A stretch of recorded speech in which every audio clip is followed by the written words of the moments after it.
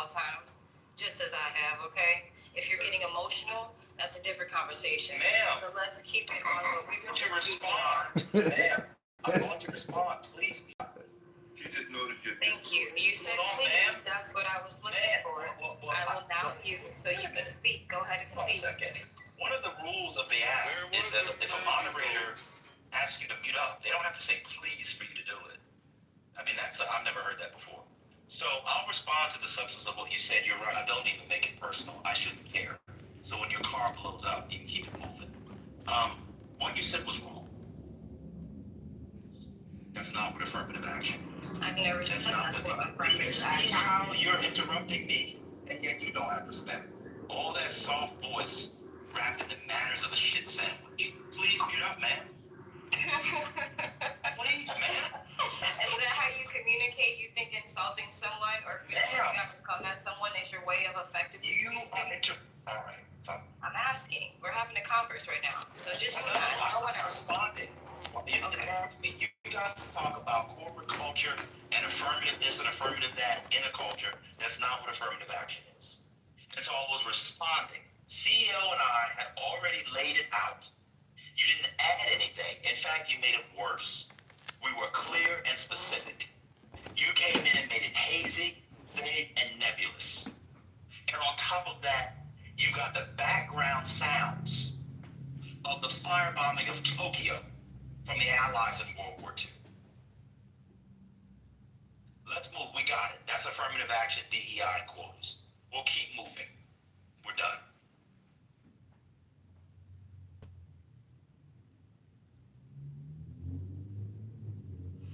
Good morning, everyone.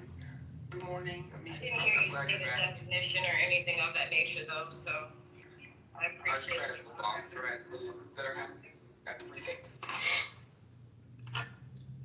Ma'am, CEO and I outlined the differences between and overlap between quotas, affirmative action, and DEI. Man Coon, in the middle of the stage, said thank you, and he even admitted, although he's a conservative MAGA, that he agreed. Well, yeah, he's mad. I don't know what last name is. Got cool. That he agreed with quotas. I don't know how you can be a conservative Republican and agree with quotas, but he did. That's fine. Now you're saying we did not provide a definition. Why don't you do this? Finish the Afghanistan withdrawal with the plane that Biden left behind and land that bitch, and we'll keep the conversation going. I'm done. Yeah. Anyway. So black people do need help. They can't seem to make the grade, so to speak, for some reason. They haven't quite figured it out. Oh, so is it that you don't understand or you do understand? This has nothing to do with whether these people are qualified. They are overly qualified. The fact about it is being able to actually sit at the table. Because there was a period of time that if in fact you had color in your veins, you would not be able to work in these places. So I don't understand how you come up with, black people aren't able to do for themselves kind of thing. But what's wrong? Why do you think like this? Well, to be fair to him, besides red or blue, you're probably dead. Go ahead, man.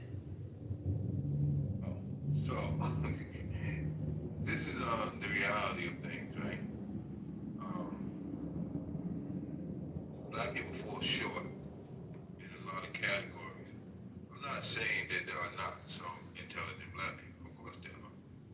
But there's more than just intelligence that makes you fit for a position or leadership or a seat at the table.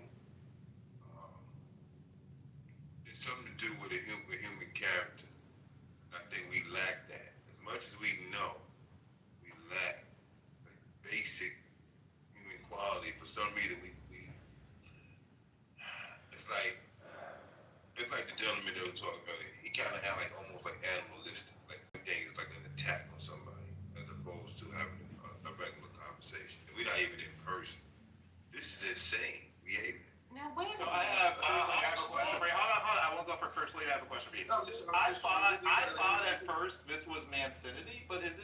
Infinity's evil cousin? What is this? This is not Manfinity. Right. So her name is Man Baby. I don't know. I know you got Yeah, read. So there's another guy named Manfinity. right. Yeah. So at the end of the day, I'm not saying nothing that's not already evident, right? So if we get offended about our own behavior because somebody tells us, then that's on you. You got to deal with that. So If I call you a curse word and you call me vulgar, you're right. I would be. It is what it is. okay, so I apologize for being quote animalistic. So you said black people lacked character. So I don't know what studies you've read on black people in job applications, etc., or you've actually read about this. So I'll ask you a couple of questions. Are you familiar with the resume studies? Nope. Okay. So when black people have a quote unquote black name, they are far less likely to be called in for an interview. What does that have to do with their character? Because they haven't interviewed yet. So how do they account for character? 1 second, let me finish the question. Remember, I'm animalistic. Done. I'll let you. When I'm done, I'll say I'm done. Oh, okay. I'm sorry. Okay. But remember, I'm the animalistic one. But you have the impulse control of a humping puppy. You asked a Yeah. question. I haven't finished. I haven't finished the question. So how can you answer? I was speaking. I don't know how many parts this to you. And that's why you wait, and then when I say I'm done, you'll know how many parts there are. Basic dialogue protocols. Okay, so I'll start over. So you said black people lack character. Character is something that would be vetted at the interview stage. How do they vet character based off of names on a resume? Or organization. So you could have a nondescript name. Your name could be Steve Smith Sr. Shout out to Steve Smith Sr. Right? But if it says he was the vice president of the Black Law Students Association, he's going to be less likely to be called in. So my first question is, how do you account for character in resumes?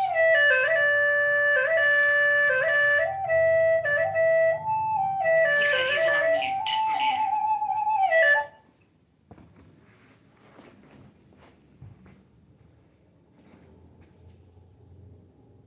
I apologize. I didn't know it was muted. Okay. No problem.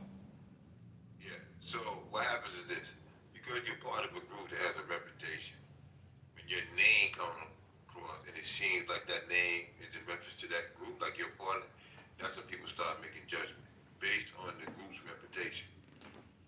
It's that simple. Wait, so if I'm at Yale, hold on, I'm confused.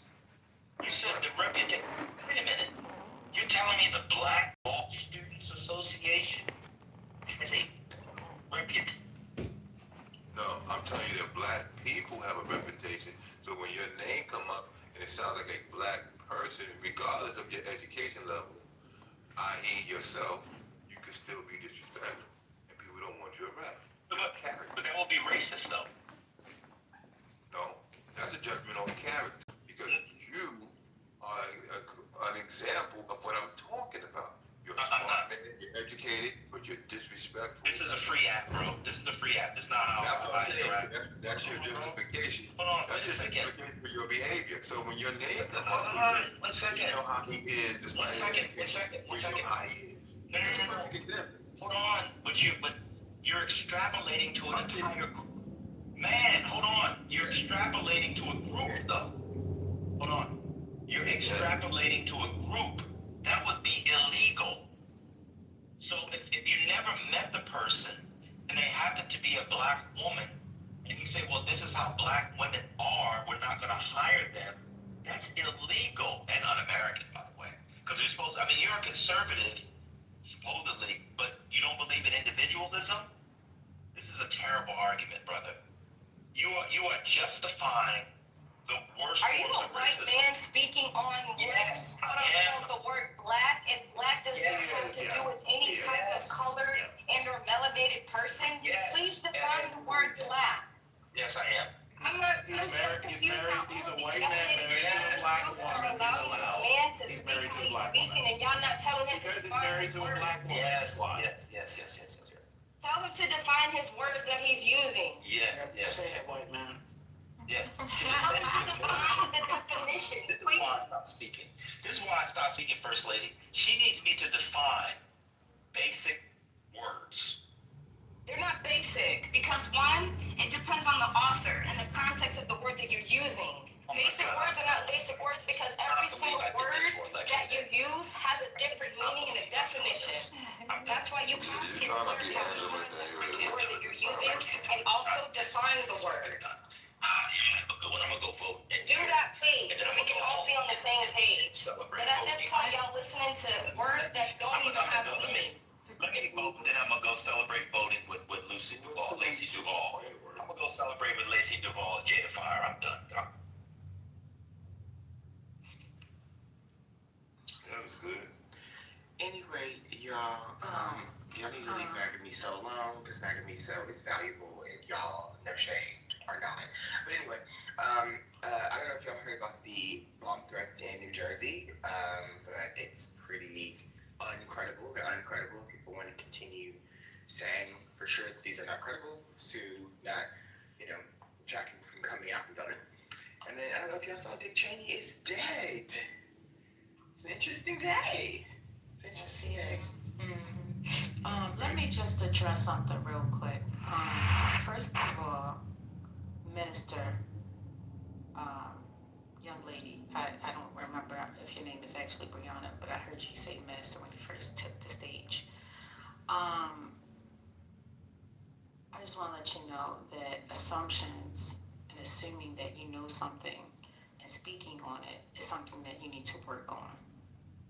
He is not a white man. Just because he articulates Ma'am, you his don't words. even know what I meant by white.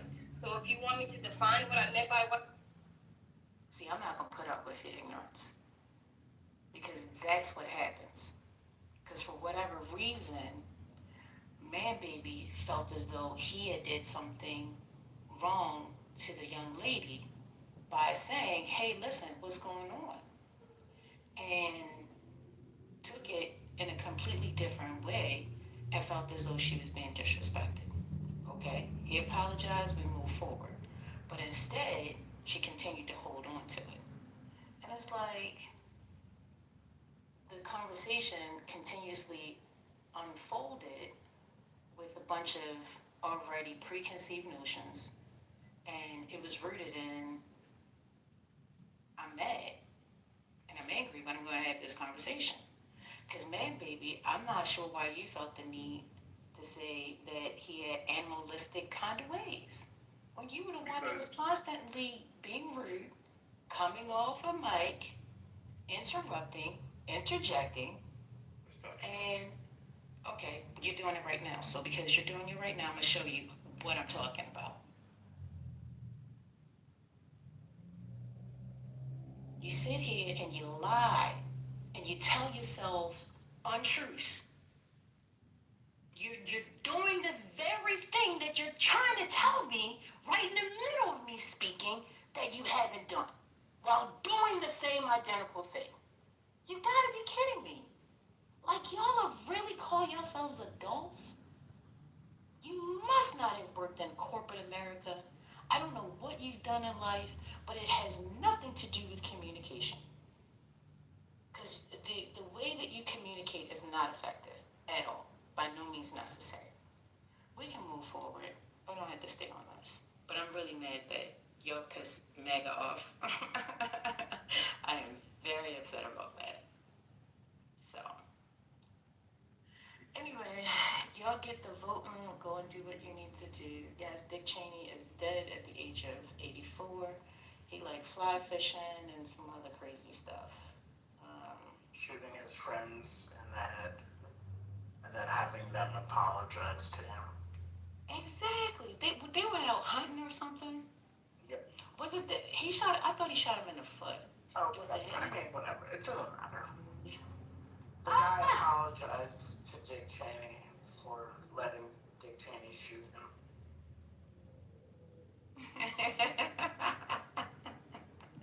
That's crazy. By having power. today showed me is one day it will be Trump and I will be so happy. But you know, all evil eventually does die. You know. So. Oh Lord, you can't say that. I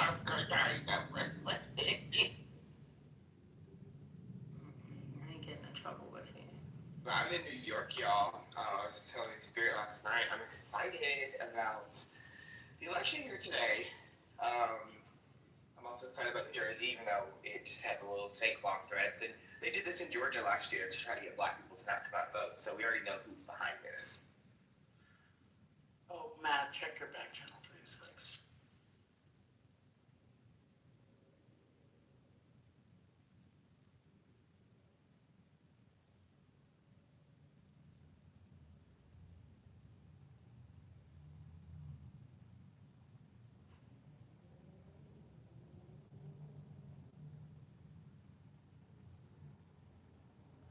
So, some people think that the government will be open by the end of this week. We had that discussion. There's talks that possibly they could be forming some type of deal. Hey, Haitian, how are you? How you feeling? That's good. All right, do you have elections in today? Nah, that ain't nothing for me. Nah. Okay.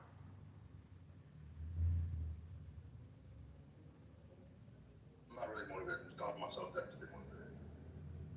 Well, you don't say that out. You don't say that part out loud. Shit, You just. I know, but you just say it out loud. I'm rolling my feet to the ground. Yeah. Okay.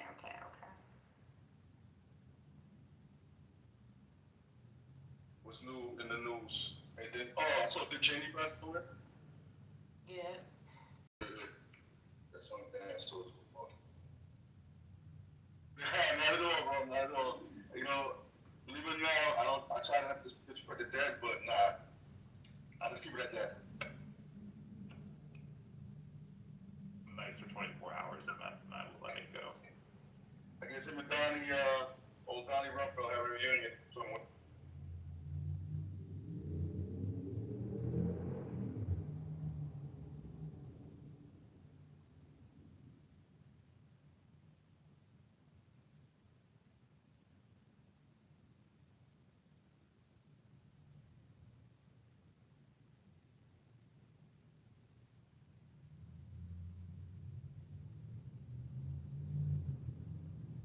So with this governor race in Virginia, this will be the first time that Virginia has elected a woman into office as governor.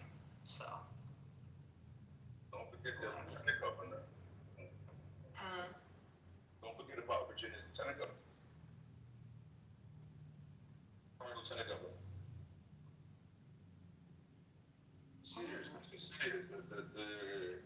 The Jamaican, she retired from the Marine Corps. Yeah, but lieutenant governor is different than governor. I know. What I'm saying is, I know what topic, but it's on topic. It's comical that race because she had no support, not even from Trump, and she, not she's gonna lose. Right? But now all of a sudden she wanted the black support when she's never been black.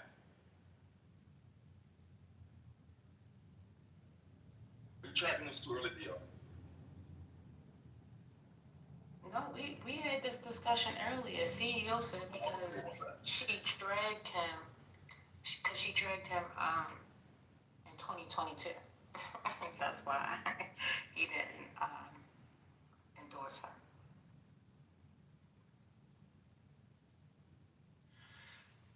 You want to hear something funny?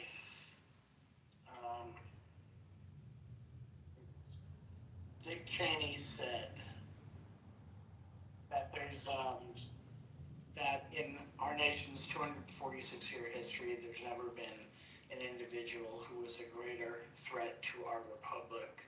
He tried to steal the election using lies and violence after the voters rejected him. He's a coward, a real man, wouldn't lie to his supporters. He's talking about Trump. I guess that's the only good thing Cheney has done. That's wild. I'm gonna come out and say that Trump was a lie.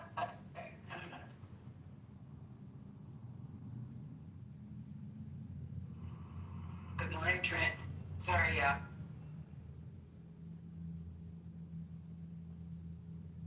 Hey, Thomas, how are you? Trent, how you feeling? You good? You know, Trent slept well last night. I am awesome. Another day off in Peoria.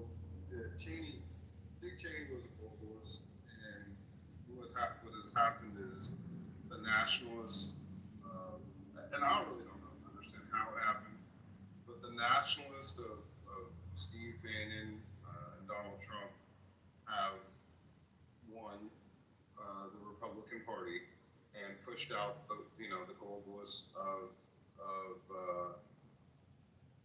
old, kind of what we were talking about yesterday. And I don't, that's what Cheney I think was mainly against, and of course some of the things that he was doing internally with changing the Constitution. However, I'm, no fan of what happened in Iraq and all the many civilians that lost their lives in a war that was a complete lie and fabrication to the American people, trying to tie it to 9/11 that killed hundreds and hundreds of thousands of civilians. So I'm very conflicted today. Sad man lost his lives. I actually really like and respect Liz Cheney, but I cannot forget the lie that was told to the American people that caused the lives of so many civilians and in the Middle East.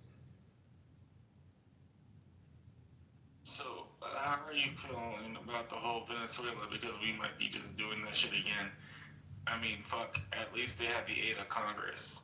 Now we have no Congress, and we're about to do the same thing in Venezuela. Yeah, it would be just as terrible. Oh, it's just as terrible. Okay. I think it might be just a little bit worse. Because the fact is that. No, here I'll tell you, Thomas, why it's not worse. Because, let me preface this. We haven't seen what's going to happen in Venezuela yet, so I can't say it. But I can say, and this is part of what started the conspiracy, what fueled, we already had a conspiracy part of the United States, but what fueled it, and why so many people don't believe stupid shit like there were explosives in the Twin Towers and there was nobody on the planes, just completely dumb shit, is because we lied about there being weapons of mass destruction and Saddam having something to do with Al Qaeda and 9/11, so that we can invade the country and take over the world. And that was the original sin and lies that were told. And it's part of the reason why Donald Trump has become president, because the people no longer believed what the government was saying, because it told a complete fabrication. You do know the 9/11 conspiracies started way before we actually invaded Iraq and did the whole weapons of mass destruction thing, right? But it's been perpetuated and repeated because of that. Had we told the truth and gone into Afghanistan and found the people who actually did this, and not tried to tie it to Iraq and occupy a country for 20 years and take all its resources, had we not done that, I don't think that the conspiracy would be what it is. But it because we with Dick Cheney and Wolfowitz and Don Rumsfeld and others chose to tell this lie.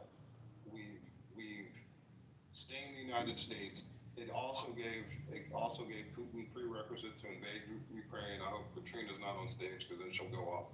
But there are a lot of things that came out of that action that were, it was the original sin to me, and it was one of the most terrible things that the United States has ever been part of.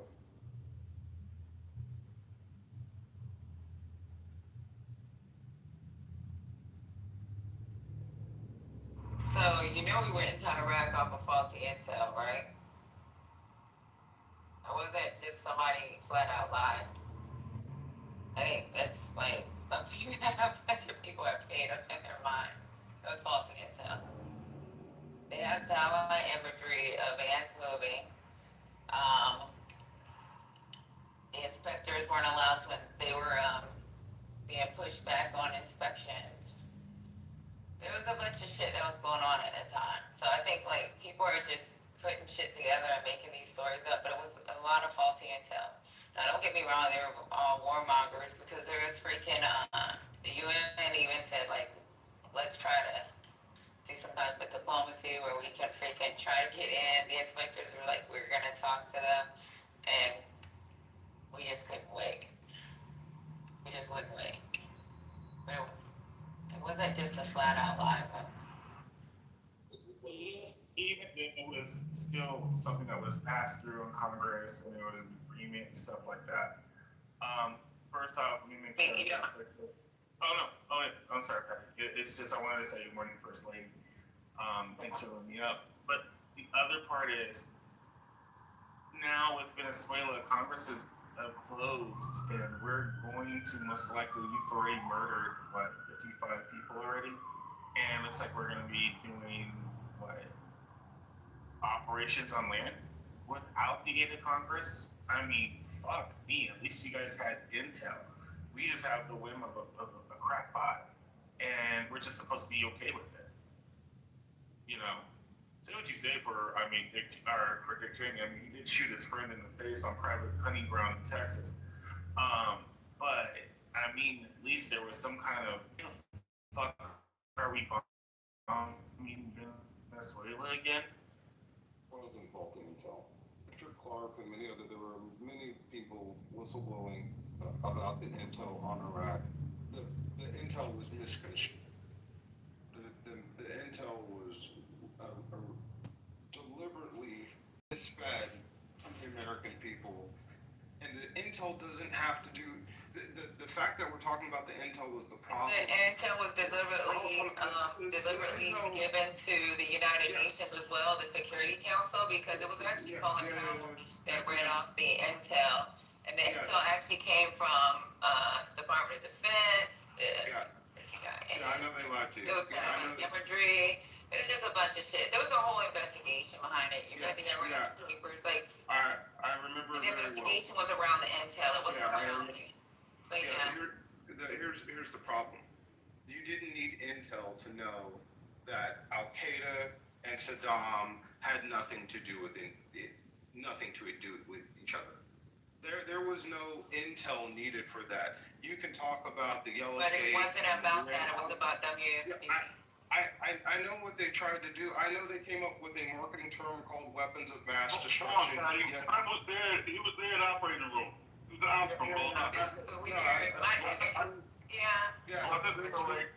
The entire problem with the premise of Iraq was using the tragedy of 9/11 to connect it to Iraq.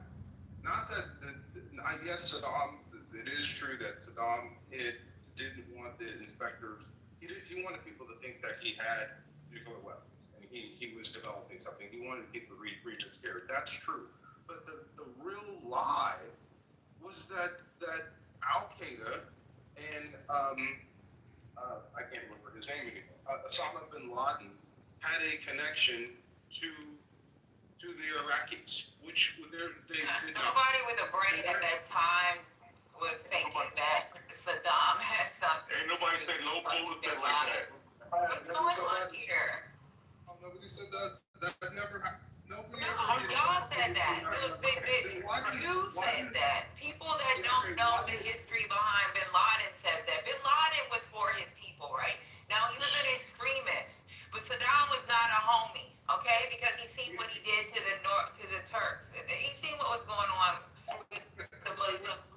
punishment and fucking Saddam. Saying at no time. No, nobody believes that. Not then. Oh, nobody believed that. Nobody. No, believed nobody that but you. People that don't know the fucking dynamics of the Middle East. No, you believe that. You and a bunch of people that bring up I these don't conspiracy theories. know. I do not believe that. I knew it was No, saying you're at the saying time. it on this stage. No. So you believe it. No, No, ma'am. nobody thought Saddam and fucking and Bin Laden were in bed together. Nobody. Oh, okay. So here, You don't believe that? People that don't know fucking the history of Bin Laden. Or know what his fight was for. If you don't know why the fuck he was going up against the United States, like back then, the senior leaders knew that. Okay, they knew this. It was something totally different. Yeah. So We were on the war on terrorism. Fucking Saddam was a terrorist. He was a terrorist. Oh, he was a terrorist. Yo, He had something to do with 9/11. So again, look. What we have to level set is that they tried to connect the actions of 9/11 to Iraq. That is what happened. If you don't believe that happened, okay. But that is exactly what happened. That's why they call it weapons of mass destruction. The war on terror. Saddam was a They terrorist. were called weapons of mass destruction the entire time. I don't think any other name. Oh, okay, Patty. Let me ask you this: what are weapons of mass destruction? Anything that can hurt a population of people. The mustard gas. Tearing gas. Yeah. So yeah, it was weapons. It was. And how did Iraq get those weapons of mass destruction? Okay, but that has nothing to do with the price in tea of China. We know that they chose it was for a war between Iran. It was for them to attack Iran. Yeah. They ended up using whatever was left against their people. We knew how much we gave them. They couldn't account for what they used versus what was available. They wouldn't let people inspect. Like, make it make sense, bro. Yeah. It was biological and chemical weapons that we provided Iraq to fight Iran in the 1980s because we hated Iran. And then we turned around and labeled it weapons of mass destruction and used it as a pretense. Because that's what it was. Okay. Whatever you want to believe. So you don't know what mustard gas does to me? you You don't know what Your friend is actually right. Friend is actually right. I don't know why you guys disagree with him. Like, he's spitting facts right now. No, there's nothing factual about what he's saying. This is all conspiracy theory.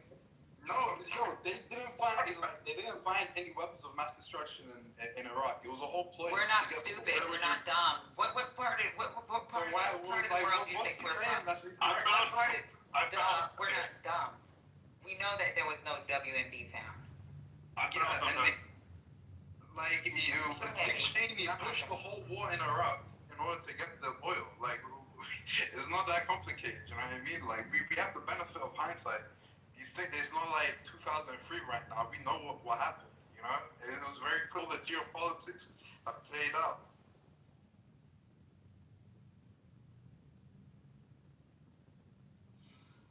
Pilfering is against international law. We did not pilferage that country for their fucking oil.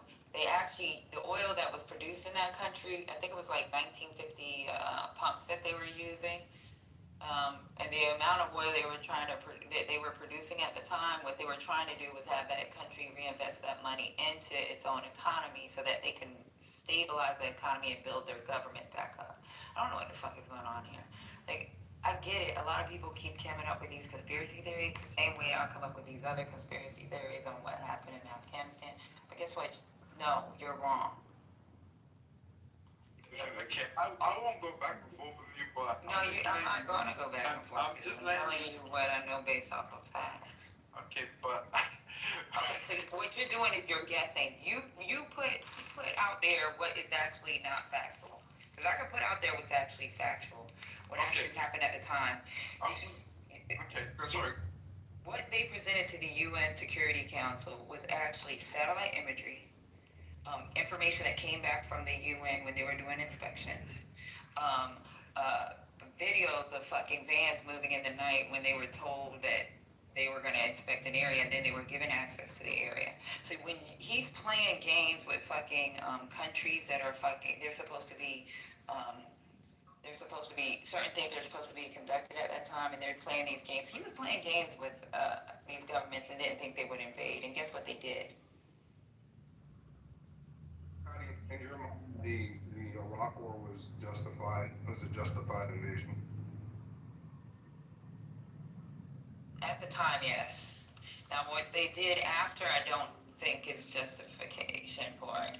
Like, putting in a puppet government was not the greatest idea. Well, okay, I get it. You have to have somebody take control. You're going to have an interim. But when you tell their military that they can't go back to work when they were actually doing what they were told to do by their country, that was a problem. When you told certain people that they couldn't run for certain offices, no, that's a problem. So you're just entirely incorrect because there's been multiple inquiries into this. There was the Chilcot inquiry in 2016. There were two inquiries, American inquiries, in 2004 and 2005. One of them done by the American Senate themselves. Done. I read them. It was, and they got our whole thing on it, called the Iraqi papers. You didn't let me speak. I let you speak, bro. Okay, so This is the wrong room, so you don't tell me you let me speak. I let you speak. I go. You feel powerful after that? No, I'm gonna feel powerful right now. Now I told you I was gonna let you. Period.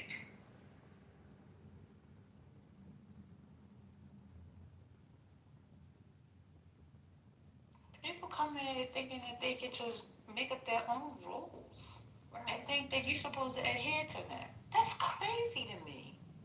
It's the privilege for me. It's the entitlement for me. What's going on? You guys are crazy. Yeah. I said he could go. He's not gonna tell me I'll let you speak. He got me effed up. And then gonna come back and try to be smart. Do you know him? No, not at all. You know what it is? It's one of these. You already know. It is difficult for us to level with our atrocities in the United States, which we have committed, and it's difficult for us sometimes to admit that we were wrong. And I will just say, I think what the Bush administration did is still in my lifetime is the most disgraceful thing it's ever done. I understand why people have different opinions about it. It doesn't mean that the soldiers were bad people. We were told lies and we were misled.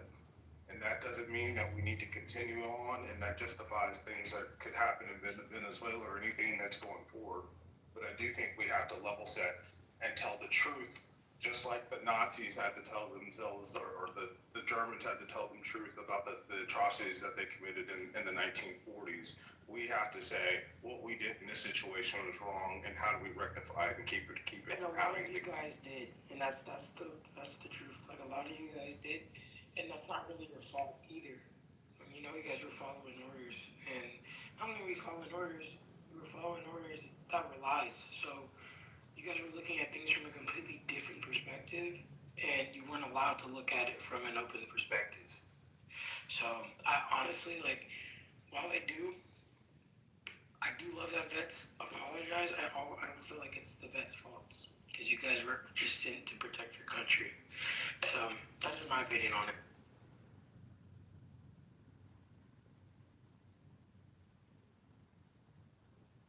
Total lies. And then on top of it, I feel like even when you go into stuff like that, like Hillary Clinton should be charged for Benghazi. No doubt. Oh Lord. What? Okay, Yeah, Okay, that's the shit I be talking about. You know, That's that kind of fucking bullshit. Okay, well then, yeah, that's too far. Hillary Clinton. I mean, you see, I'm trying to be good this morning. I'm not even getting involved in this bullshit. Yeah, hold on. Yeah, Hillary Clinton had nothing to do with Benghazi. It happened, right? It's not, you know, I mean, like, you can't protect on everything. And you can't, while the death of the 4 or 5 people in Benghazi was tragic, there is a massive difference between what happened in Benghazi and the deaths of somewhere between 250 and 500,000 civilians in Iraq, the millions that were left homeless, the trillions of dollars that we spent, I think it was 5,000 American lives that were lost, the thousands and thousands of American scarred, wounded, PSTD people, things that we are still dealing with today. Okay, so to one instant, right, a 12-hour, 24-hour instant of decisions versus months and months and months of planning, armament movement and moving armies, and then years of sitting in a situation of an insurgency are completely different things. You know, I do have to be honest about that.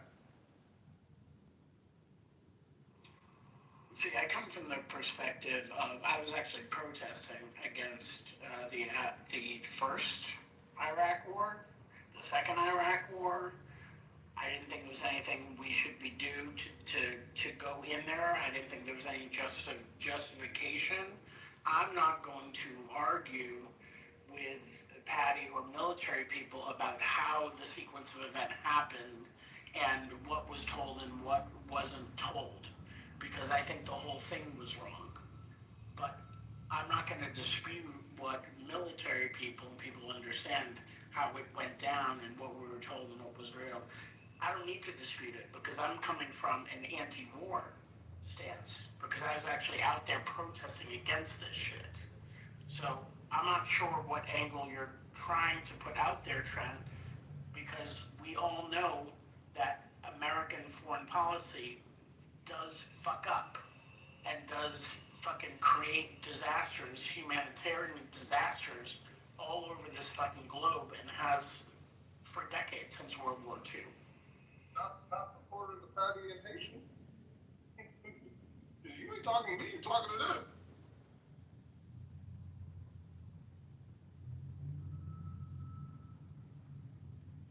So if you actually read, and I did a Google search of what Colin Powell actually said before and after, right?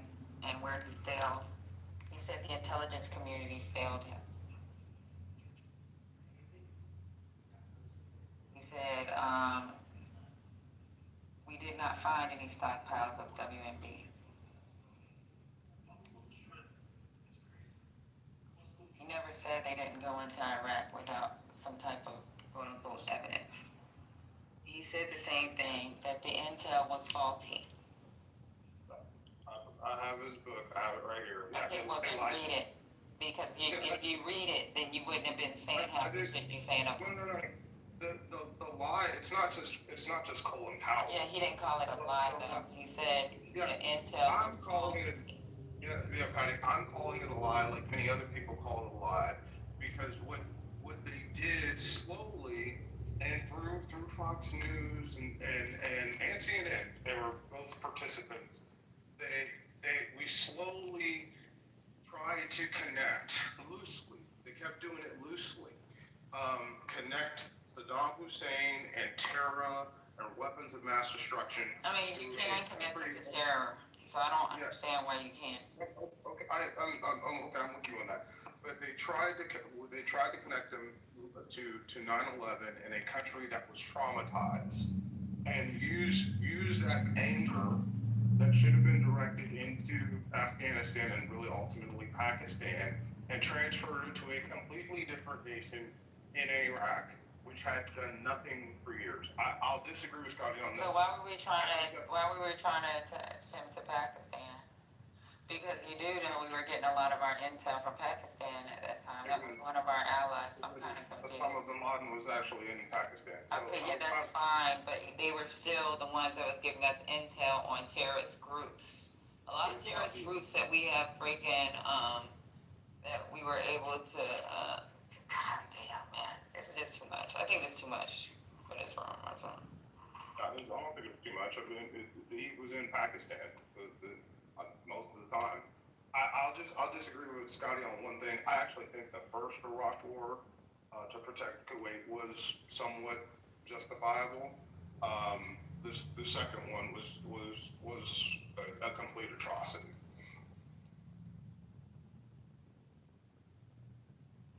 Yeah, my whole ethics is kind of, anti-war.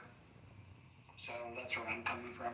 Yeah, I mean, I totally agree. Like, maybe the war on terror was a little much because they did try, when you talk about Al Qaeda, there was this guy that was one of their freaking, everybody knows that, one of those hijackers. He actually did do some meetings in Iraq.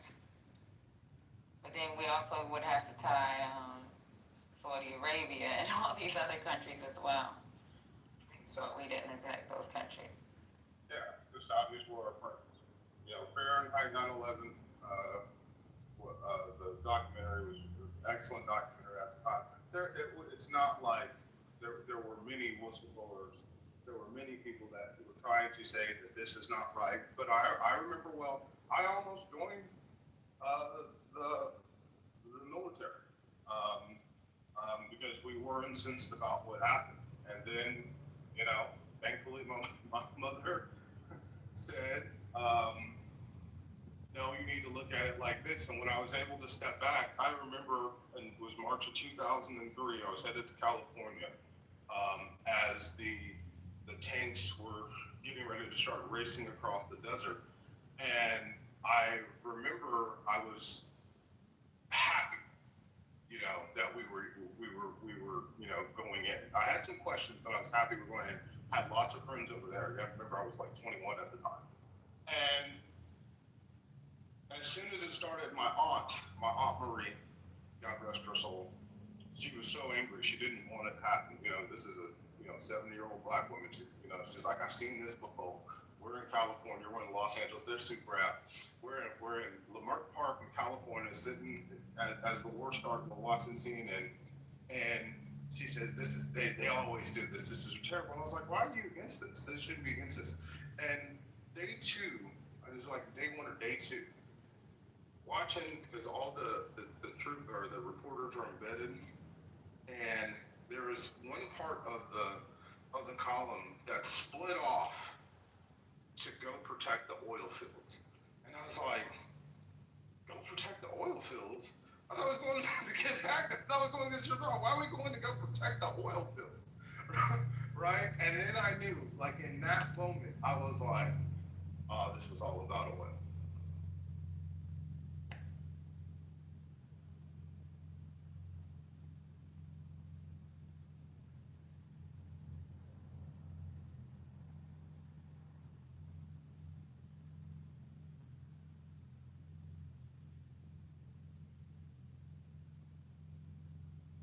So do you know what happened in Kuwait back when they tried to invade Kuwait?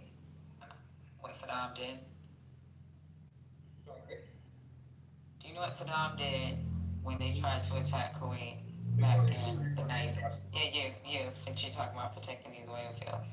You talked to Scott about that. I was for the first Iraq war, though I was 18. No, I'm asking you. So what happened in Kuwait was they burned the oil fields. So the reason why your homie had to protect the oil fields because they knew Saddam was going to burn the oil fields. If he was going to die, he was going to burn it. So they had to protect it because that was going to be the economic security for that country. That's why they protected it. They didn't protect it and say let's take this oil. That's not what happened. Sure. No, it's not sure. That's what happened. Saddam was going to burn the fields. He did it in Kuwait. He was trying to do it in his own country. If he wasn't going to lead that country, he was going to burn those oil fields. Okay. And then we propped up the Iraqi national oil companies, or did? No, that's not what happened. So what happened was we put in a puppet government once they had their first elections. After their first elections, they had whoever in charge at the time, and when they had them in charge, they were the ones that gave out the contracts. They had their contracts. They're the ones that bid the contracts. Now, don't get me wrong. When you go into a country and you freaking quote unquote liberate them, a lot of times they give contracts favorable to countries that liberated them. So yes, they gave contracts to the UK. They gave contracts to the United States. But a lot of those contracts didn't even stay in the country that long. Oh, They okay. stayed for like, what, 1 or 2 years? Most of them left out the country. So what's going on here? They stayed in the country for quite some time. No, they actually didn't because it wasn't profitable. We're still pumping that Iraqi oil to this day, but that's okay. I mean, like, you know, it's not, if you don't think, Patty, there's no point in having this discussion. I know how you feel, and I understand why it is the way you feel. Yeah, because I have to read. That's why I have to read. There's this thing that we do, and it's called lessons learned, and not only that, we have to go through strategic leadership classes.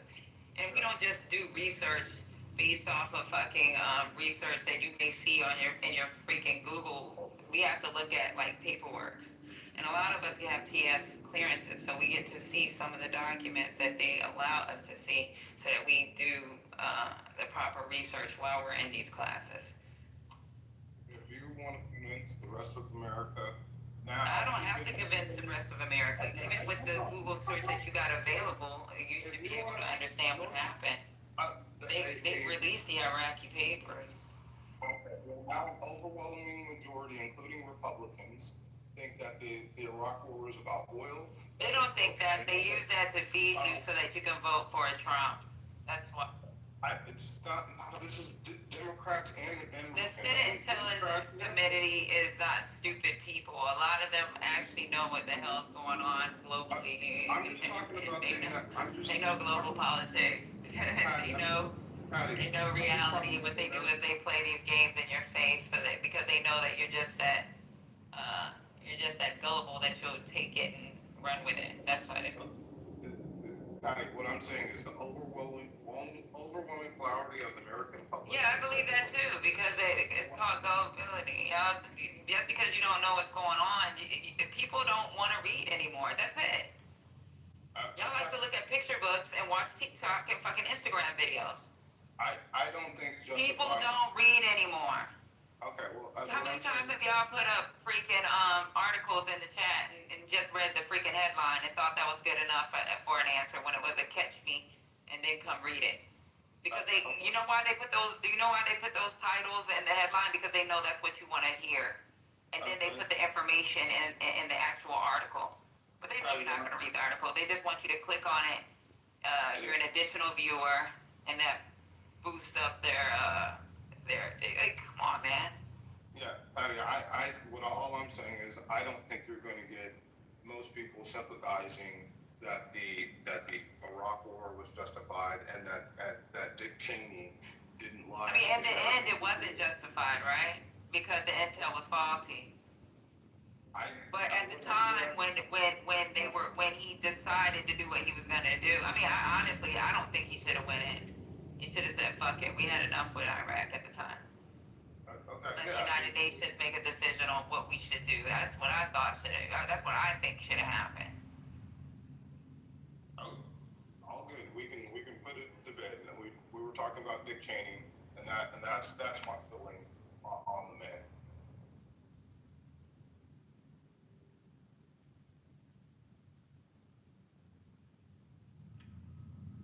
Yeah, he's a war criminal. So, no rest in peace for me. No, and he is smart. Wasn't he? Yeah, he wasn't work. He was. Didn't he get prosecuted for criminal? Probably, but I think Trent's trying to. I think Trent's trying to make you guys say something that you don't actually believe and trying to put something on you that isn't actually true. Because I think there's a lot of agreement here with this whole thing relative to the Iraq War.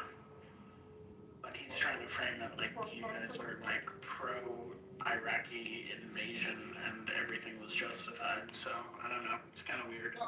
No, Scotty, look, I've got many Iraq War friends. I understand why especially people that participated in it, it's hard. It's difficult to say I was part of something that was wrong. Like she admits that they put in a puppet government. She admits that they gave the contract to. She just thinks that she thinks that the intel was faulty. I think the intel was faulty and that the American public was propagandized from the beginning to be pro-evading Iraq. That's what I think. It's actually not a huge difference in opinion. So that's what I think would happen. And I think we always forget about the 250,000 to 500,000 civilians When you that say died. we, I don't know who you're talking about. Not we. I'm talking about us as a country. I'm talking about the United States as a country. When we talk about death, we talk about American soldiers dying. We very rarely ever talk about the totality and the effect that it has on the other people that were invaded. I think my daughter wanted to go see this movie. What's that movie that just came out about Iraq? They go into the home and the family's there. I can't remember the name of the movie. Y'all know what I'm talking about? Anybody? I don't know. What did you ask, Trent? The movie about Iraq, they go into the families in the home, and there's an attack, and the soldiers are inside the home. What's the name of that movie? Yeah, shit, I didn't. What's it That called? just came out 6 years It's ago. called Warfare. Oh, yeah. Yeah. And And I know one of the guys from that incident. He lives out here in Bonsall. gotcha. Okay. And so my daughter wanted to go see this movie. By the way, she loves Dunkirk. So she wanted to go see this movie. So we go and we watch this movie. And yes, the movie's cinematically, it's a fantastic movie. And she's all happy when she leaves. She's like, wasn't that a great movie? And I said, no, that was not a great movie. And she was like, why? I said, because it only told it from the American perspective. It didn't tell the story from the perspective of that family that was asleep in their home, that had an invading army camped out in their house, and they were being hit by what is portrayed as terrorists, but in their country, those people were patriots that were protecting their homeland. It didn't tell the perspective of the people in that country. It told the pro-American story. It didn't tell why we were there. It didn't say what they were protecting, why they had to secure that residential block. It didn't tell those things. I said, so from that perspective, it doesn't tell the story in full context. It glorifies warfare. It doesn't glorify. This is the American Hollywood story. What is so difficult about that? Since the beginning of Hollywood. 100% Scotty.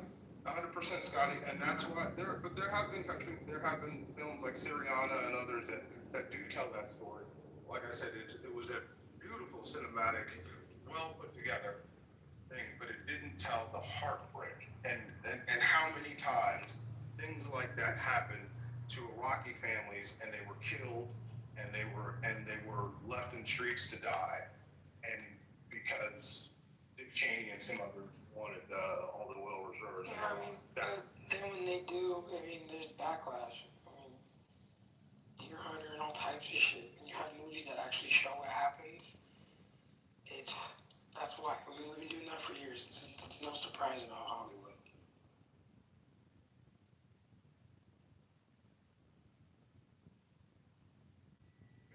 And let me tell you why you got to criticize and tell everything. Because there was a lot. We know we are years ahead of you in the thinking. Apparently Like, you may not. have just come to this, No. but we've already processed this decades ago. I don't know why you're arguing. We argue with Patty. Because you ain't arguing with me. Like, I'm with you. And what I'm trying to say to Ben, here's why you have to criticize those things. Because a lot of times. Who are you speaking to, though? Who are you speaking to? I'm talking to Ben in the chat. He says, why would you just criticize those things? Because there was a time when things weren't told from the black perspective either, right? And it wasn't until the Roots came out and some other things that told stories from the perspective of the minority and what they went through. And that's how you get breakthroughs, and that's how you have understandings. Anyway, I'm hyped up today. It's good to talk to y'all. I'll see y'all. So I'm gonna go on mute. Y'all Welcome, Trent. Welcome to our train of thought. It's great to have you here.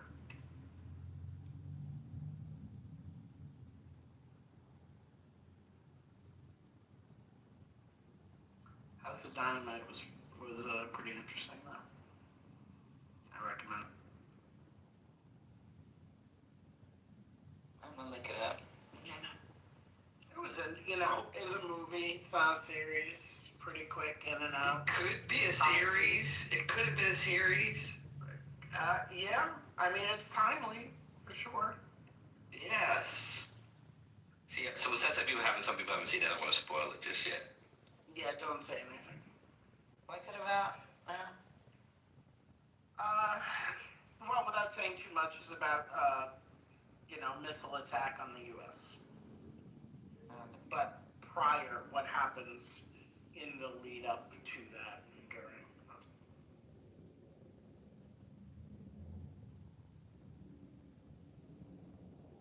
House of Dynamite was a good movie. I just wish they would show what happens in the aftermath of a nuclear attack. I was wrong. Don't talk about it. Oh shit, you're right. You just said don't. Oh my God, Trent can't hold water. Hey, that doesn't ruin the movie. That doesn't ruin the movie. Wait, it's not actually. So now I know there's gonna be a nuclear attack. No, it's not actually. That's not entirely accurate, but okay. Who said nobody liked Roots?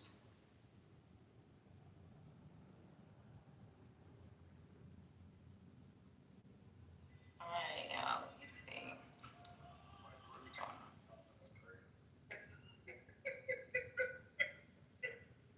But Roots change. There cinematically is probably what changed America more, and it's Before Platoon? I don't. You would say cinematically? What do you mean by that? As a Roots, that's why I was talking about the chat. Somebody said in the chat nobody liked Roots when it came out. And Roots. I don't know about that though. What? Nobody like who said nobody like Roots? Nobody said that in the chat. That's what Fly was Yeah, I talking was like, about. who said they don't like Roots? I was like, Roots is a good movie. I was like, what's wrong with Roots? You know, what's wrong with this boy? Yeah, Roots is what changes a lot of white Americans' perspective on BC. on the black. It's BC. They said Roots was plagiarized story. Look into that. That's every Hollywood story. What does that have to do? What does that have to do with anything?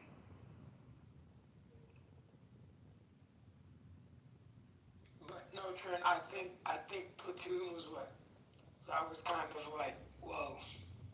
Because that was like the first war movie where it actually showed like soldiers, because it was made by an actual veteran who served in Vietnam, and this was things that he saw. I feel like that was like the first movie where people kind of woke up. Which movie was that? Platoon. Yeah. Wait, so Deer Hunter, Apocalypse Now. Platoon's the more realistic one, I think. Yeah. Platoon, dude, the soldiers end up like, it even shows when the soldiers start losing their minds from just being in war. Wait, have you not seen Apocalypse Now? Apocalypse Now is a rogue soldier, though. Okay, he didn't lose his mind?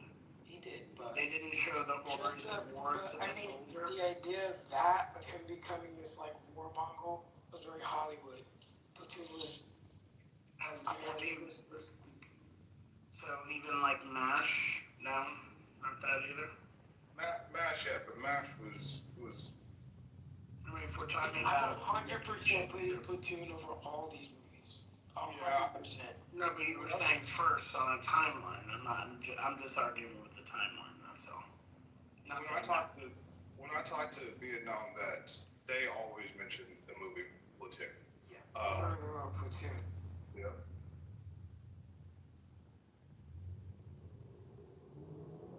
How many Vietnam vets are you talking to, Trent? What's going on? I mean, Vietnam vets? Yeah, he's really he said his name was Oliver Stone. He was a Vietnam vet. Yeah. Yeah, I know. He did. He also did Born on the 4th of July. That about Ron Kovic, his story. By the way, Oliver Stone's Untold History of the United States is one of the best documentaries you will ever watch. But for me, best one movie, favorite form of movie is Dunkirk. I think Dunkirk was absolutely masterful. Absolutely masterful.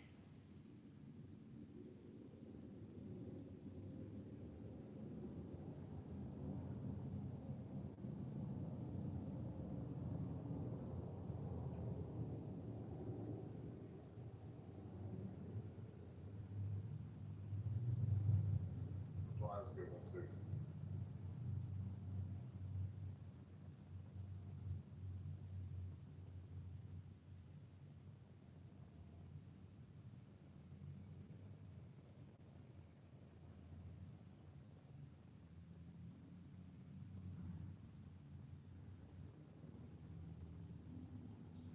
It is vote day. Fuck. Fuck.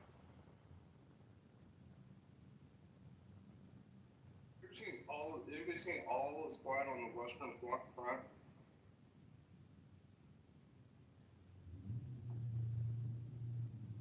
Anybody seen that?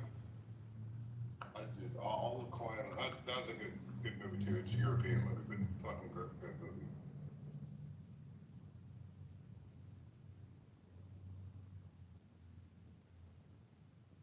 Wait, is that the one with when it stars the kid and it's like in World War II? It's World War One. It's about World War One.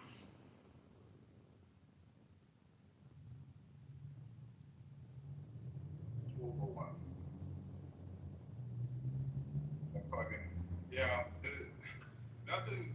I like story. I like movies that tell the reality of war and don't glorify it, because everybody thinks it's, I don't know, the way it's glorified. Like when we were growing up, especially when the recruiters would come to us and give us that pitch, and then they're wearing their what do they call it, colors. You know what I mean? All the girls want to be with the Marine, or with that. Like it's very, very glorified, and you don't recognize until you're older, what it actually entails. And it's I'm not gonna say it wasn't for me, in hindsight. But the one thing my mom, I'll never forget, she told me, when I said I wanted to go to the Air Force, she was like, "You won't make it in the military." I was like, well, why not? Why not? She's like, "You question orders, you question authority. They don't want people like you. You'll be asking them. They'll say, 'Drop this bomb,' and you'll be asking, why?" And it was like that was true. That was true. I was like, "You're right. I do question authority."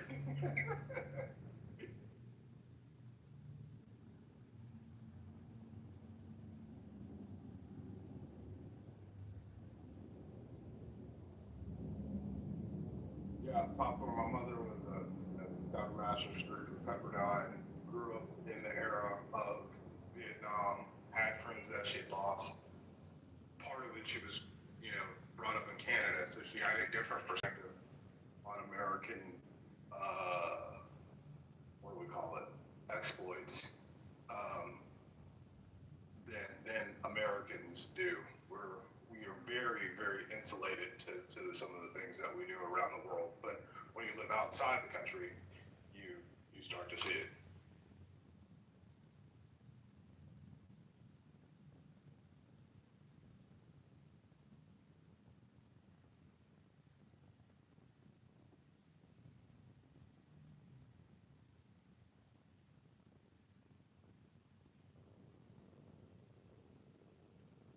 Canadian spot in Vietnam, but again, she spent time in Africa. She spent time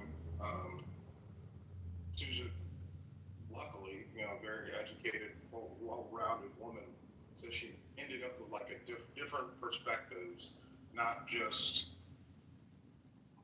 ours. And I didn't really like until I started to travel and meet people from different cultures and different perspectives.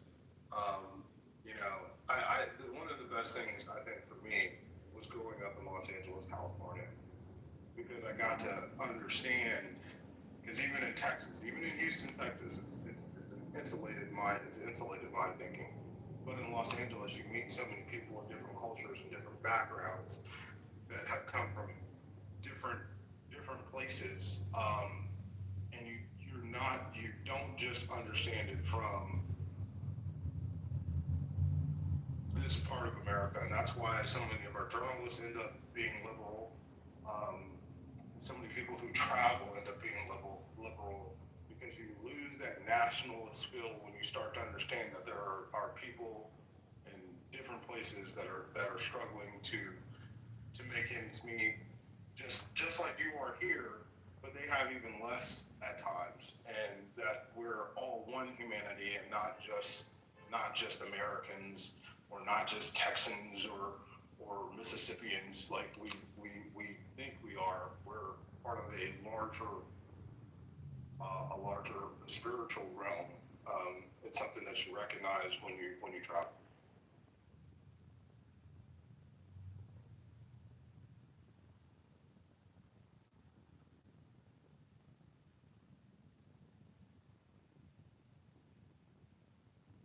Yeah, I'd say my mom is woke. My mom been woke.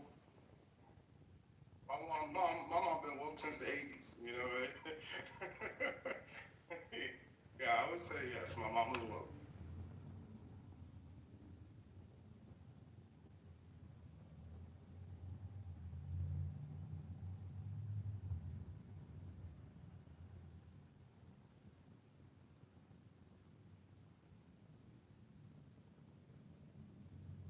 Tiffany, you see, it's easy to say things in the chat. My mom's not completely opposite of me.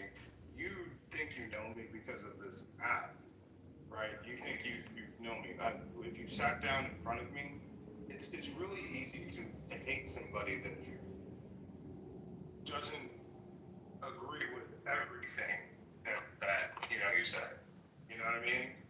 And that's what happens in some of these social settings. But if you sat down with me face to face, most of you, 80% of you, would probably really like, we'd really like each other.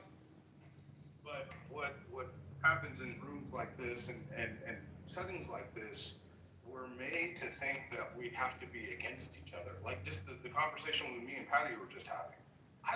Patty is one of my favorite people. She's an extremely intelligent person. I understand what she's gone through and why she has her views. You know what I mean? I don't hate her for her views. And that's one of the problems is we're always othering ourselves. Like it's those people over there. And one reason I hate the titles of these rooms, because it causes people who agree with MAGA, you've already alienated them. When in my mind, you should be inviting them to the space so that you guys can have a collective and understanding about each other. But we've gotten to this. That's a bridge. Now that's a bridge too far. Why should I invite anybody to the table who literally believes that ICE agents can invade a neighborhood and terrorize children and families? Why should I have a seat at the table for anybody who thinks I should have less rights than a straight, white, Christian family? And why should I sit at a table that believes that women shouldn't have control over their own bodies? I don't know why I should do that. Right. The only place you can do that is on Clubhouse. You wouldn't be coming to my house. There's no way in hell you would be coming into my house. I wouldn't break bread with you. I wouldn't. No. In real life, no. If we could just add, this house kind of like a one-way street. We should invite them. When, as Scotty just pointed out, not only would they never invite us, they would likely try to find ways to destroy us. So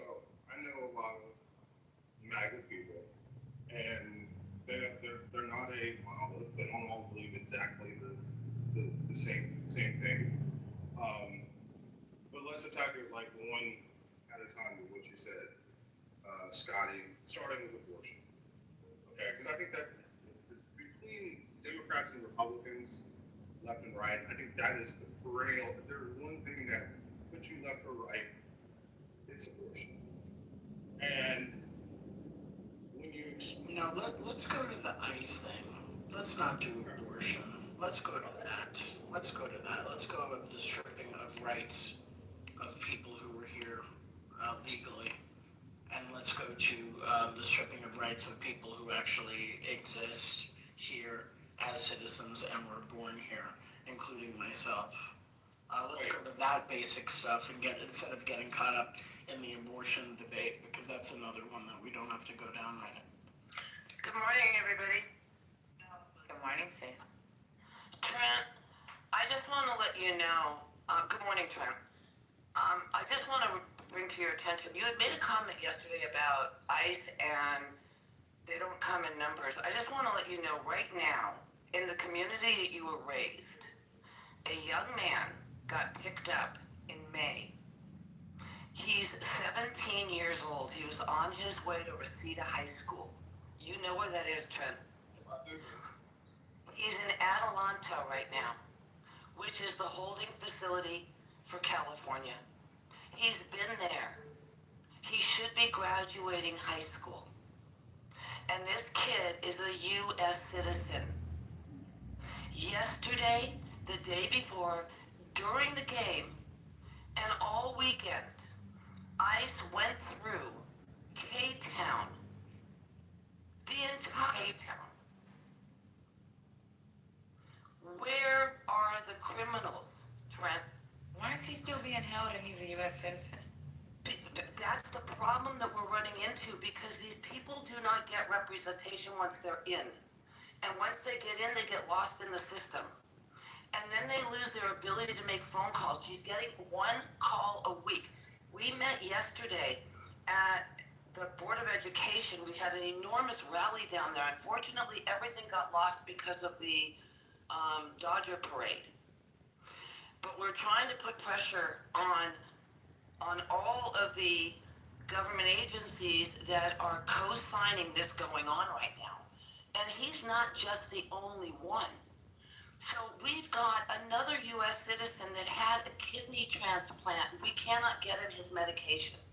We've got another one that's a type A diabetic on an insulin pump. We've got another one who was diagnosed with cancer, stage 4, 1 or 2 hours before they were picked up, Trent. First of all. No, I'm not going to even let you go there yet. Because none of this is humane. None of this is... You didn't hear what I was going to say yet. It doesn't matter if you voted for it. I didn't That's vote all that matters is you agreed to this. Sue, I didn't vote for Trump, number one. But first of all, how about them goddamn Dodgers, baby? I mean, at least... I won't let you deflect. I'm sorry. I just won't let you deflect. Okay, well, do you want to talk about them? They're going to go to the White House. Yeah, what do you think about that, Trent? I don't think Mookie's going. He went in 2020. What do you mean he's not? He went in 2020. Did he go in 2020? Yes, he did. Okay. He didn't go in 24. I don't think He was the first one that went in 2020. That's what turned me off to them in the first place. Okay, Sue, calm down. No, I can't, because Trent, I gotta check you. Calm down. So, first of all, Sue, you don't know this, and many people in the group that don't understand this. I don't like the group. The people in the comments don't know this. No, I didn't vote for Trump. I voted for Biden and Kamala Harris. I did not vote for Trump. I do not like Trump's leadership. I do not like a lot of the things that are going on. But I understand the positions that some of the positions that MAGA has taken. Okay. I don't think talking to a lot of Republicans here in Texas, we're starting, I was telling Patty the other day, there is a massive amount of National Guard here. I'm not sure what they're planning. We're seeing a whole bunch of, I guess that they're ICE agents being staged here. I'm not sure what's happening, but there's obviously something massive getting ready to happen here. I do not agree with deporting people peacefully for a significant amount of time and have never committed, any real crime, I'm completely against that. I think that there should be amnesty in the United States. And a lot of the Republicans I talked to feel the same way. They wanted a lot, and that's why I actually don't think that this works out long term for the Trump administration, because so many people now know families that are being ripped and torn apart.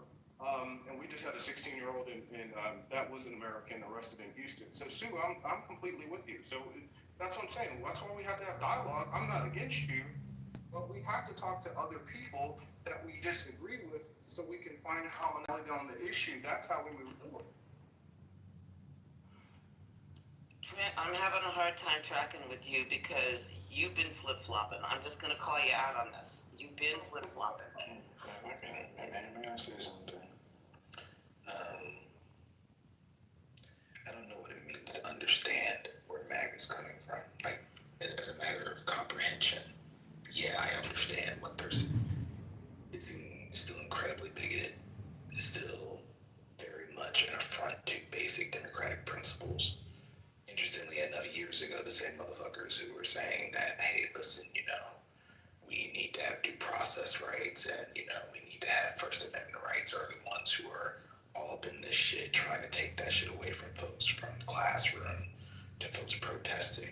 I mean, so the game has always been to not actually have democratic rights for everybody, but just for the individual that Scotty laid out, which is the Christian white male. Almost exclusively. There's a really good case in point here about what's, for example, happening in Memphis, Tennessee, where the chickens are really coming home to roost, and you have federal agents, law enforcement agents, descending upon a black city and engaging in what are likely unconstitutional stops and arrest of black folk, over 1,700 arrests. Since October 29th, black people being stopped, black people having to carry their birth certificates, right? Black Americans, okay? This is what's happening under this administration, under the name of, crime, even though, the Trump administration, these law enforcement agencies aren't keeping any kind of data when it comes to whether they're arresting violent folks for violent crimes or anything like that, so we're kind of left in the dark. Anybody supporting this kind of stuff, or trying to understand MAGA, which is, I think, another word for trying to empathize with them, because, again, we all comprehend what they're saying, we just completely disagree, we think it's fucking fascistic. But anybody trying to empathize with them is just really, telling us ultimately that they have a point. I don't think they do. I don't think there's any point when it comes to eradicating basic democratic principles. There's no point to eliminating due process. There's no point to understand. There's no place to empathize. And I think that, and maybe it's from where, Trent's line of work, where you have to try to make negotiations and understand the other. I think you can't be neutral, as Howard Zinn would say, on a moving train. We are in a hell of a position. And as the old labor song goes, which side are you on, boys? Which side are you on? That's where we are right now. It's not about building bridges. It's about these motherfuckers are crazy, and we need to get rid of this line of thinking. So, Sue, again, I'm with you on a lot of these issues. Now, I'm going to speak from the MAGA point of view. Okay, a lot of the MAGA point of view on was focused on the border, which has now been rectified. Right, so a lot of them are very, very happy with that. That needed to be controlled. But you're going to find a large portion of even MAGA, and I differentiate MAGA from Republican because Marshall's Republican. He's not MAGA, but there is a still significant portion of the MAGA voter that doesn't want just what you're talking about. But if you alienate them and you're not even willing to have a conversation on why they feel the way that they do, right?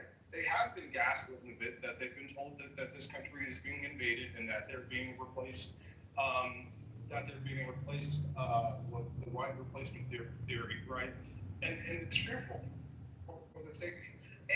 And so there has been some not as much as promoted, but there has been some illegal crime that has taken place that has resulted in the deaths of people. That has infuriated some of those folks, right? So we have to be able to have that has infuriated MAGA. Yes. That there's been deaths of people that, ICE or Homeland Security. No. Some of the people that have been killed by illegal immigrants. That's what I'm saying has infuriated some people, and so we've got to be able to sit down and just have a conversation. Infuriate them because there's way more mass shootings and school shootings that should infuriate them. Absolutely, I agree with you. They're to me they're both equal. We'll be able to have a conversation with those folks. They're not willing to have a conversation with us. You know that? They're not extending any grace nor have. They don't give a fuck about what our side thinks about anything, and it is very clear in everything that they are doing, from executive orders to shutting down the government to you name it. Why should we sit at the table with them and try to extend grace to them when they haven't shown any of that to us? They will. They have. There are a lot of people on the MAGA side that think I'm a bleeding, raging liberal, right? And they have, especially in Texas. Like, y'all think it's bad in California, so you got to come here. Like, but they will. You can't. What magical thinking do you have? I don't understand what we're living. You know what, Scotty? You know what? Maybe you can't have that conversation, okay? And maybe the guy that just left Black Freedom, maybe he's right. Maybe it is because of my line of work and in negotiations with people from multitude of points of views that I am able to see things from different perspectives. But I think in order for a nation to move forward, that's a democracy where you need 60 to 70% of people to be for something. And I think if we explained it rationally from that way, we don't want to be kicking down doors and deporting people in Koreatown and waitresses and agriculture people that have come here just to pick fruit and make a living who have done nothing wrong. The majority of Americans will agree with that, right? And then we say, okay, how do we put controls on our borders so we can stop the flow and give amnesty to the people here? But if nobody is willing to have the conversation, you always end up in the circular firing squad.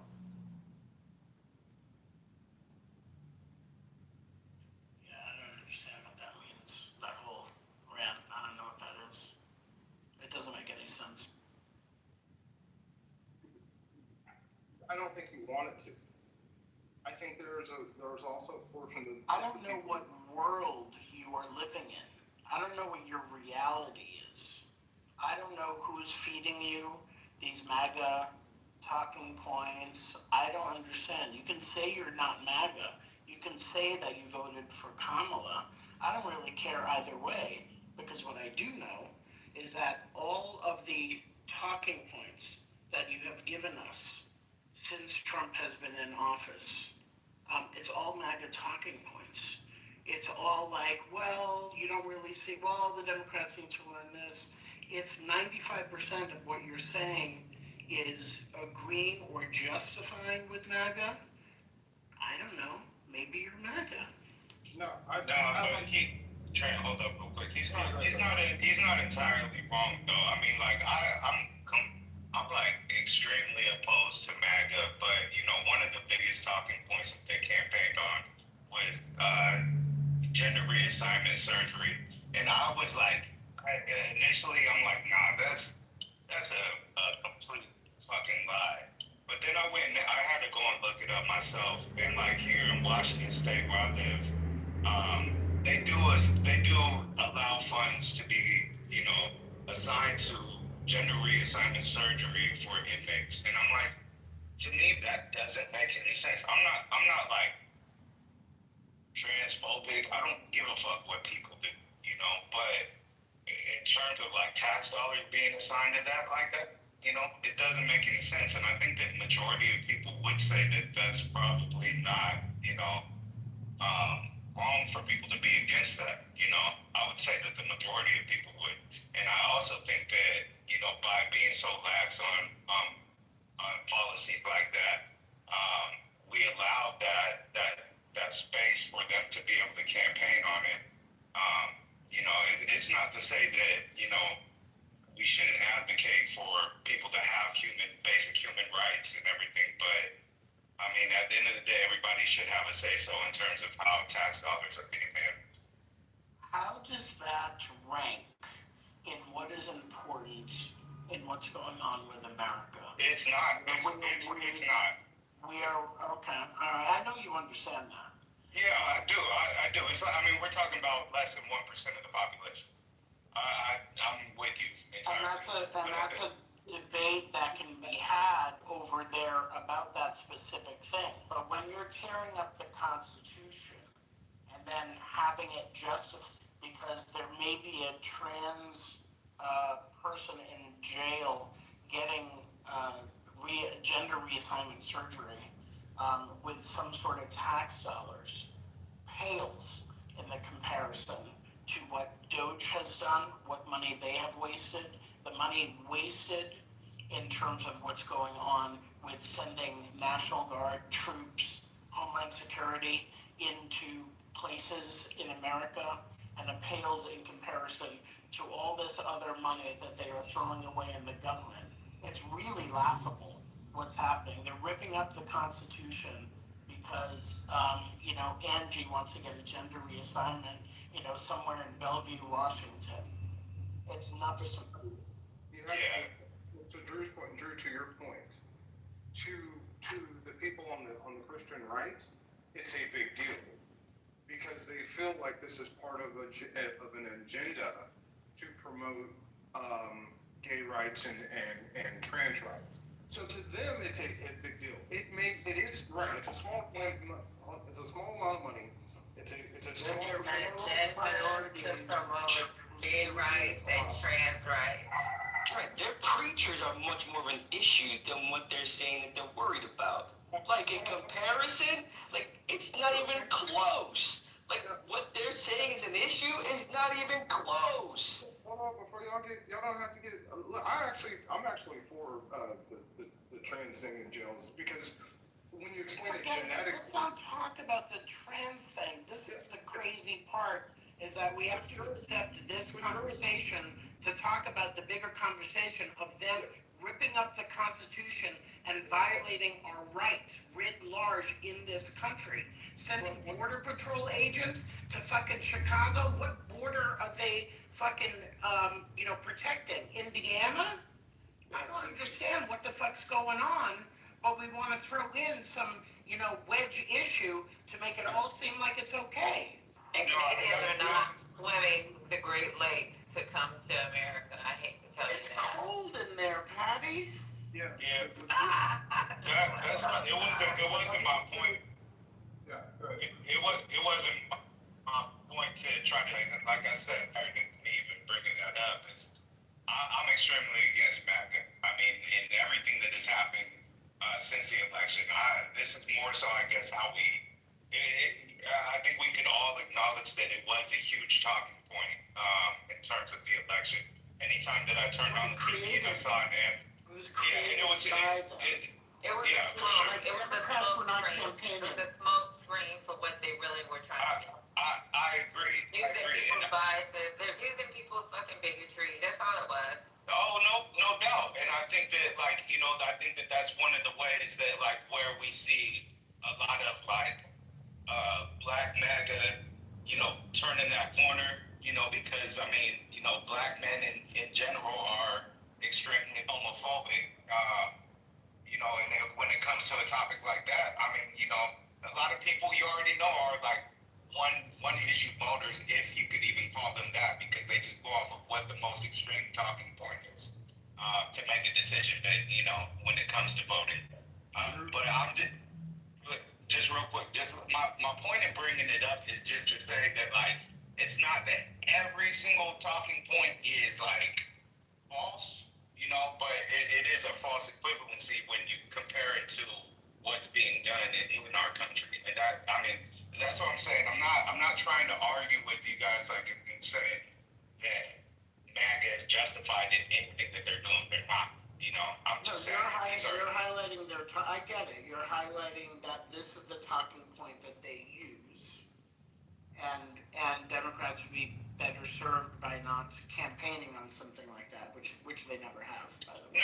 No, but I think that they should. I think that they should have done a better job of clarifying. Like, I mean, I believe Kamala Harris's point, you know, when it came to the debate, when she was asked that question, was I'm just going to stick to how things are done or how it's done currently. You know, whatever's in law right now. Follow the law, which would be the answer. Yeah, and what Drew brought up, Van Jones has brought up as well, right?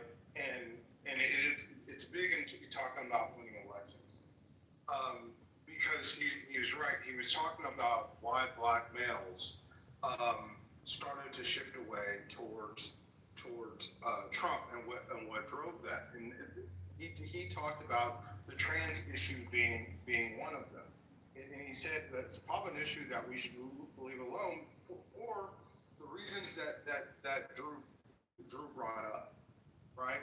But you see, we can't get so like involved and angry when somebody brings up just a point about a conversation. Is like, hey, if you wanna win elections and if you wanna build consensus, understand where people have problems. And like Drew said, a lot of people are one or two issue voters, and when trans scares them, right?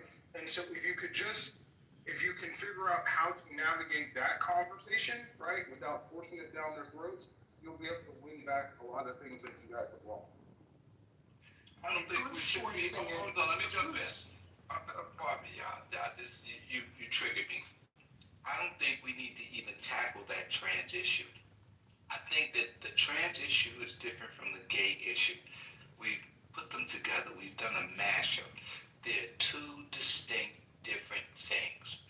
And most America has accepted gay, right? Like, no, it's not, people not beefing like they used to when it comes to that. Hold on, wait, let me. Okay, Can I finish? Many people, Republican, Democrat, poor, wealthy, all backgrounds, are absolutely, unequivocally the same, pretty much, on the trans issue, right? I've done the polling. So, people don't want to be imposed upon that. People don't want to feel like that. And unfortunately, the Democratic Party has allowed itself to become the face of that. And that is a detriment to them. And so we have way more fucking important things to be worried about at this time than the trans issue. And I'm going to just say it like no, like, come on, man. Like, that shit right there is not for us to be processing. It's a slimy, slippery slope that leads into separation, divisiveness, so on and so forth. We need to focus on the fact that our Constitution is being gutted. All the gray areas of our Constitution are being exploited, right, and extorted. Like, they'll find a gray area and exploit the fuck out of it and push it until it ends up in court, right? This is their playbook. So the point that I'm making in all of this is this. That is not the issue that we should be worried about out of all other issues that we have before us. This is not about trans people. This is about the othering of everybody, and you can go down the list. Immigrants, Muslims, socialists, Jews, gays, trans, blacks, you name it. Take trans off that list. Nope. Yeah, I mean, Because you gotta it's take part trans of off the that whole list. thing. No, you don't. No, you don't, because they're Americans. Because they're Americans, and they're part of the marginalized group. Hey, Robert, let him finish, man. You were complaining about other people talking over you, and now you're interrupting. No, not hold on, man. What are we doing?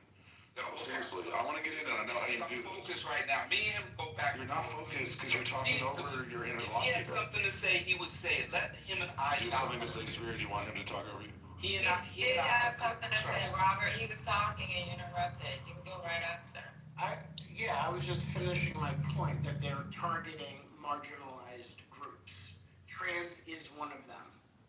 That's it. That was my point. And they're going to do it no matter what. So it's not even about trans.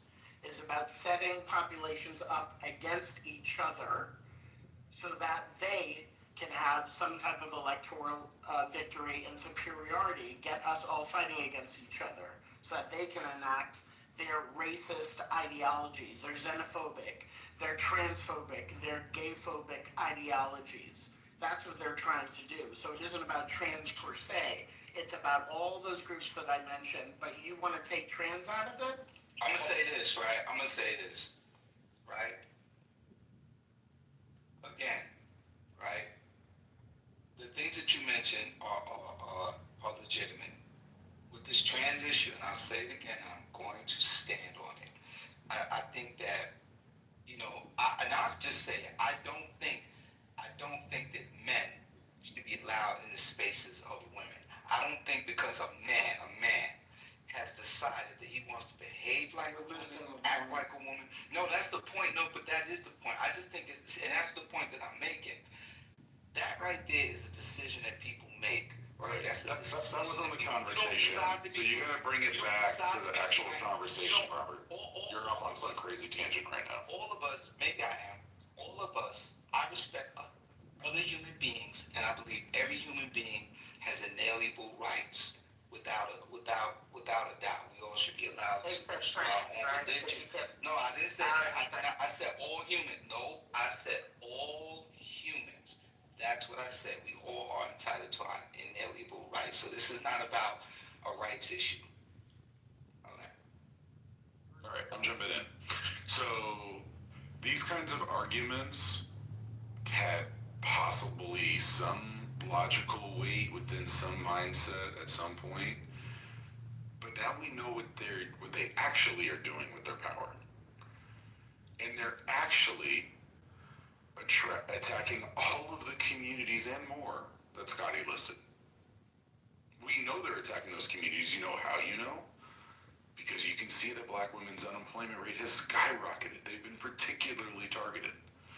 We know that blue cities and targeted, that they're literally sending people in and indiscriminately, right? One looks a little too brown, or they just don't, they woke up on the I want to beat somebody kind of day outside of the bed that day, that they just do whatever the hell they feel like doing. That's what we actually know. And I could go on and on and on and on and on. We know that they don't believe in accountability in government, which is what you do. We know that's true when you fire all the inspectors general and you don't know. We know that they don't believe in honoring the senior military members because of how many people they've pushed out. We know that they don't care about poor people because they're literally starving them unnecessarily right now over the will of Congress, which sets aside extra money in case we have a shutdown to feed the poor, people who literally will not eat, barring some sort of miracle, right? Hopefully each community can come together, all of their people on food stamps, but how the hell is that going to happen? We know that they're attacking U.S. citizens. We know that they're trying to rig every election that are rigged enough yet. We know that they only have a majority in the House. They already rigged a bunch of states' elections by changing the districts so that they don't represent the people. Wisconsin and North Carolina are 50-50 states. Go look at the breakdown of how those states have been sending people to Congress. And then go look at the margins between Republicans being in control and Democrats. This isn't some we're just in the arena just fighting it out, it's politics and it's all within the social contract and we're going to be okay. The social contract is called the Constitution. That's like the core piece of our social contract, and they are trampling it. They're not listening to how Congress, Article 1, appropriates money. They're just deciding to do whatever the hell they want.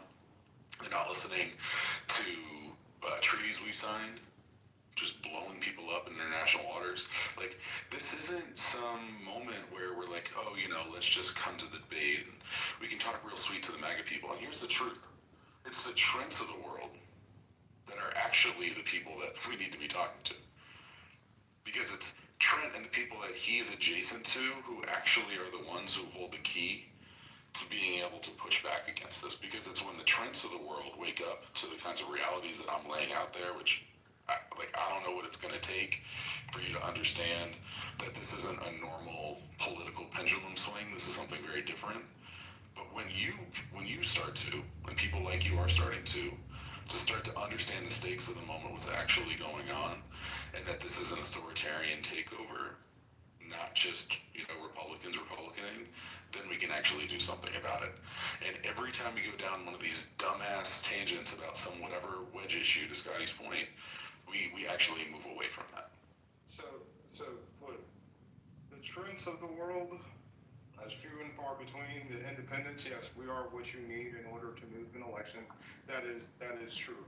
But you are going to have to be able to talk to some of the people. You're not going to get hardcore MAGA, right? Trump's got a 30% base that's rock solid. That ain't going to move. But there's a 20% of Republicans that will move your way on some of these issues. And instead of, and I appreciate, Your Honor, what you said somewhat. Instead of sitting here 8 hours, 12 hours a day complaining, okay, you need to be building a base. You need to be getting some more people like Trent. Change your title, right? You need to get more people who may not necessarily agree with you on every single issue, but on some pertinent issues, maybe hurting SNAP benefits or some other things, right? On some pertinent issues, may actually agree with. Maybe they're part of a blended family, right? There are certain people that are not all the way to one side or the other. But I think the way you can carry out your conversation when you alienate people, especially you, Scott, I gotta say, when you alienate people, go fuck yourself. How's that for alienation? Whoa. When you speak like that, like you alienate. I don't give a fuck. Don't you dare lecture me, bro. I'm in way more conversations with people not on this app where I don't need to take shit from an uninformed ignoramus like you who lives on the fucking border. Yeah, uninformed. See, that's what I'm talking about. And that's what I was highlighting. Thank you. And so, if you're going to win elections, right, you have to bring consensus of plurality of people around you, and the Democratic Party has to build a big tent. And so, Your Honor, I actually appreciate some of what you said because that's right. We got to bring in the independents and some of the right into these conversations, into this room to talk about things. Hey, Trent. Can I say something to Trent real quick? Okay. Hey, Trent, I think that I'm going to be honest, I'm leaning more now to where I see this bullshit on both sides of the parties, but I'll say this. I think what has hurt the Democrats, and trust me, I hate the Trump administration. They lie. It's just terrible. But I'll say this. The Democrats, the problem is a lot of the Democrats are trying to still play the Michelle Obama mantra of when they go low, we go high. They're still stuck on doing it the old way, and the old guard and the old way just isn't going to work against MAGA, man. You have to get down dirty and muddy and gritty and grimy to be able to compete against the rhetoric and the lies that they're telling. Because what's going on right now is the Democrats are too nice. They're too nice. They're passive in a lot of ways. I mean, there's a few that aren't, but most of them, they just kind of cowards right now. And I think they need to just go ahead and get some fresh new blood in there that's going to fight and claw to get back. And I'm a firm believer in not voting on party lines. I vote on policy lines. I vote on who's going to represent my interests the best. That's just how I vote. I don't vote on Democrat and Republican. I vote on who's the more qualified person for the job. And to be totally honest, anyone who thinks Trump is more qualified than this can of paint right is crazy. You know what I mean? It's He won the election, and this is the conversation that not many people want to know. He won the election off basic racism. MAGA is not even Republican. MAGA is MAGA. MAGA is feeling as though every race is responsible for the decline of their lifestyle, and they want to get that shit out of here. They want immigrants gone. They feel threatened by gays. They feel threatened by black people. They feel threatened by anybody that isn't represent what they want to do. And that's the white man. That's what MAGA represents. And the white woman is going to vote where the white man votes. Let's get that clear. Even if they don't agree with the policies Trump does, they can look at the sexual assaults, they can look at the felonies, and Trump can murder motherfuckers in front of them. They're going to vote with the racism. They would rather go broke, lose their health care, lose their jobs, lose their farms, lose everything they have as long as they stand on their premise of racism. I just cannot fathom the thought of black people doing better than me. I can't fathom the thought of an immigrant doing better than me. That's just what it is. They feel like they're getting minimized and eradicated, and that the white man is losing their stature in society. They feel as though they're losing the population. They feel as though they're going to be wiped out in 20, 30 years. The mix coming up, the Mexicans are coming up, Latinos coming up. They feel marginalized like we're not power. That's what MAGA is. They're not voting for policies because Trump doesn't have any policies. Trump has anything that he says it does that doesn't conflict with what he said yesterday. Everything he says is not thought out. His administration is Dr. Oz and Vince McMahon's wife and a whole bunch of other inexperienced nitwits who have no common sense or knowledge of what they're representing. That's all that shit is. So when I hear people get on here and cap and coon and try to defend what Trump is doing, that to me just lets me know you're a cultist, man. You're buying in the Kool-Aid like David Koresh.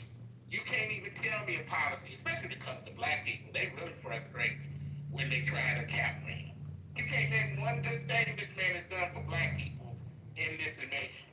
And they say, well, getting the immigrants out of there, that's good for us. Yeah, it's good for you, Hal, because you're next. It's the pipeline of what he's trying to do. He's trying to make America white again. And you silly niggas who vote for him and coon for him don't want to take that memo. You know what I mean? How many, last thing we say, because I know I'm going on, but last thing we say, how many black history books are you going to remove from school? How many policies in DEI and affirmative action are you going to get rid of? Voting rights getting minimized and taken out of here. Gerrymandering districts to try to cheat on the midterm. The list goes on and on and on. You eliminate Job Corps. You do every fucking thing that is hurting my people, but hurting all people, really. That's working class. It don't matter if you're white or black. You get fucked the same way. But keep cooning. Keep on cooning. It is what it is, but anyone who supports that moron needs their head. Hold on. Yo, hold on. Yo, hug. Thank you, brother. Thank you. I couldn't have said it any better, verbatim. And if anybody has listened to me, they know that what you just echoed, I echo as well. This is no longer about no Republicans. Anybody arguing about Republican, conservative, that is not the party in charge. The Republicans and the conservatives have transitioned into MAGA, which operates under another narrative. They have a more sinister mission. And we've seen it unfold. It's unfolding every single day. Every single day it's unfolding. And I don't know at what point, like, how bad this shit is going to get. Like, I don't know how bad it's going to get, but I agree with you. You know, you got many Americans still stuck on that argument. This is the MAGA party. We are in an authoritarian regime. There's no leaning towards it. There was no headed in that direction. That there's no if things keep. It's here. It's in real time. This is it. And we need to come to terms with that. And as far as these divisive issues, somebody mentioned the wedge issues are concerned. We in this room, despite how we may feel about some of these issues, we look at the bigger picture and what's really important, right? Because I'm not going to, just because I feel how I feel about what I was talking about earlier, that still wouldn't make me vote for Mr. Trump. It just wouldn't, you know? But you do have Americans. Like we need to echo how this country is processing what's being put out there. That's what we need to discuss. This how do Americans outside of you intelligent people in this room who we're developing our skills. We're developed. This room challenges us to dig deeper and have more facts. Right. The rest of America is not necessarily on that type of time. It just isn't. I'm sure a lot of these conversations you guys are not having with people in your lives, or you may differ from people around you. And what I see a lot of people, especially the younger generation, they literally they lost, man. They are lost. They get their information from social media, the clever toxic posts, so on and so forth, and they run with it. And so that is a problem. And until we figure out how to communicate to people in a sensible way, someone mentioned earlier that you need to build your own tribe, so on and so forth. That's exactly what I'm doing. I'm building my think tank, and my goal is alignment with like-minded people, and then preparation of litigation, policy, so on and so forth, that are contrary to what's going on in this country, and push those. Like, I mean, that's the only thing you can do. It's the only thing you really can do. You got to get a correlation. You got to feel, if you're standing so strong where you stand on something, there are many others who feel the same way, and those are the minds that need to come together, because those are the people who are likely to take action. Otherwise, it's just talk. But thank you for your submission, Hug. Thank you, Robert. Thank you for your submission. Thank you for your submission, bro. Like, you always speak truth to light, Rob. I got much respect for you, and I think the people who are against the regime just got to get louder, man. We got to get louder, and just like the lies get put out there, the truth got to be spoken just as loud or louder. You know what I mean? And I think a lot of people are just stuck in the, just leaning back, passive, just whatever's going to be, whatever's going to be, and change can't be made that way. You know what I mean? And I think change is going to happen, honestly. I don't think it's going to stay where it's at. I think eventually, as the universe always does, it'll always spin it back to where it needs to be in the ultimate end game. But in the, you know what I'm trying to say. But I'm just saying, at the end of the day, we got to do our due diligence. We got to start bringing respect back in the game. We got, like I said, a president who on his social media got a meme of him flying a plane dumping shit on top of protesters that was in the No Kings protesters. Dumping shit on them. That's so mature of a leader of the free world posting that. That just shows the maturity level of what we're dealing with right here. And there's kids that somewhere watching this thinking it's okay to just think like a fifth grader as the president. You know what I mean? And it's crazy. No real thought into any of the decision making they're doing. Even with the SNAP benefits, they blame it on the Democrats. You've got all the House, you got all the control going on. Even the Supreme Court is stacked in your favor. But you're gonna find a way to blame Obama and Biden for the SNAP benefits being cut. Well, let's keep it real. No president has had the SNAP benefits cut ever. Since it's been in the inception of it. No one has ever had it cut but this. But he points to blame. Oh, it's the Democrats. No, it's you. It's your administration that has no compassion for anyone who's hungry, whether they white or black. Because white people get SNAP benefits more than black people do. And I've never been on it. Never been on any government assistance. But I do empathize with the hungry. And people say, well, people been cheating and scamming the system. Okay, so this government isn't. You don't think that they're hoarding money here and there and tax breaks and the shit that they do? Right. We watch. Hey, look, check this out. We watched Brett Favre, a football player, scam a whole state and didn't do a day of jail time. It's all selective outrage. It's all selective. The law doesn't apply equally the same way. We already know what it is. We're watching a man who had 34 felonies that he was convicted of run for president, whereas if I have a felony, I can't even vote. You know what I mean? If I had a felony, I couldn't even go and vote for the president, yet the president could run for president as a felon. Shit makes sense. If that don't tell you the fight is fixed, then what the fuck would tell you that it's fixed if that doesn't? You know what I mean? This shit is an agenda that they're pushing. MAGA, like me and Robert was saying, MAGA is not the Democrats and Republicans. It is a coup that they're doing right now. It is basically them just doing what the fuck they want to do and shoving it through. And until the Democrats get some spine and come back with that same energy and stop this turn the other cheek shit and stop all of this old pussyfooting around being soft shit and come to war, because that's what this shit is. And like I said, I'm not leaning either way. I think Democrats are full of shit too.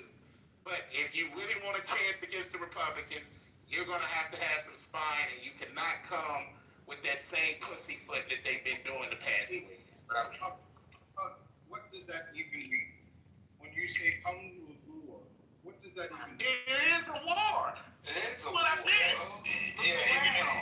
Even if we're talking about Streets a are war of occupied.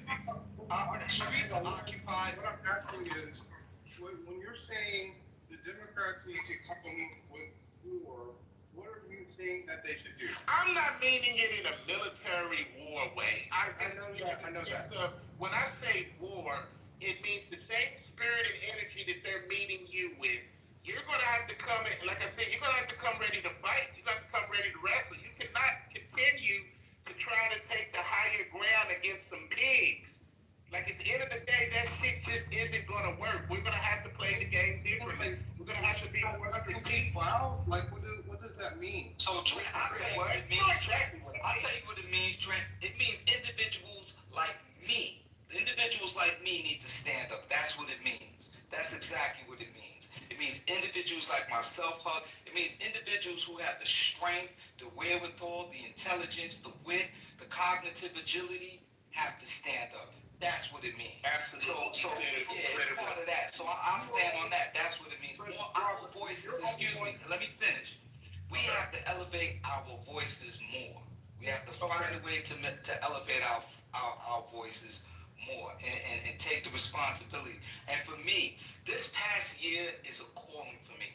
I'm not going to get into details, but I know I have a calling, right? That's why I speak so passionately. That's why, like, when you hear me bumble words and all that, it's because I'm not following my calling like I should, and it's calling me every fucking day. The more that this country goes in the direction, the more the calling that I feel. So that's what that means. So I just want to be clear. I hear a lot of bloviating, right? Oh my God, is that what you're doing? Hold up, man. He's trying to derail it. He's trying to spin the conversation another way. Bro, I'm not trying to. We know the tactics. We know the tactics. Oh yeah, we know the spin cycle. Yeah, but hey, let's have the conversation though. Yeah. No, I'm not. I'm actually trying to get you to a solution. So if you're talking about Trent, you take away from the conversation by prefacing it with going right after people who speaking. You add how many attacks before you say anything doesn't help. No, I'm just saying, I hear a lot of complaining, right? But I don't hear a lot of solutions to action, right? So when you say that you're going to speak to people, who are you going to speak to? How are you going to speak to them? How are you going to build a bigger tent in order to win an election? So let me just say this, bro. I wish I would get on the app and break down to you what my strategy is and what I'm working on and what my think tank is about, bro. Like, you can't give me no solution. What the nerve and audacity to think that you can give me a solution is ridiculous and it's insane.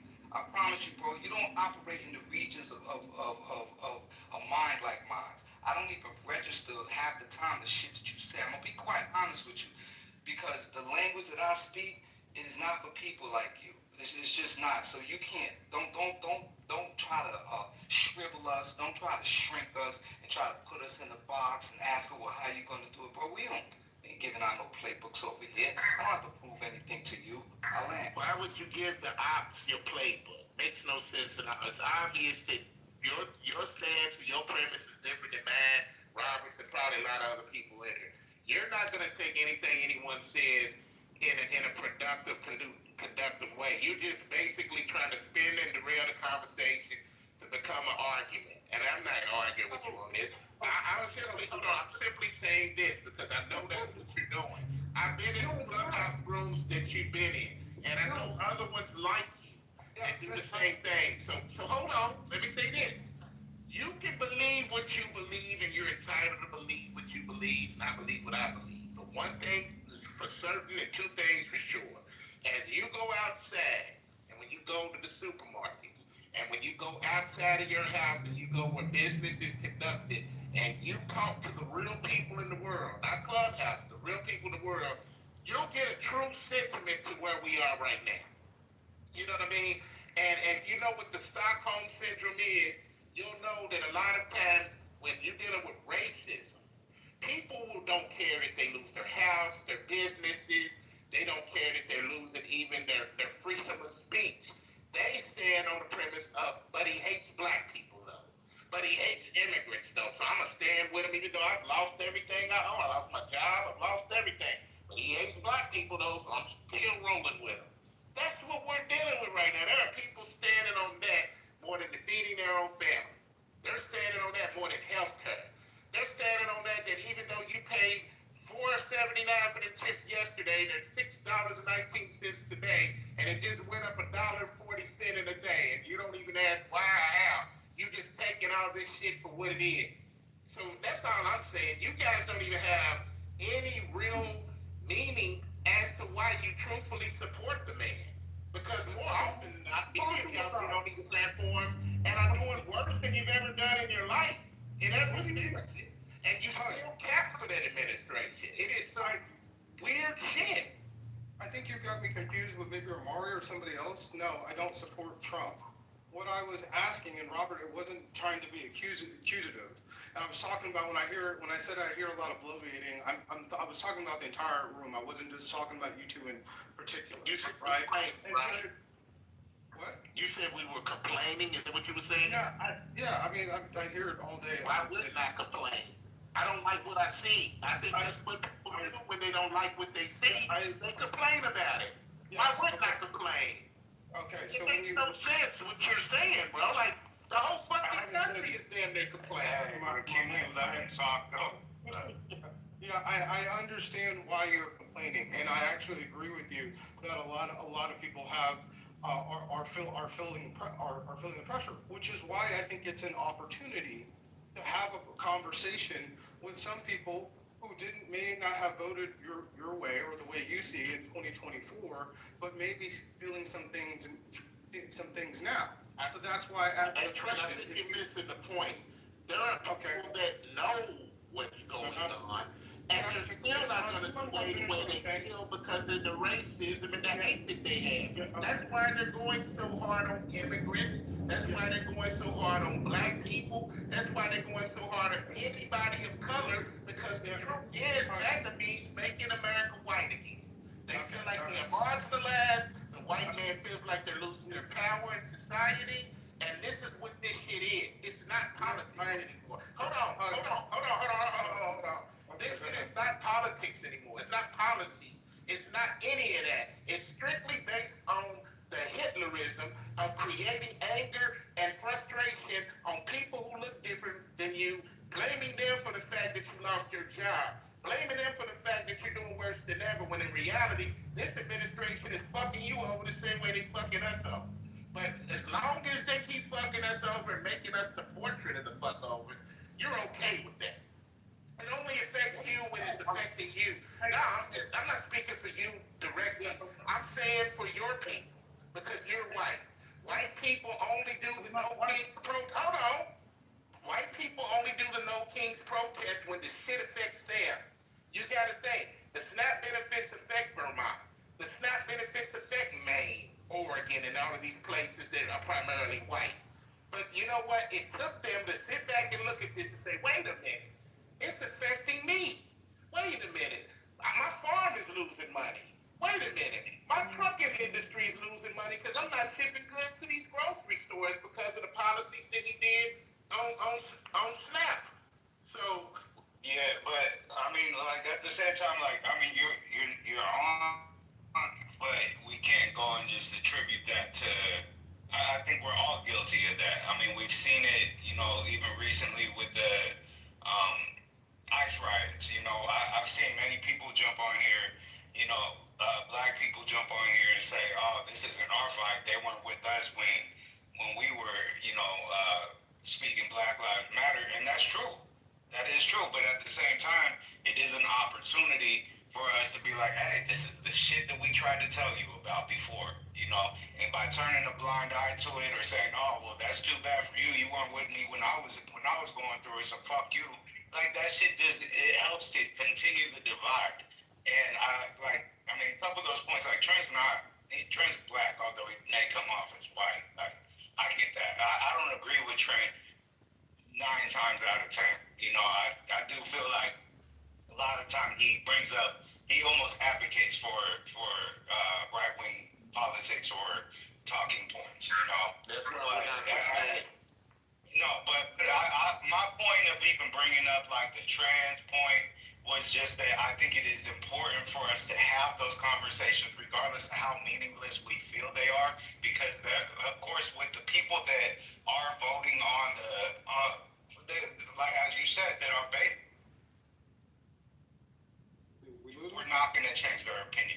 They're already there, you know, but there are either people on the fence or there are people in the middle that don't even come out and vote because they're not enticed to do so, you know, and those are the people. That's why it's important for us to continue the conversation. As far as being able to like heighten our voices, like the way that I think for me, just a simple way to do that is to do the same thing that they do and go through social media. I mean, that's, you know, one of the easiest avenues for us to be able to like. A lot of shadow banning's been going on, and that's another game that they're playing.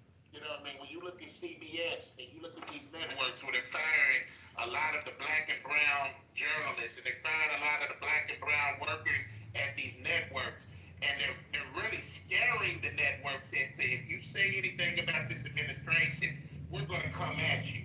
And that's what they've been doing, whether it be the Post, whether it be CBS, whether it be any of these networks that don't say what he likes, whether it be 60 Minutes. See, the freedom of the press is no longer there because they're afraid of retribution. They're afraid if I say this, you're going to fine us, or you're going to try to figure out a way to get us off the air, cut funding, and all this shit. It's like what he did to Harvard, when you're trying to cut funding because motherfuckers are doing things you don't like or standing. This is what we're dealing with. So when you're talking about that, it's just making the playing field fair. Now, I'm not saying if you voted for Trump, you don't have a right to. This is America. You can vote for whoever you want to. And if those policies align with your policies, which I don't see a policy he has, but if what he does align with you, that's your business. But when it comes down to the truth is no different than this is the Tea Party times a million. See, when the Tea Party first aligned and came together, the same premise was the same. But now they've taken it up notches and they just took the blindfolds off, took the Klan hats off, and replaced it with a red hat. You know what I mean? And they just letting it be known. We're trying to give power to the police and ICE, not to get you out of the country, but to beat your head and separate your family in the process of doing it.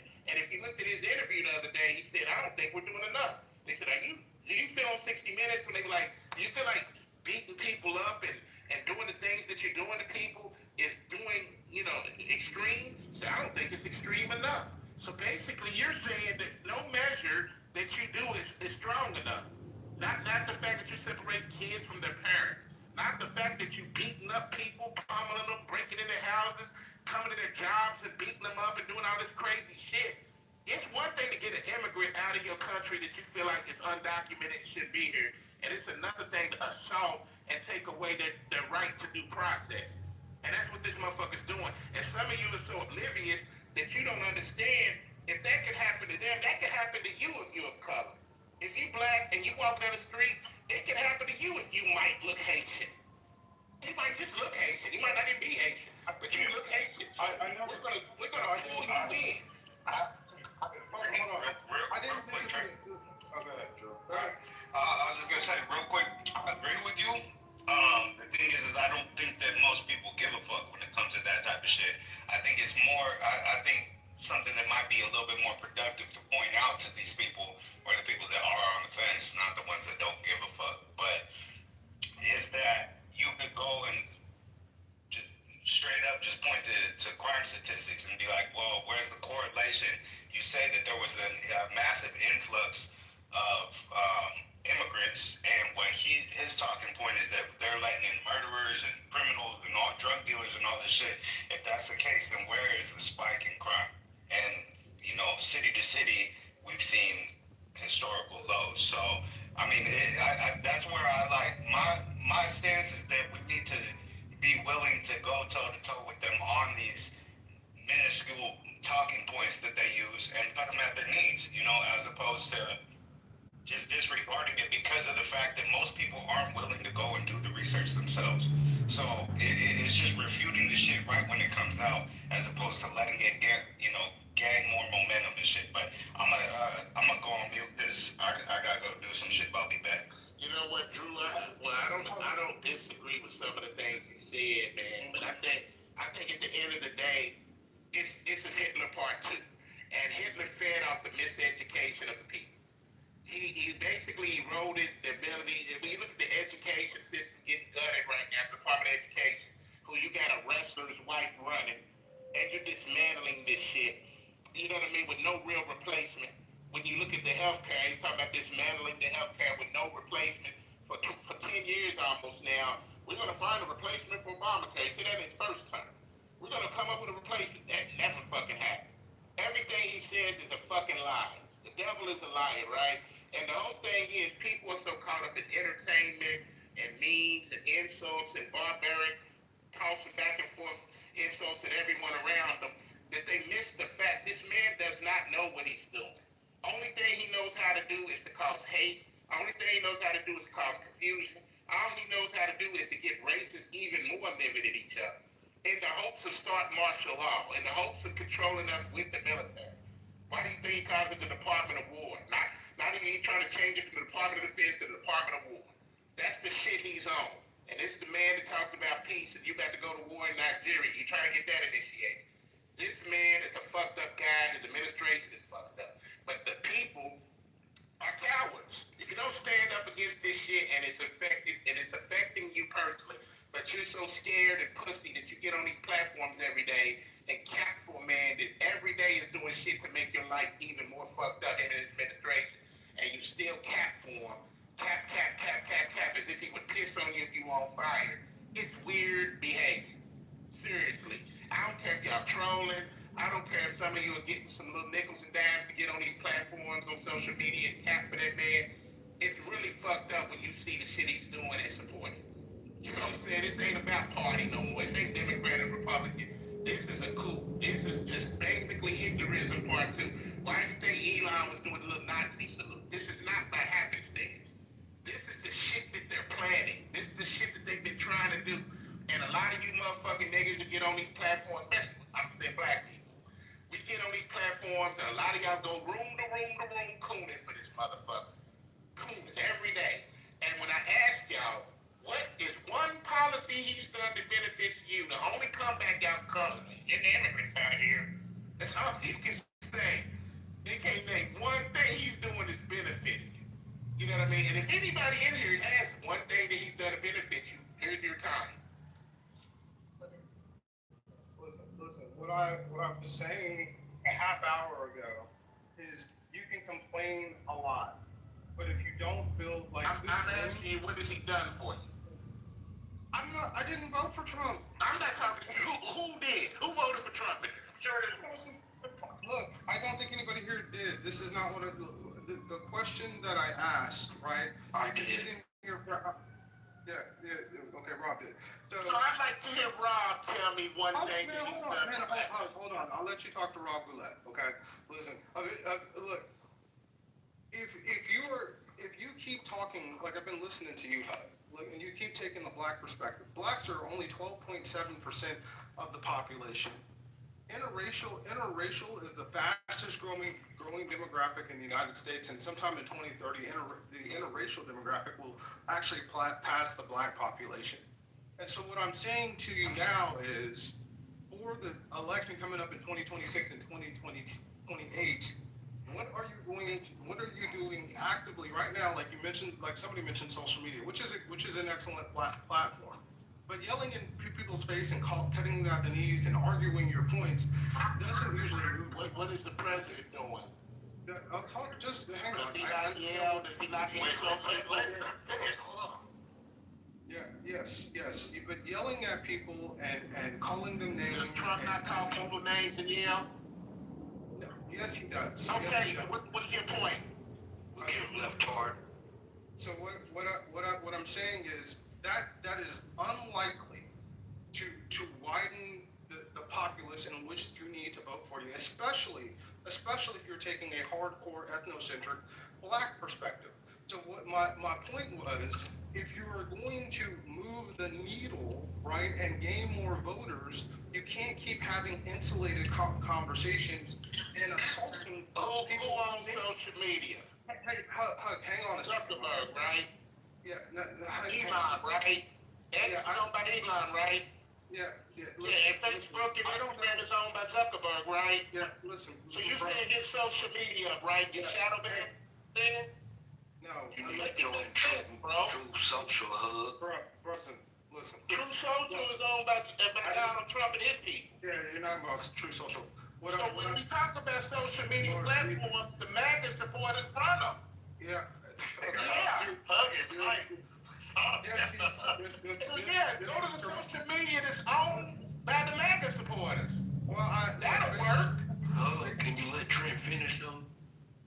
Be fair, you haven't been letting Trent finish. One of us actually talks to Meta and TikTok. Okay. So listen, they're not necessarily shadow banned. Trust me on those platforms. There are people who are just not. Everybody is hardcore. I love Donald Trump.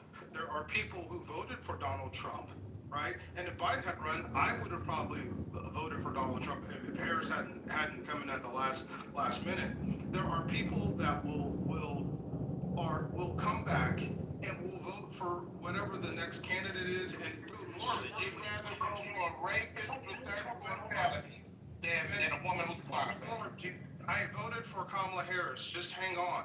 But if you keep taking an ethnocentric pro-black stance in 2026, you are going to end up in the same place that you are, right? And on this stage, if you keep drowning out people that may somewhat agree with some of your points, right? Maybe not everything. You are not building a bigger tent to get the point that you guys want. That is how you execute a plan, and that is how you are successful. You can't make a stupid person smart, bro.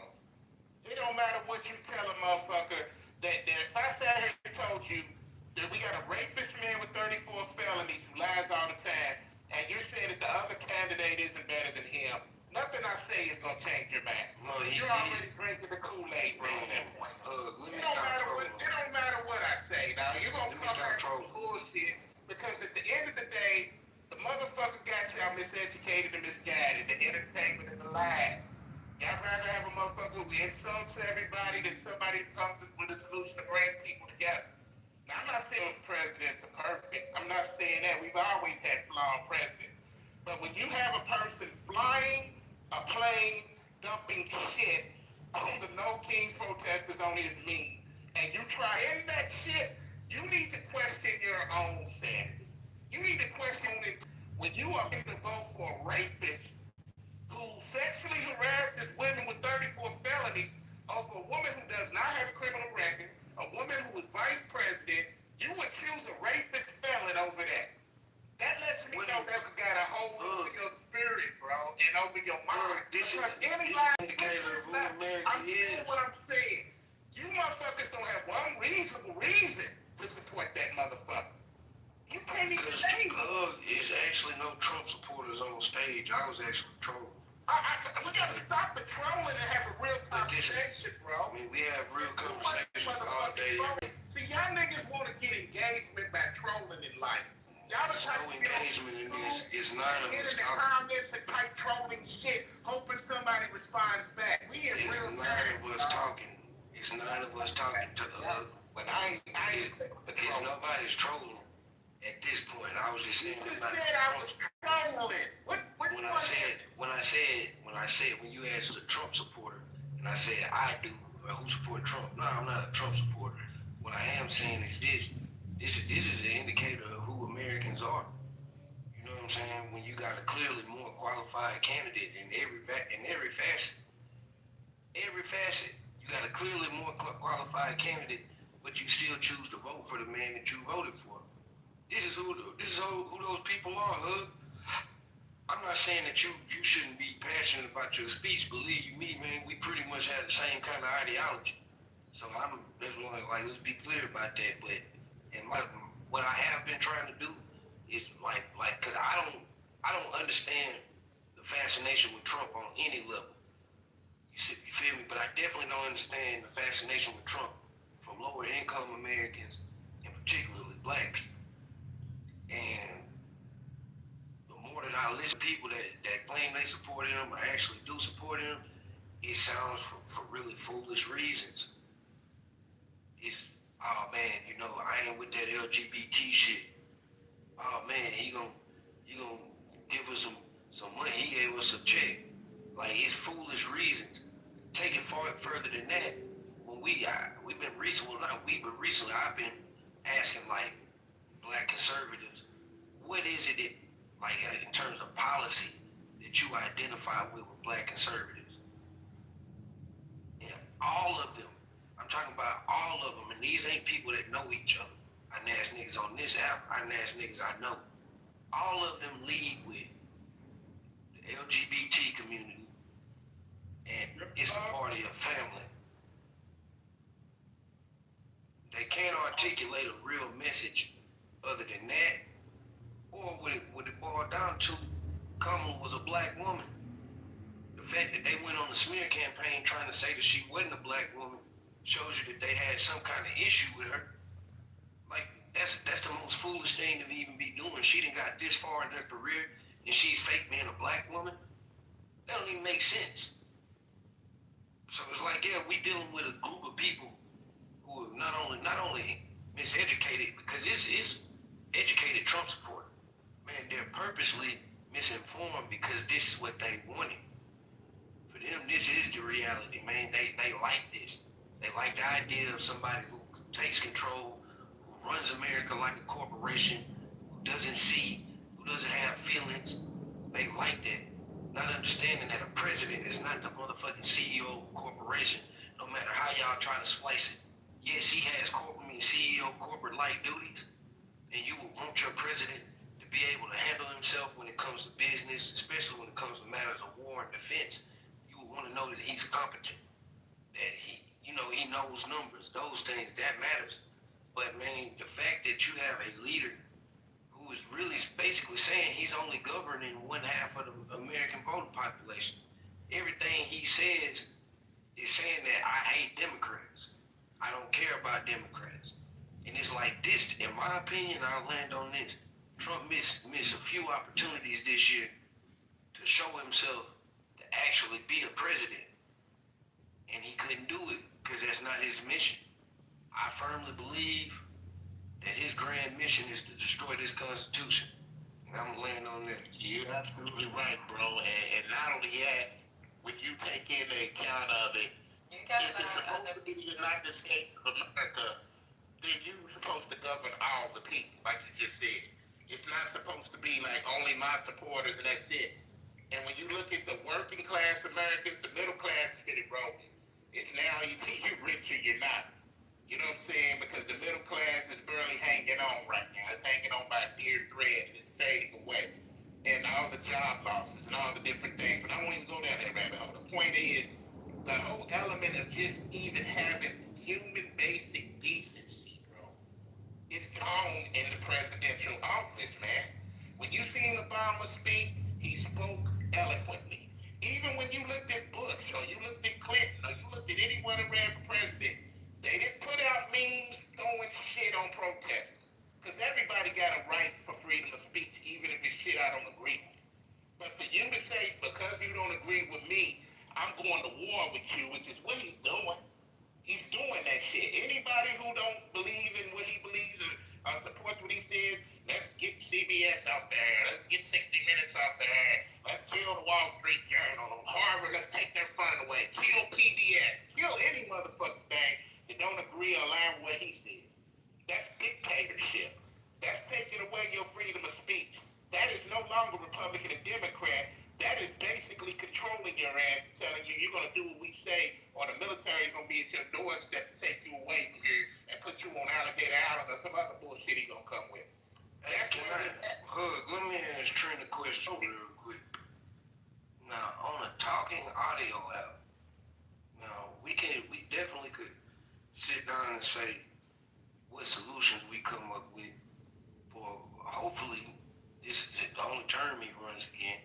So it's not about an election per se against Trump. Like we talking about solutions. The only solution is galvanizing the voter base to get out for 2026. That's the only solution. Is to inform the voter base that they need to be just as involved in federal politics as they are. I mean, just involved in state politics as they are in federal politics. That's the only solution right now. Yeah, but the voter base isn't big enough for Democrats, and with the gerrymandering, it's negligible whether you can truly take control of both houses. So if you really want substantial change, you're going to need some small government Democrats to run, and lower taxation policies. When you get into a lot of, I mean, even me, when you get into the taxation discussion, that's where I depart with Dems, because I don't believe in higher taxation. So you have to have, and you hit the nail on the head with the LGBTQ for a lot of black males as well. So you have to be able to talk about small government and more the inflation issue, and for some people, what's his name? Hug did mention it. The immigration issue, it was twofold, especially for the working class. There are a lot of people on black, white, and indifferent that were being affected, especially wage-wise, by immigration. So you have to be able to speak to all these things responsibly, and the Democrats are very ineffective with that in 2024. Man, go come up on stage then, man. It's only three of us been talking since I came in here back in here about 10 minutes ago. Hey, I agree with what Patty my must man be said. asleep. I agree with what my man said. Democrats haven't communicated well. I agree with you on that, bro. Like, the Democrats have not communicated well any of those points you just made. It has been, Biden did make some bad policies as far as with the immigration. It's flooded in here, affected a lot of people negatively. I agree with that. Believe it or not, I do agree with that. But I'm saying there has to be a diplomatic way of doing things that I feel like this administration isn't doing. And information has to be communicated to the people better. I'm not saying vote with your conscience, man. Vote if you feel like you're wealthy or whatever, and you feel like the tax breaks and all that shit benefits you, of course vote for Trump. That's your interest. You're voting for your interest in that regard. I'm not even mad at the Trump supporters who vote for him for their interest. Now, the ones I'm mad at are the ones that vote against their own interests and don't even know why they support this man in the first place. They just doing it because you've been so hyperventilating by looking at all the social media sites feeding you false jargon that is controlled by MAGA supporters. Zuckerberg is a MAGA supporter. Elon Musk is a MAGA supporter. When you talk about all of these platforms, when I say shadow ban, if you put up a tweet criticizing Trump, and let's say you got 20,000 followers, but then you look at your shit and only 8 people saw it, that's shadow banning. That's the shit that they do. Now, if you're supporting them, if you're doing all that, your shit's gonna get where it needs to get. That's what they've been doing, is playing games. And this gerrymandering district is playing games with the voters. We gotta figure out a way to cheat. Same way when your ass went and voted last time and you had those voter machines that kept fucking up. There was electronic and people standing in line for an hour and a half, 2 hours, and their votes not going through because of the systematic issues that was going on. That we can sit back and arguably say, you know, on conspiracy theory shit, that it could have been something triggering that shit to happen. Who knows? But that was the first election that we voted electronically. Every other time, we just had the usual ballot where we did the shit. So I'm saying at the end of the day, there's a lot of variables we're playing against right now. There's a lot of variables. And when you look at this shit, most people aren't informed. Most people don't pay attention. Most people are caught up in social media, entertainment, reality shows, and goofy shit. But what we need to do is galvanize, like my man Rob said. And Jay's still in the room. Rob said it best. You better vote. Even if you don't think the shit means nothing, does nothing, figure out a way to vote for the candidate you want in there. But do something. Because not voting is one of the reasons why we are where we are. Because if voting didn't matter, why did they work so hard to suppress it? Why did they work so hard to take away your freedom and your right to vote if it didn't mean shit? Stop believing that bullshit. That's the bullshit that got us where we are. Oh, vote don't matter. It does fucking matter. That's why they're trying to take away your ability to do it, dumb motherfuckers. Wake the fuck up. Any vote that you don't make is a vote for him, because guess what? Every racist hunky in America went to the polls that day for Trump. Every one of them. They went out, and just the way black people were for Obama in his 2 terms was the way they were for him. So don't believe it don't matter if you don't want to, but your local elections matter. Your judges matter. Your mayors matter. All of the little metro council people matter. Shit, your PPA people matter. All that shit matters. Get off your ass and galvanize and vote. That matters. But past that point, make your voice heard. Because they're going to shadow ban social media. You can do that shit all day long. They're going to make sure that if you say something that's against their agenda, they're going to wipe that shit out. Get off your ass and get outside.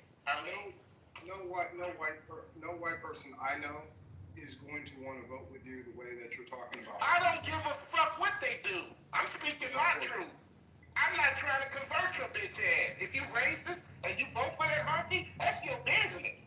But motherfuckers that know what time it is really know what's going on. Nobody's trying to convince coons not to coon. Nobody's trying to convince you racist bitch ass MAGA supporters to switch the other way, because you're not. Nothing is going to change your mind. Not even losing your job, not even losing your health care in your house is going to stop you from being a fucking racist. Because that's what they do. They don't matter with their Mountain Dew teeth and their teeth falling out and no dental care and shit. They still hate niggas. They hate Jews. They hate spics. They hate gay people. They hate anybody that don't look like them. You're not going to change the ignorant motherfucker's mind. That's why they're trying to get rid of education. They're trying to get rid of all that shit because they know a dumb motherfucker will do what we tell them to. So yeah, you keep on voting the cool shit, the dumb shit, the ignorant shit. What's gonna convince me to vote the other way? Nothing's gonna convince you to vote the other way because you're a bitch ass nigga. You're a racist. I can't change you. Only thing that can change you is God and yourself. I can't change your funky Mountain Dew ass. You've been hating niggas all your life. What am I gonna say to change that shit? I'm just saying, if you got any conscience, any decency, any element of respect for yourself, look at the best candidate and not some drug-using, rapist, 34 felon having ass motherfucker. I land.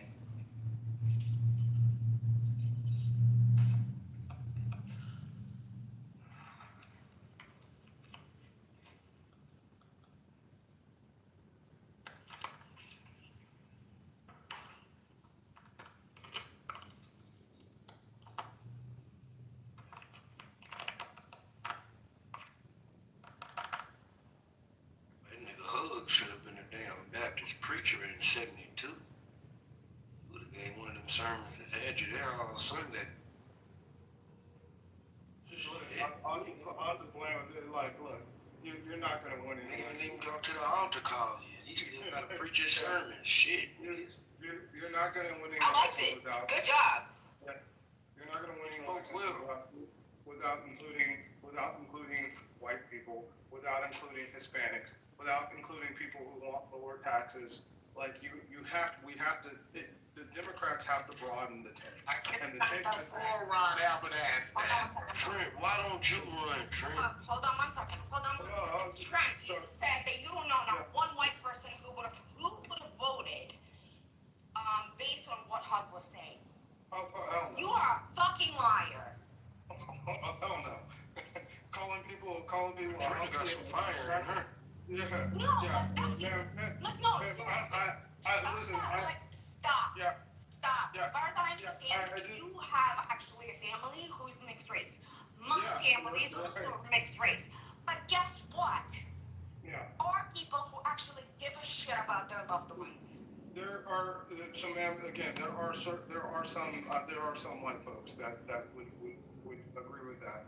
But when you're talking from an ethnocentric perspective and not including there are gripes that Caucasians have and Asian Americans have. Okay, so then your statement, I don't know of one white person who would have voted with everything that you're saying. Like, I'm literally fucking get that the nigga name is Barack Obama. You feel me? If the nigga name had been like Barry Oliver or something like that, yeah, I think the whites might have not had as much vitriol for him. But hey, this nigga is one of the coldest to ever do it, man, in terms of orating and just presenting himself as a black man, whether you like his politic or not. No, I'm just saying this. Whether you like Obama's politic or not, you feel me? You can't really say that he ain't a man of like class and decorum. You feel me? This man I also actually agree to your point that you can't exclude white voters. You feel me? But I might have a different approach to it than you have. I liked Obama's approach, especially in his first campaign. That's why he was going in the middle of America. He was rolling his shirt up, man. He unbuttoned his shirt. He looks a little more relatable. You just gotta talk matter of fact to these white folks, man. I ain't saying that saying cracker is the wave, but we ain't got his opinion. Yeah, let me be very clear. I'm sure I talk to more Caucasians, especially of wealth, on a consistent basis than many of you. Many of them are Republican voters. Good for you. Yeah. If they scared of Obama, what the fuck they gonna think about some regular niggas? Rob, hang on. Barack Obama didn't call. Trent said y'all don't know the white people like he does. He's the white people. Barack Obama didn't call people. Barack Obama didn't call white people honkies and crackers. Okay. But you can't allow a hug submission to be. Go ahead. Hey, let me finish. You cut me off. It's all good. Well, you cut me off. So I'm not Barack Obama, bro. I'ma call you a bitch ass if you're a bitch ass. That's the difference. I don't give a fuck who you are. I'm not a politician. So we just on Clubhouse talking our shit. But at the end of the day, bro, you can spin this shit till the moons come around and the cows start howling, dog. I don't give a fuck about none of that. You are not gonna make an idiot moron Albert Einstein, dog. If you coming in with a preconceived notion that the battle is just simply, I hate niggas, I'm voting for him. There were people that thought like that. There were Klansmen, there were MAGA people who literally are the biggest racists in the world. The whole premise of voting for that man wasn't policy, wasn't how it's going to benefit me economically. He hates immigrants, he hates black people, he hates Mexicans. I'm voting for him. There was people that thought like that. And nothing I say is going to change their mind, bro. Nothing I say, hold on. If losing your job, if losing your health care, if your economic value has decreased, and that doesn't change your mind, nothing I say is going to do it either, bro. If you looking at your life right now, hold on, bro. If you looking at your life right now, and you're a federal worker, and your job got cut, but you're a racist, though. I'm still standing behind him. He knows what he's doing. I'm standing behind my president. He's my president. That's the way they think, bro. A lot of them think that way. I'm not talking about the white people who understand what time it is. I'm not calling them a cracker. I'm calling a cracker and a hunky to these racist motherfuckers that call me a nigga. I'm gonna go toe for toe, face to face with you and give you what you give me. I should take the high road. I should rise above that, like Michelle Obama said, but I'm not there yet. So you call me a nigga, I'm gonna call you a Mountain Dew, no teeth, having ass, life-infested honky. I'm gonna give it back to you. That's the difference between me and you. But all the white people who think like we do, who want decency and respect, I'm with them. I support them. There's plenty of white people who stand with us, and I stand with them. But I'm not gonna sit here and put on that hat that you putting on with the Conan and the Uncle Ruckus, Stephen A. Smith shit. The enemy is the enemy, bro. And I'm not against the enemy to be my friend.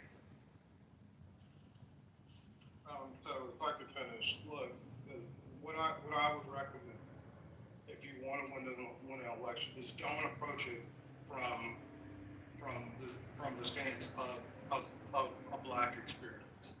Approach it from the stance of the American working class experience, and how we can widen the Democratic Party's tent. What Trump has been very successful with is transforming the Republican Party into a working class party, right? They were able to execute that messaging, talk about how immigration was hurting jobs, talk about how taxation was hurting people, and that is if Democrats want to have a playbook in 2026 and 2028, that's what got that. So the last thing is, look, ultimately, I think this conversation is mute because I do think Mom is the canary in the coal mine.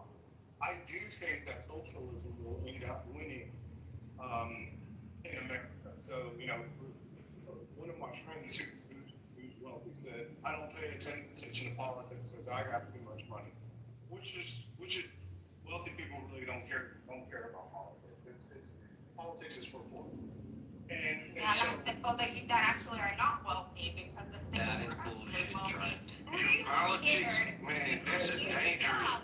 their stuff is invested in stock market, in the bonds, and everything else. They do pay to politics, especially politics that has to do with finances. What's a lobbyist? Trent, let her go. Serious? Trent, let her go. Trent, she was talking. Trent, you went on for a while, bro. You had a whole monologue. okay, the reason I'm trust me, I'm leaving. Listen, the reason why I said that wealthy people, they don't care about the little intricacies that we talk about. Yeah, they So care Trent, answer one question. Trent, answer one question. If rich people don't care about politics, could you explain away Larry Ellison buying CBS TikTok? Can you explain away why Elon Musk bought Twitter? Could you explain away why Jeff Bezos bought the Washington Post? Could you explain away what those idiots who died, the Koch brothers? Could you explain the Koch brothers? And could you explain Fox News and they do care about politics? They're the manipulators. Hold on. They're the one who set what goes into the algorithm. That's gonna do towards fear, gonna push you towards this, towards that. They're the one. They're the puppet masters. Yes, they do care because guess how they can get to maintain their wealth? To say they don't care, they literally care more about it than poor people. Because you know why? Greedy motherfuckers. But when you say they don't care, that means you don't fucking know any really rich people. Okay, I don't know. No, it means that they fooled you. Tennis, we're not the fucking. Yeah. People who actually contribute to controlling the system. You don't know those people. So don't come and act like, oh, I know rich people and they don't care about politics. The rich fucking people I know, white people I know, they care about politics too. Because they care about paying less taxes. They care about shit like that.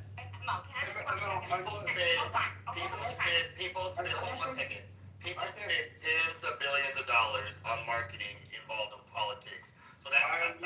Let that young lady speak, man. Hold on, Trent. Hold on, I was in the middle of talking. Hold up. They spend tens of billions of dollars on marketing for politics. So number one, that's not true. Number two, in addition to that, it really doesn't matter. The bottom line is we need to talk from our own interests. So sitting there saying like, oh, you shouldn't be talking from a black point of view, you should be talking, and then referring to the interracial group. Don't you understand that most of the interracial, unless those that are connected to black, are going to be treated as black people? So that is in their interest to bind together and try to work together, whether it's with the parties or outside of the parties. But definitely the Republican Party is not for black people. They have an agenda that's not before black people. And I'll land on this. What you just said a second ago, you said Trump did this, Trump did that. What you left out was Trump did all that from a racist point of view. He used racism to bind that group together. He used racism to get them to go along with the plan. He used racism to convince people the immigrants are murderers and killers. He used racism to say it's okay for ICE to rough them up because to say, well, these black women don't deserve these jobs. That's why we're taking them. They're not even important jobs. That's all built on racism. And for you to support that is dirty work, man. Don't support that. No, then you did with your statements, Trent. No, okay, Trent, here's the thing. You need to be more particular. You need to be more specific. Something without you interrupting your chat. No, no. For 1 second. Trent, you're going on a very long rant. Like you have been. Right? And you've repeated your statement already 3 times that the Democratic Party needs to get everybody under their tent. And we haven't done that. No. And we shouldn't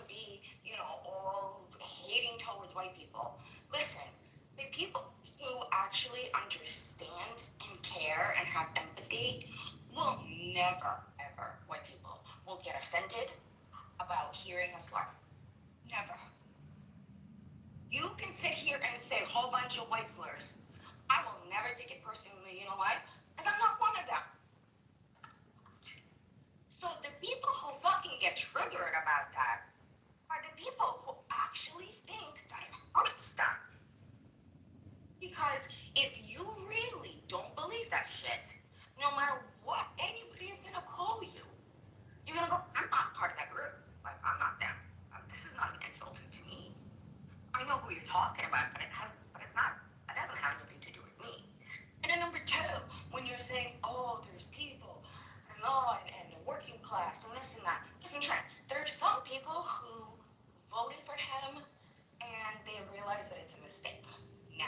By now, those people that are genuinely not racist, that are genuinely not sexist and pedophiles and all this other shit and corrupt, they realize by now already I made a mistake, right? Just the same way how a lot of people, a good percentage of people, realize that after his first term. Now, for you to sit here continuously repeating that we need to get white people, we need to be nice to white people, we need to be nice to white people. I'm sorry, from this, I'm gonna tell you, no, you fucking not. Because you should not respond with humility to a person who is literally wants you dead or doesn't want you around. I'm sorry. That's just the white people that actually care and the white people who genuinely do understand or try to understand, because we will never understand fully. You don't need to be nice to us. We're right there with you. That's the point. When you keep saying, oh, be nice to white people, be nice to white people. No. When the fuck are the white people are gonna start being nice to the minorities? That's what I want to know. And that's the reason why you sound like you are. And that's the reason why you sound like you are literally a MAGA supporter. Because you keep pointing the fact that you guys need to be nicer to white people. Yeah, literally I've walked all over, stepped on you, killed you, every single fucking day. And your message is be nice to them? Holy shit. Administration right now is doing so much to harm my child. I ain't gonna be nice to no one. Just got a MAGA fucking principal at my school. And let me tell you, I'm nice to her all. People who want to kill you, people who want to get rid of you, people who don't even consider you as a human being, you're saying, go and bend your knee. It's stupid. So, Katrina, you might be white, but Trump knows more white people than anybody on stage. I'm just repeating what he said. Yeah, I'm in Texas. I'm surrounded by fucking Trump supporters and white people, right? And Trent, you know better. Yeah, I know a lot of Trump supporters and white people, but back to what I was originally saying, and I was going to end with ML, like when I said, when he said that only poor people care about politics, he was referring to, this was in 2015 by the way, he was referring to like the little intricacies, because wealthy people can, to your point, can buy politicians, can buy and move things that they want, but they don't have to get into like the individual fight. So I was actually trying to agree with you when you said that, ML. But overall, I think a lot of these conversations don't matter at all, because I do think with AI and humanoid robots, I do believe that socialism is going to come about. I think Madami a friend of mine who is a Republican in Missouri, just texted me and asked me what I thought. He thinks that Cuomo's going to win. I said no, I think Madami's going to win. I think he's the canary in the coal mine. I think socialism will end up later in this part of the decade, and in the 2030s, socialism will become a big factor in the United States because of the BMI, because we're seeing white collar worker layoffs right now. We're seeing young people 58% of which can't find a job, for some workers under 27. And then on the opposite scale, we're seeing older people who can no longer afford health care and are going bankrupt in mass. So we have a problem. It's really like me, who are, you know, and when you're in your mid 40s, that's when you're in your 50s, you're at the highest income earning potential. It's people like me and my age group that are doing the best in the country right now, and we're the ones that are actually supporting the Trump administration. But the rest of the country is having a lot of struggle, and so that's why I'm playing with this. Don't get too caught up in it. Things are going to change. We will likely have a technological recession, and things will swing your way. But don't alienate folks on the way to getting what you want. I'll land right here. You guys have a good one. I want to leave. So ladies, Trent, thank you for being the white whisperer and spreading the light on the white mindset and ideology. Couldn't have done it without you. I would like that position permanently from now on, and I contest Trent to top. I contest you, and we're gonna fight it out, and I want that title. That's not cool. What's up?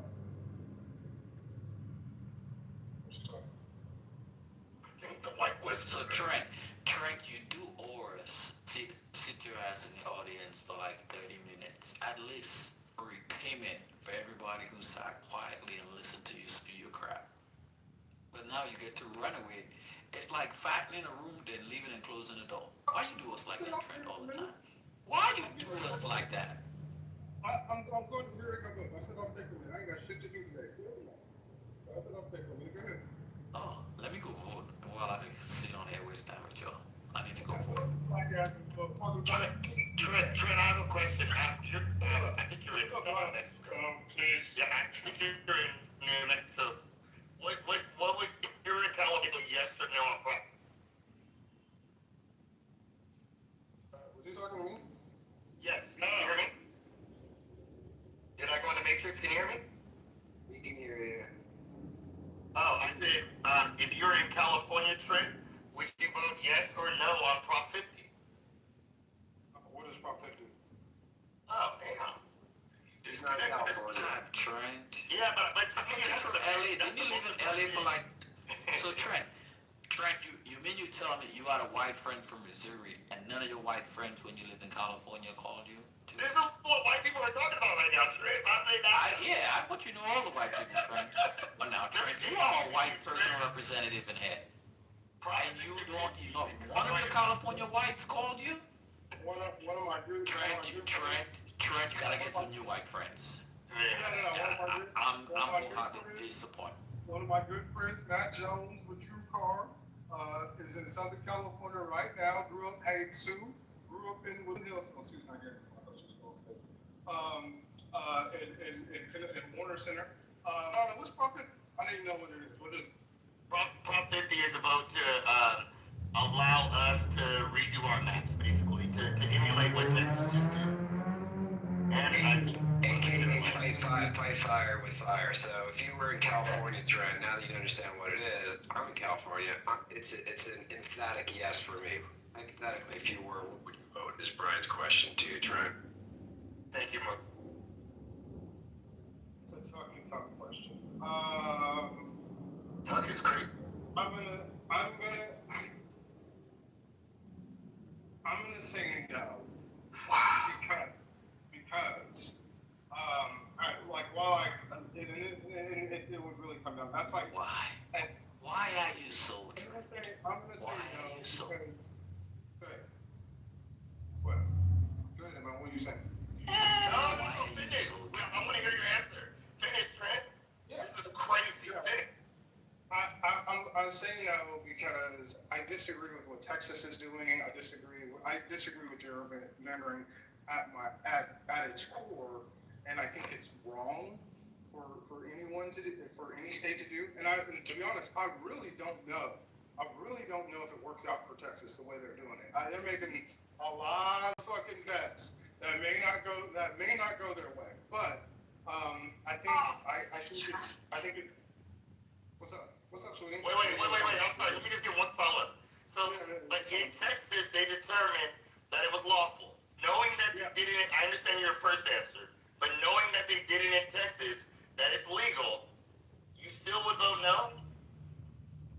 It would be tough. I would probably vote no because I vehemently, I think that the reason why we have so much vitriol and like we got Marjorie Taylor Greene, like Trent. people. Trent. Oh my God. Trent. Hold on. Time out. We're done. Stop it. You can leave now.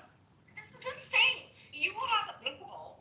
You have a pit bull that is literally has its jaw in your leg, and it's not letting go. And you're screaming and you're yelling, and that fucking pit bull is not letting go.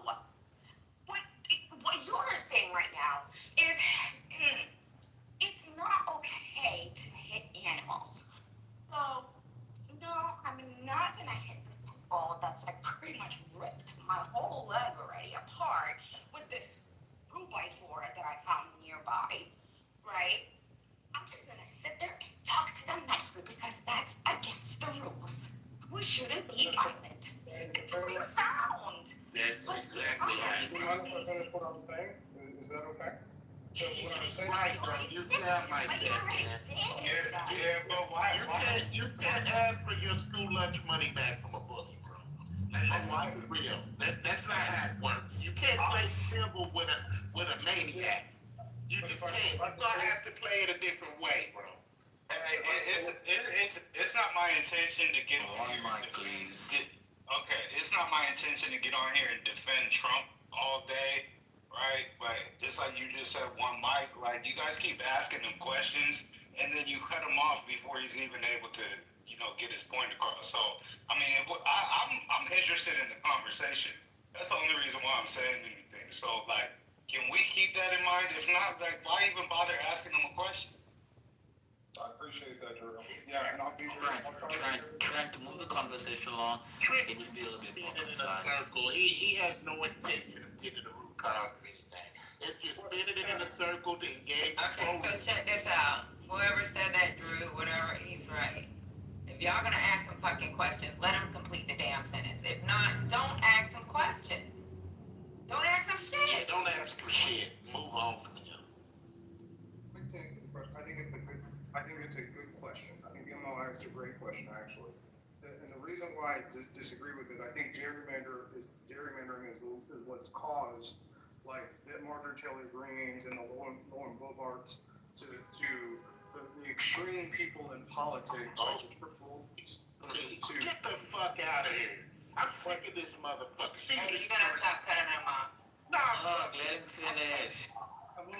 Everybody's emotionally charged. There you go. That's what's gonna happen. I'm driving.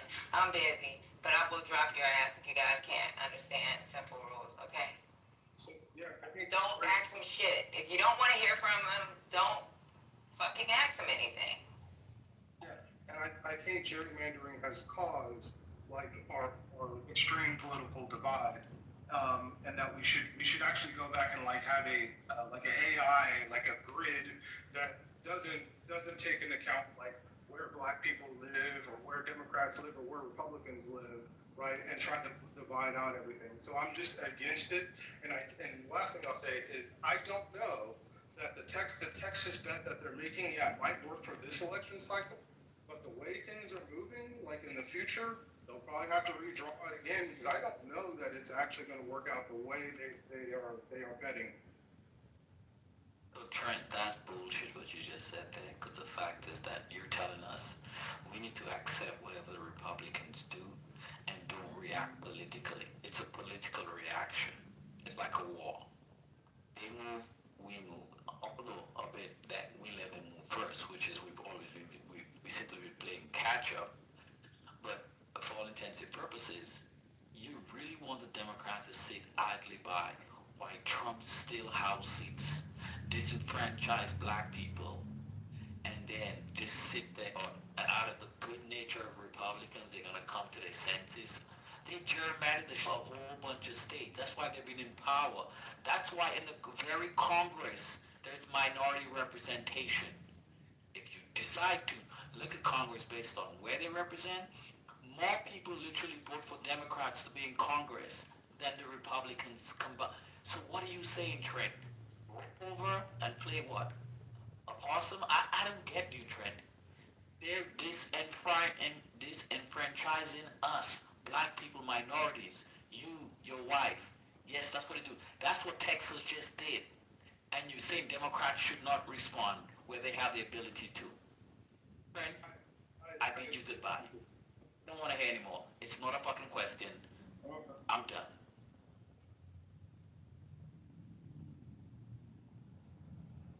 In other news, Dick Cheney is dead. Congratulations. I know. I thought 84. I literally thought he was older than that. That man has been old forever. I really thought he was in his 90s for a by long time, hasn't he? I know. 75, 20 years ago. He looked old under Reagan. He just looked old.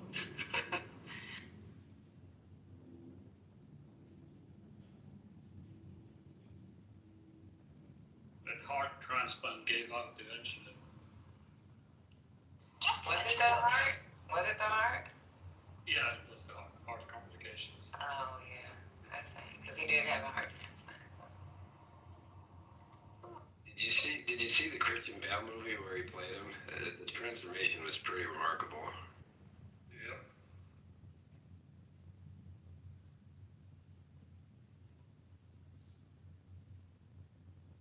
Yeah, I don't agree with what Trent's opinion was on that. I mean, I think that where we're at right now, it's important for us to continue to take pages out of their playbook. Now, I wouldn't say that we operate exactly the same. I can somewhat agree with a position that he said, and of course I didn't hear all of it. I don't think that it's in our best interest to, fight back with the same vitriol that they do. But I do think that it is important for us to use certain tactics that they've, used to their benefit. And which is why I brought up like the social media aspect of things earlier. And it's clear that, there is an attempt on that, in that regard. When you see like how successful Charlie Kirk was and how impactful his approach was to swaying, certain demographics of the vote.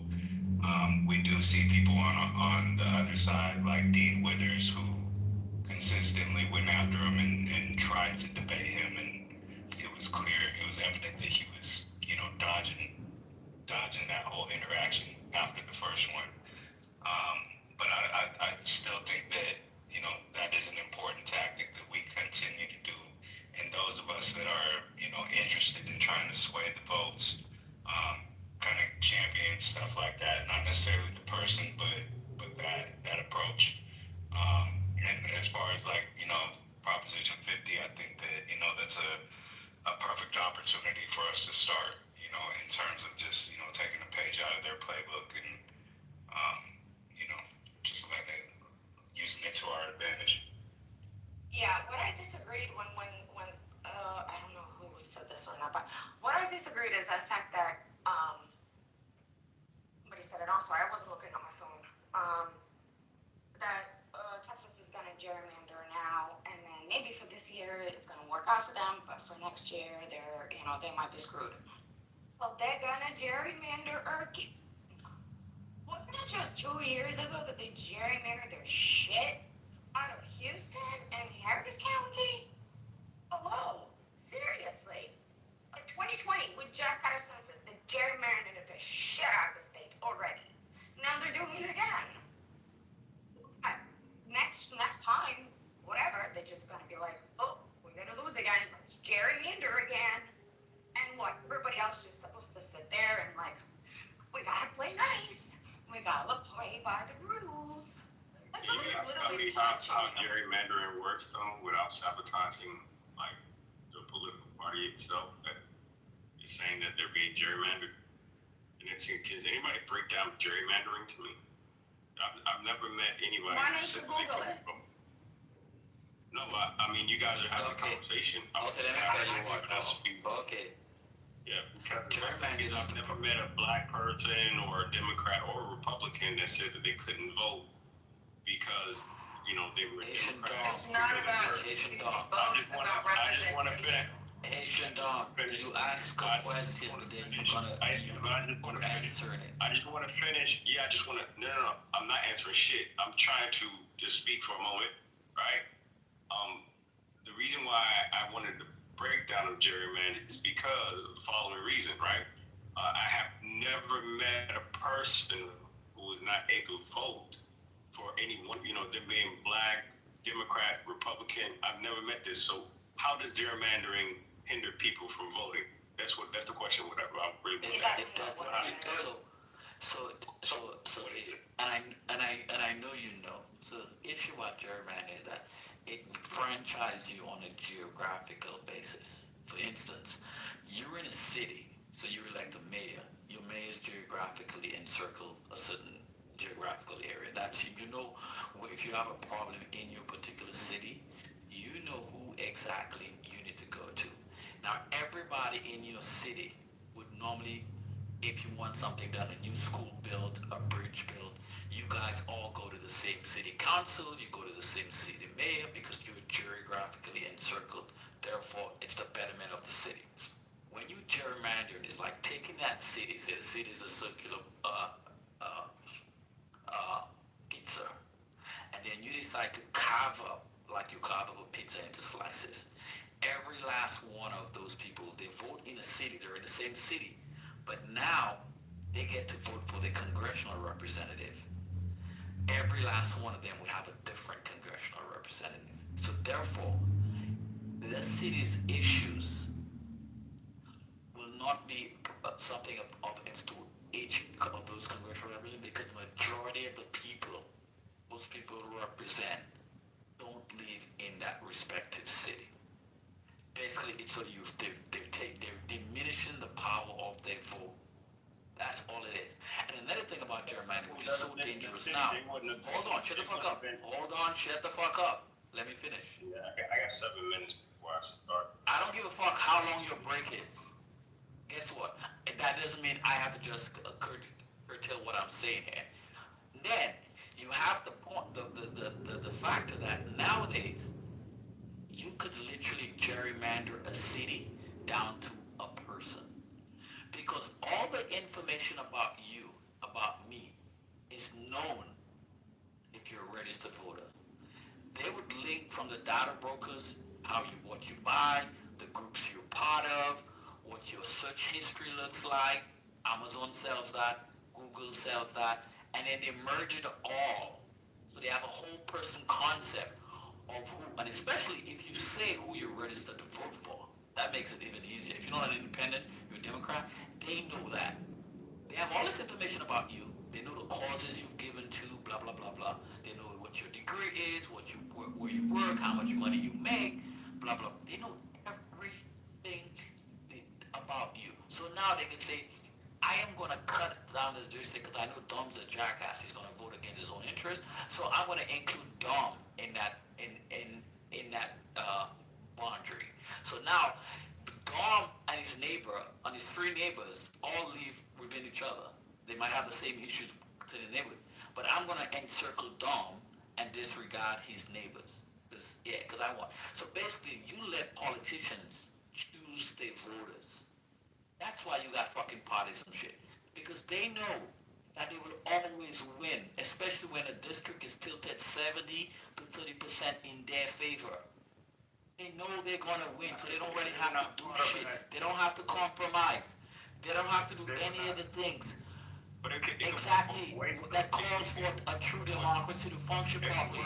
And you can shut the fuck up because I told you I don't care how long you got to stay on break to go back to your job. But shut the fuck up and I'm done, then you can go. I ain't a job, but it would affect both parties though. If what you know is true, it doesn't. Especially the gerrymandering party is the one that's gonna benefit. That could be either party. That's my point.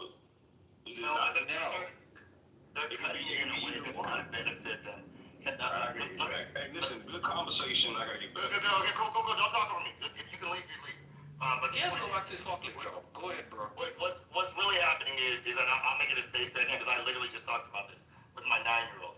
If you have 20 people, right, in that area, and it's split into 4 areas, so you got 5, 5, and 5. Well, they decided one area is black, is 5. Okay, well, that's too much power, so now we're going to split it into 3. Maybe cut that down so now it's less powerful, that black vote. And we're going to cut that black vote in half into those other 2 areas. Or maybe we're going to add more areas to make the other areas more powerful, which is what they did in Texas, to add more representatives. That's what makes it gerrymandering, because you're doing it with the intention of helping your party. Now, what should be happening is you should be doing it in the intention of making it easier for people to vote. That's the only time that I support like making those kind of changes, because we want people to vote. We want to hear from people, but and just the last thing I'll say is gerrymandering is what created these extreme candidates that we have, because you're getting a strong, low area full of people that are extreme for one party, usually Republican, and that's how you get what Trent was saying earlier about, I would say like Bob or whatever her name is, those kind of candidates that aren't qualified, but just want to shout out rhetoric, and for whatever reason can get enough people and a little bit of money behind them, and then it works. So gerrymandering is a very dangerous thing. To add to that, this is one of the concerns which I kind of didn't understand Trent's submission. It's not like California Proposition 50 is the first time ever in the history of the Democratic Party that the Democratic Party is going to gerrymander something. I'm sorry, look at Maryland's 3rd Congressional District, right? The Illinois, I think, 4th, and others. The Democrats have been doing gerrymandering. It's part and parcel of politics in the United States. It's getting more egregious and ridiculous, right? But it's not like the first time Democrats are breaking some taboo. Like, it's past that already. Gerrymanders have been going on in every state for a long time. Sheila Jackson Lee's seat in Houston was a completely gerrymandered seat. It was cut out specifically so the blacks would have a Democrat seat, and they put them all in one place in Houston. It was actually funded. Her campaign was actually funded by Enron, by Ken Lay was actually the one who put her in, because it includes part of downtown. So they've been doing it in every state all across. What I was saying, and MAGA Miso Goat is the one to have in on this conversation. There was nobody on this app better than to talk about it. But when I look at the districts, because I live on the border, a lot of the districts that they cut up are like, they're not 70%, they're like 55, 44. And the border districts like Laredo and El Paso, McAllen and Harlingen have voted Democrat in the past. And so they're making a big fucking gamble that the Hispanic population is going to continue to vote Republican. But the way they're counteracted, right? Because these are some of the poorest counties in the United States. The way to counteract it is for Democrats to have a message to working class people that supports these areas, and you could flip this part of this, that's like the bottom border part of the state would all be blue again. Okay, I'm sorry. The reason why they don't have to worry about Hispanic population on the border, to flip again and vote for Democrats, it's because they're fucking getting rid of all of them. They don't have to worry about them. They want to deport 20 million of them. Let's look. Honestly, naive, Trent, like, I'm getting frustrated. Like, I don't have a higher education or anything. Come on. I live in Texas as well. We have family all over Texas. On the border. Like, what? You tell me that there is you tell me right now that there is not less Hispanic people walking around on the streets. What, Katrina, I'm trying to be like very nice to you. You have no clue what you're talking about. Donna, Texas. Is there less Hispanics walking around on the streets? Ma'am, this area is conversation was about California. I don't know how we got to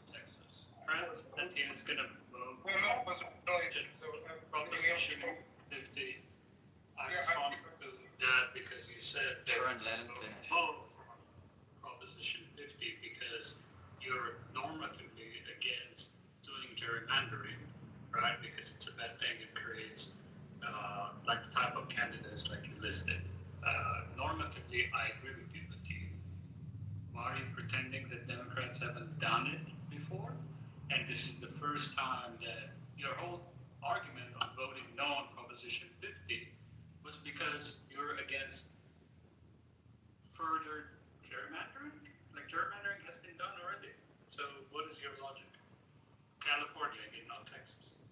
Yes, thank you, neoliberal. Yeah, I think it's the wrong thing to do to be doing it. I think it's gotten out of hand in every state, and to continue to, like I already said before, to continue to make it worse, to counteract what Texas is doing is bad. And just got to say one thing to what Christina said. The border is 97% Hispanic, right? So they're making a huge bet that Hispanics are going to continue to support when just 2 election cycles ago they did not. That they're going to continue to support the mass Republican. I think it's a fucking. So Trent, I'm trying to understand back to California Prop 50, right? I think you probably understand basic game theory, right? If somebody doesn't cooperate, if your opponent doesn't cooperate, what is the game theoretic answer to when you're responding? Is it to cooperate back when they're not cooperating? Trying to understand your logic on Prop 50. Can't hear you. Yeah, to be honest, I don't really like talking with you. I don't like the way you pose arguments, and I don't feel like being sent to talk to somebody else. Oh, you can talk to somebody else. Brent, that's not nice. That's fine. So Trent, what he basically asking you is, because this is ridiculous, because it's already done in Texas and other Republican states where they have gerrymandered, do you think that it's okay now, that it's already done, to counteract for the Democrats to do it also? Is that what you're asking him, Philip? That's what you're saying, right? Thank you. You asked a million times, and I just said I think gerrymandering is wrong. What Texas is doing is wrong, and I think I got an executive calling me to come back and do it. Come back. Thank you. Bye. Thank you.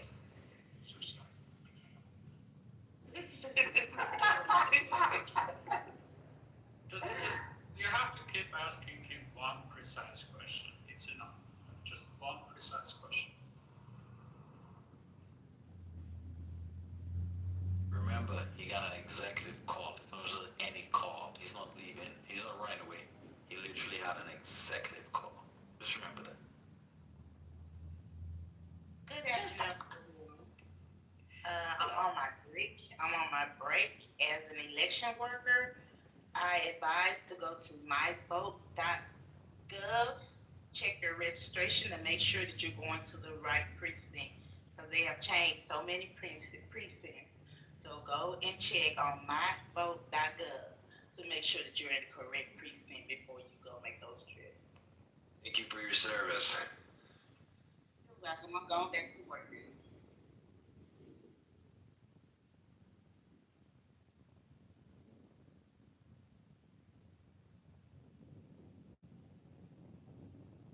The room is quiet. You guys done chased Trent away. Y'all can't ask him too many hard questions, people. No, I wasn't even asking any of the questions. That's the thing. Like, I said something back, but I wasn't asking him anything. It was a mission. And it's like, why are you responding out? That wasn't a question. And that's the issue, is that even when somebody doesn't ask him a question or corrects him, he's like, am I respond back? And then yes, people are cutting him off because it's like nobody asked you a freaking question at that point. Yeah, sometimes people do ask questions, but a lot of times he just has to respond to everything. He just wants to be the center of attention. Yeah, but I mean, at the same time, I mean, you know, Patty said it, you know, plenty of times that she welcomes people with opposing views just for the sake of conversation. So, I mean, otherwise we do just kind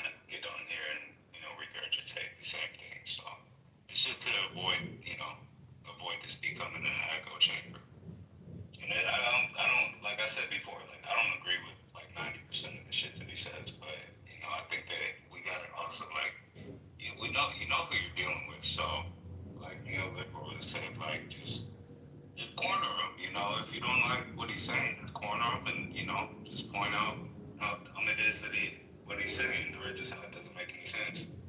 We don't gotta be offended by it.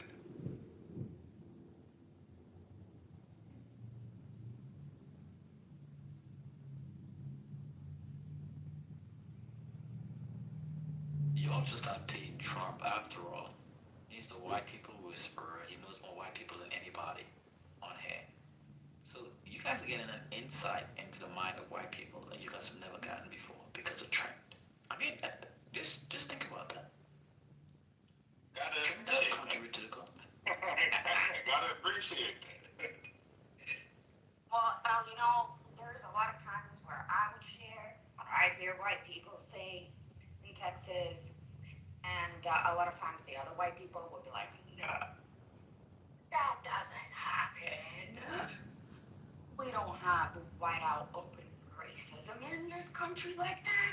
You're making this shit up.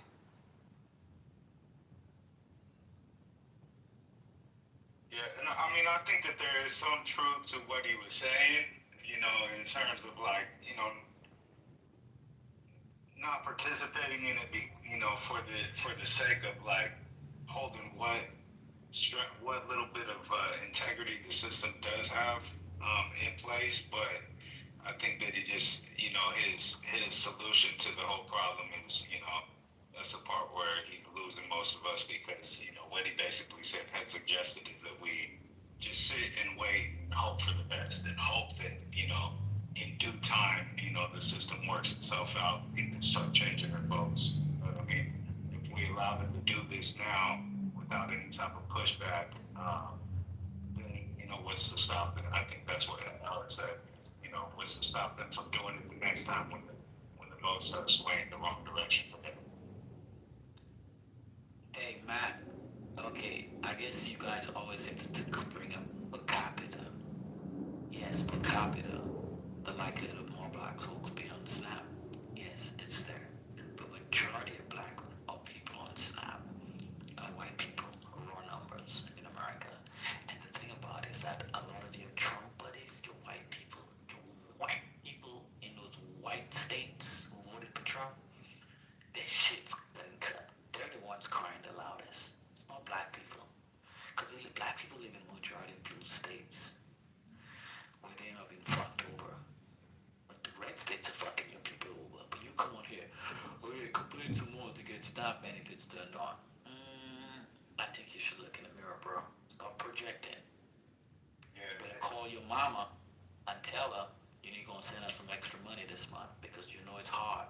SNAP benefits. Oh, by the way, you might call it SNAP or you might say EBT. They're the same thing. Yeah, just like Obamacare and ACA.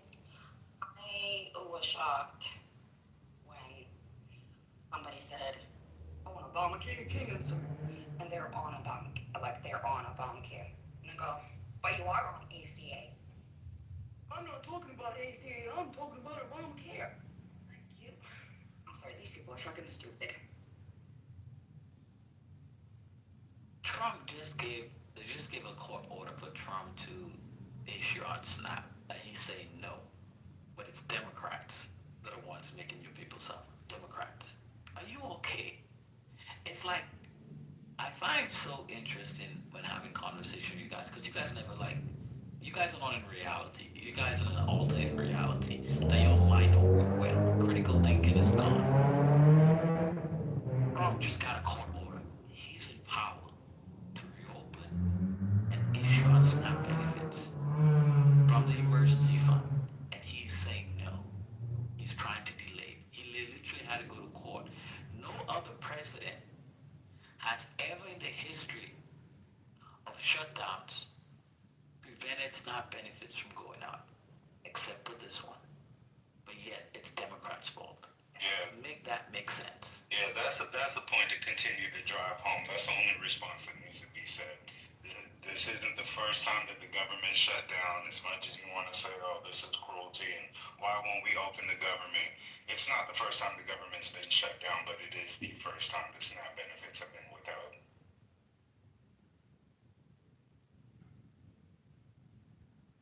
Oh yeah, and when you talking statistics, we don't believe in shows frequency. It doesn't really show hot numbers. When we talk about people, let's talk about people. Let's talk about raw numbers of people that are affected by the snapping cuts. Are there white people now? All them jobs, them manufacturing jobs that left the Midwest and whatnot, all them farming jobs that, hey, those farms are closing down. Those are white people, man.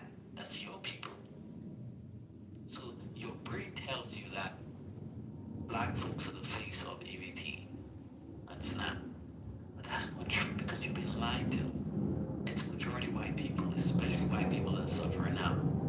The economy has been so bad for white people that if you look at white unemployment over the last decades, and you look at white income power, it's consistently been going down. When you want to hear all this stuff about, oh, it's black people, they're just waiting to get on their snap. Nah, bro. Black people are resilient. That's why they've survived centuries of cruelty in this country. Now, let me see how your folks handle the cruelty, because cruelty's been done to them by the same people. But you're too dumb. Well, and now, is it safe to say? Continue to vote against your interests. So, Brooke Rollins was on TV this morning, and she said the SNAP benefits will be sent out to the 21 states, Democrat and Republican, who responded to their request. The other states who refuse not to send out the details to make sure illegal immigrants will not get their SNAP benefits until they comply.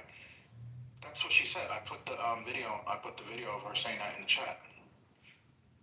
So I hope that helps you with your analysis. What? You posted another clubhouse room. What? Are you okay? No, because we don't want to flood Lisa's work on the chat no more. Amari, I am lost with your point. What point are you trying to make? So the point is that if you were watching, they would explain why they're only doing a partial. I just want to bring your news up to speed. Thank you. I'll go on mute. Doing a partial is Trump only. Trump said he's only going to pay some of it. Is that what you say? Yes. Do you know who Secretary Brooke Rollins is? She's the agricultural secretary? Yes. She explains that, why she did that. And so, again, I'll be happy to send you the video on the back channel of her explanation if that can help you maybe put more context. Okay, so here is latest update. It says payments from the SNAP will not be distributed until the government reopens, President Donald Trump said Tuesday in a post on Truth Social. SNAP benefits will be given only when the radical left Democrats open up the government, which they can easily do and not before, Trump said in the post. That's your dear leader. I don't want to hear from his, because he's an agricultural secretary going to do what the fuck Trump says to do. So come back and tell me when Trump posts again that yes, it's going to go up. Do that. Look, the left hand might not be speaking to the right hand. Now, that would not be the first time that have happened in this administration, ML. We both can agree to that. So, okay, if they funds partially or doesn't fund it at all, well, what's the point? He can fund it anytime he wants. Is that a good policy in your opinion? Is that a bad policy? What is the... I'm not a lawmaker. I'm not here to talk about what's good or bad today. We did enough of that yesterday, but I'm just here to it's your opinion, bro. It's a pretty simple question. So the question Why is, you guys are always stumped by easy questions? Who's stumped? You are. Because you refuse to answer it. It's a pretty easy question. Answer it. No. We already moved past he asked the question. You said you're not. I believe you. Now answer the question. Look. You're not stumped, so answer the question. Let me answer the question. You gotta shut up first. I don't think it's a good policy. I don't think it's a good policy. Does that have you? NL? Stands for neoliberal, NL. Does that help you, ML? Sure. ML? Are you okay? Why are you getting childish a lot? I know, this sounds really weird. It doesn't even sound like an adult room.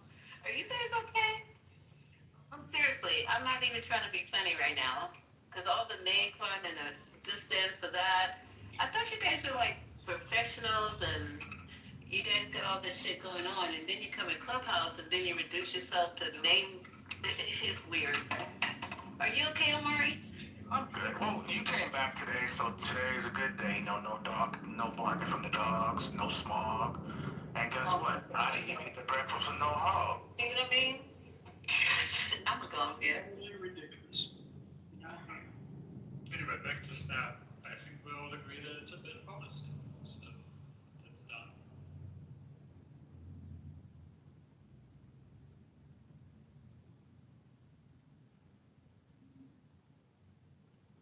The best way to keep SNAP is to open the government. The government is actually, for intents and purposes, still open. It's just running on minimum personnel. Is it true? Individuals, man. Is it true that Trump is not going to follow the law? Follow the court order? Is that true? I'm getting stuff. That's what he just posted on. That's what he just posted on his broadcast Twitter. So he really, if this is not an eye-opening situation, what's going on right now for these MAGAs or these conservatives who say they're not MAGAs, this is really heartbreaking to hear the president talk about he's not going to feed nobody. And then, did you guys hear? You probably did. I've been out of the loop for a couple of days. He had a Great Gatsby. Is that he said? A Great Gatsby party? Yes, he did. You're talking about the irony in the. Can you fucking believe that? We're in here arguing every day for the last 30 days about food, and he has the audacity to have a party-themed Great Gatsby. Y'all know what that is, a Great Gatsby? Yes. They didn't know, so I had to explain it to them, Lisa. But they never read the book. They never read the book in high school, Lisa. Wow. Well, if you ever read the book, I didn't know. I'm telling you, a lot of people. Wow.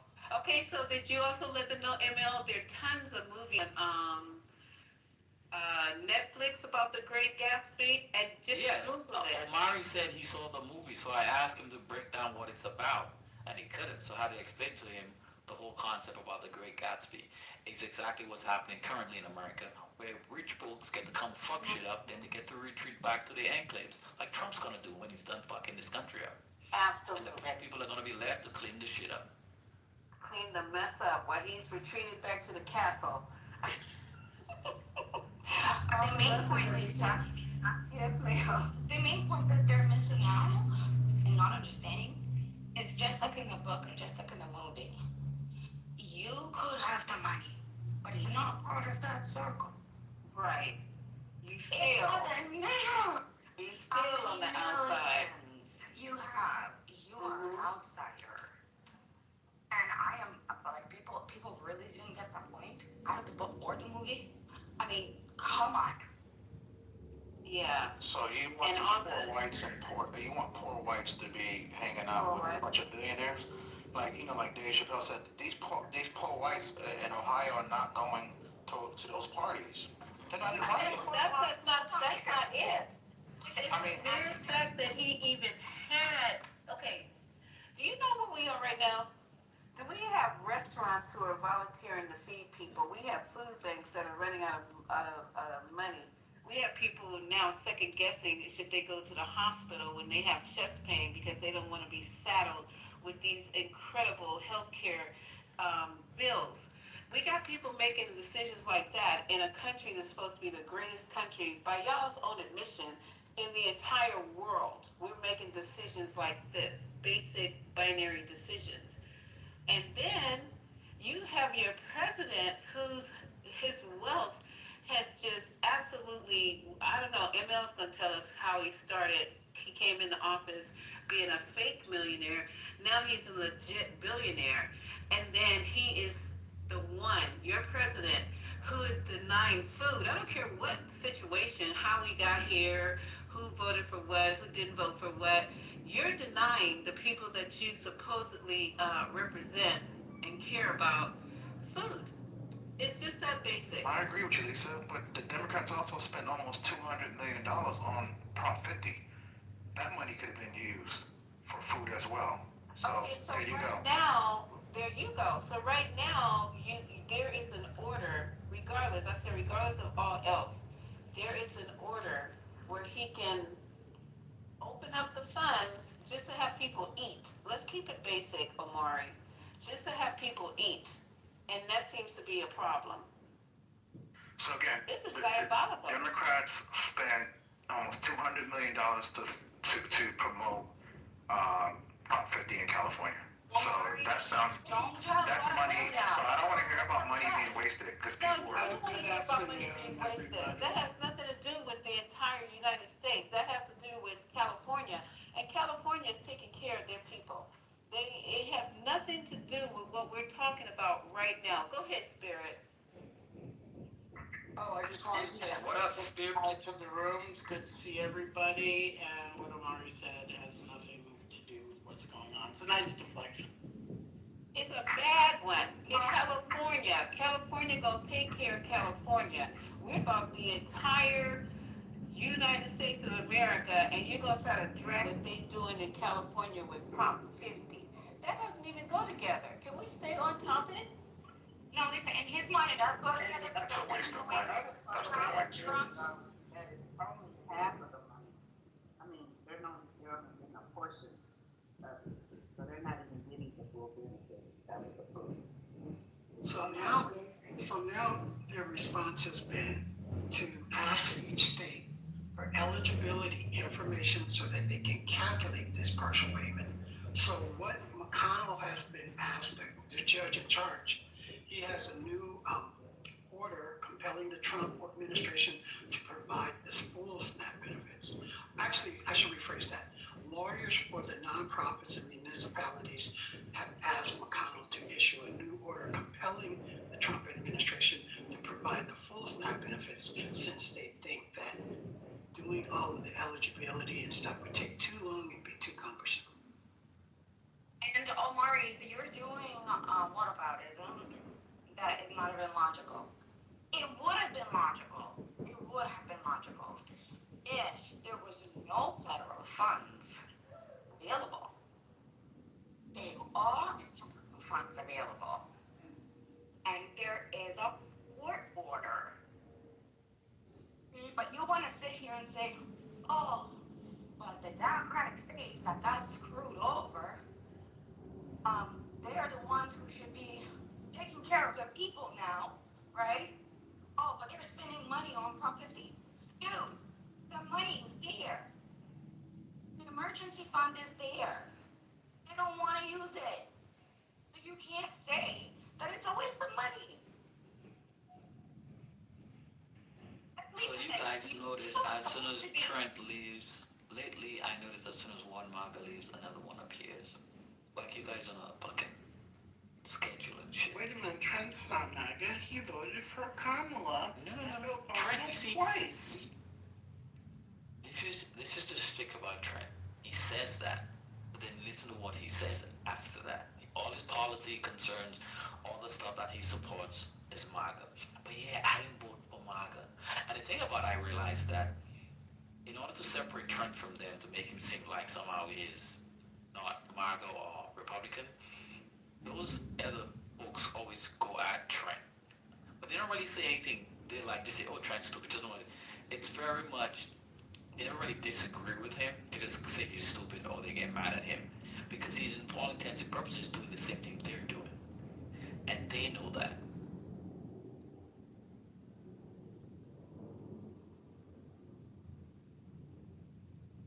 Someone in the chat said you got a big mic for the election day, ML. Are you going to be on the desk tonight, providing updates for election day? They're about to get a shellacking in this election. No one gives a shit.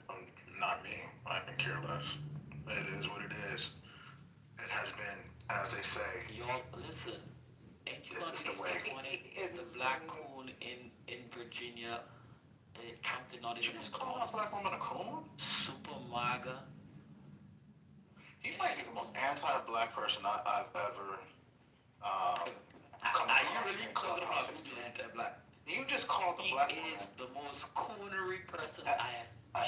She make like a light coon, Omari. You like light compared to her. An elderly man at that, a coon. Well, she's not a coon. She didn't get support from Donald Trump, so she can't be a coon because she doesn't support. She's like, they call her MAGA. She is Queen MAGA. Because the reason why she had made a negative statement about Trump saying that was the January 6th shot. You understand? And hold on, that Trump shouldn't run again. So Trump used it as an insult. So now, he's not going to endorse her. But he picked J.D. Vance as his vice president, even after J.D. Vance called him a Hitler. Okay.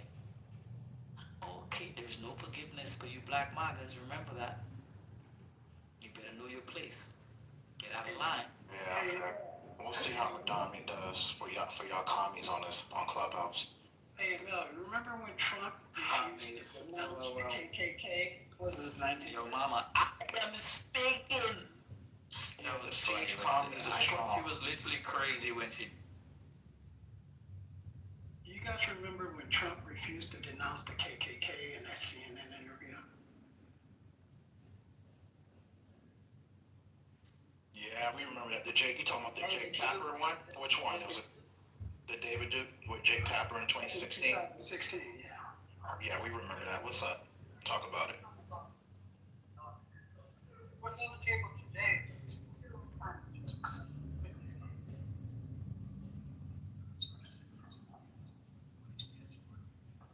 Why is he doing the Biden whisper? No, that's how I speak, Omari. Oh, my bad. No disrespect to that. You're not changing, my brother.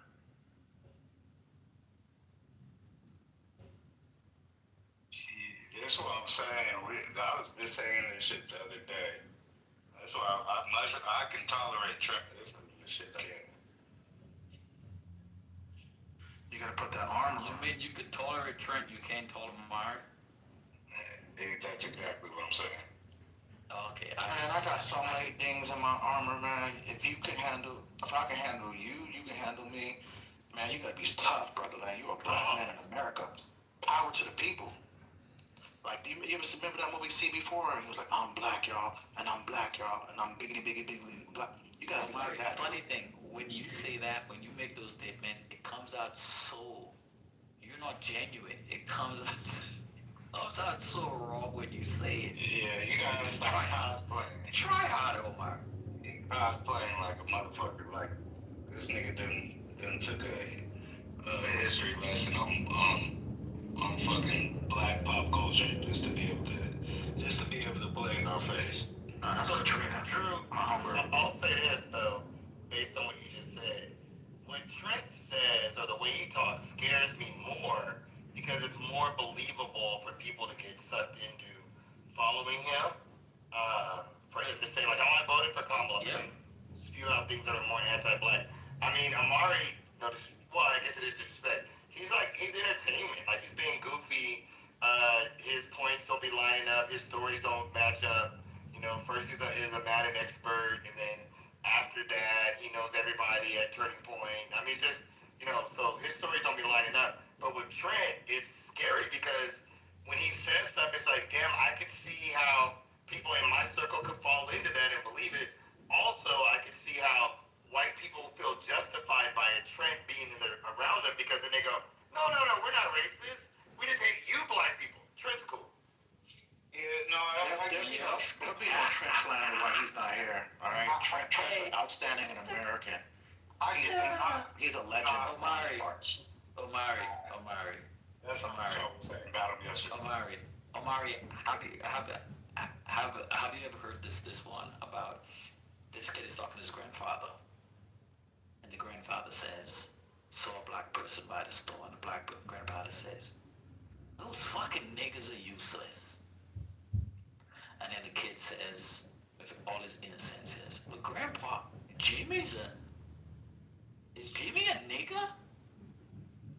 The grandfather goes, no, Jimmy's just Jimmy. Okay. Okay, Trent. Okay, Omari, you're just Jimmy. You're not a nigga. You're just Jimmy. Okay. Does Jimmy crack corn now? Because that shit was corny. Well, Can I do mine real quick? You're Jimmy. So, Amari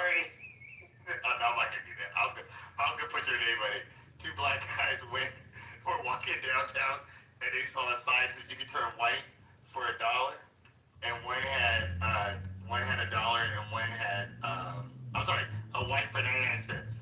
One had $1, one had 98 cents, and the one with the dollar says, "Well, I'll go in, turn white, come out. If it's cool, I'll give you the penny. Then you can go in and be white too." This is cool. Guy goes in, they turn him white. He loves it. Looks in the mirror, feels good. Walks out to his friend. His friend goes, "Oh, cool. Let me get that penny." He goes, "Get a job, nigger." That's so hard. I almost put Omari's name. I couldn't do it, but that's just weird. I mean, all y'all BIPOCs with the racist jokes is crazy work. Omari, that's you, buddy. Don't be bad about. This is when a half breed of Omari, that one hit. racist shit. Omari, that was This is where your Kansas family upbringing comes into play. Is Monica, don't be repeating that shit with your racist ass. Is she in the goop? Let me look. Don't worry. Omari's gonna tell that joke too much to Monica because they do hang out. He's gonna tell his white clique. 20 years. I thought Nobody does. I don't know any black people that do racist jokes except for a Clubhouse. I mean, I don't. You took a picture with Candace Owens. That was more of a coon joke, not a racist joke. It sounds pretty racist to me. That was a coon joke. That was a coon joke. Hey, that shit was funny. I'm definitely gonna steal that one. Because every time I see Omari, that's the image that comes to mind. He was given an opportunity, and he was like, "Fuck no, I got this whiteness. I'm not giving this shit up." Omari's not. We trying to help you, bro. We trying to make you come into the light. That you can be a successful black man, and don't try to comport to whiteness. You could be an individual. You could be. Nobody's holding that against you. You know, but the point is that you're anti-black in a lot of your sentiments, and you're definitely anti-black in how you view the world. You know you can get my girls over here too, Omar. After the jokes I just made, I would really probably just stay away from black people. That's what makes you anti-black is that you don't even know how black people communicate with each other. You don't even know what's acceptable between black people. So that's how we know you're not connected to blackness in any way, because you view those as racist jokes, and you don't even know how black communication works or how we see those when we tell each other, like when we repeat or say jokes like that to each other. That's why we know you're not culturally black. You just why don't you say the same joke to ML then? I'll answer that. Because the irony in the joke is there are some black people who actually do like Kanye West said, and they get on and then they turn their back on black people. So that's what the joke is really about. It's about like they both had a chance to jump the other side. One jumped and was like, "I ain't with you niggas no more." That's what it meant. So I know you didn't get it, so now you know more. Exactly. When it was more about a troll, it was a troll with how y'all act. Facts. Yeah. Hey, Omari, he could make that joke to me and I'm gonna laugh. So, Lisa, I thought you said the vote was supposed to be mature. What happened, Lisa? Omari, it is. We're reflecting on your coonery. He is so hurt right now. He is so hurt. You can hear it in his voice. All the anti-black that you said in this space, some directed at me or indirect. You go back and get mad about that, Omari? The same nigga that said I had a ghetto voice. Like, boy, shut the fuck up. Talking all black. Yeah, like, come on, bro. So, Omari, listen, you know what? Do you know what's funny? Omari, I had a troop. His last name was Askew. And that troop, I mean, he was not the best of looking brothers. Dark-skinned kid with a lot of acne on his face. But he was with the whites. Every time you saw him, he did not. I've never seen him around another black person. Listen to Air Force, there's not a lot of black people, but they did have black people in my squadron.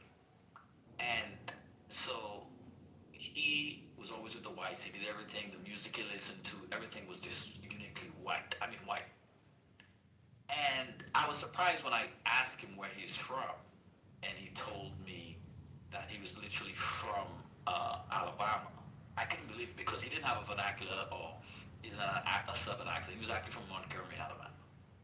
So I was like, okay, no big deal about it. I just really thought he was from like California or New York or the Northeast because he didn't have or Washington State. And this kid, so one time he was outside, and I was teaching Little Rock, Arkansas, and so he and this other white female airman and a bunch of other kids, there were four of them, and there was a bumblebee that ended up landing on her collar, and he went ahead, he saw it, and he goes, "Don't move," and he went ahead to smack it away. He moved, and his hand ended up touching her breast. That girl was not going to say anything because she knew it was an accident. But because the other white people that was there with her, because she'd asked me, they were friends. I was like, okay. They told her, "Oh, gross! You touch your breast! Oh shit! That is fucked up! I should." That girl ended up reporting him to the first shirt. And then they brought that shit up to me as a commander. That he touched the breast.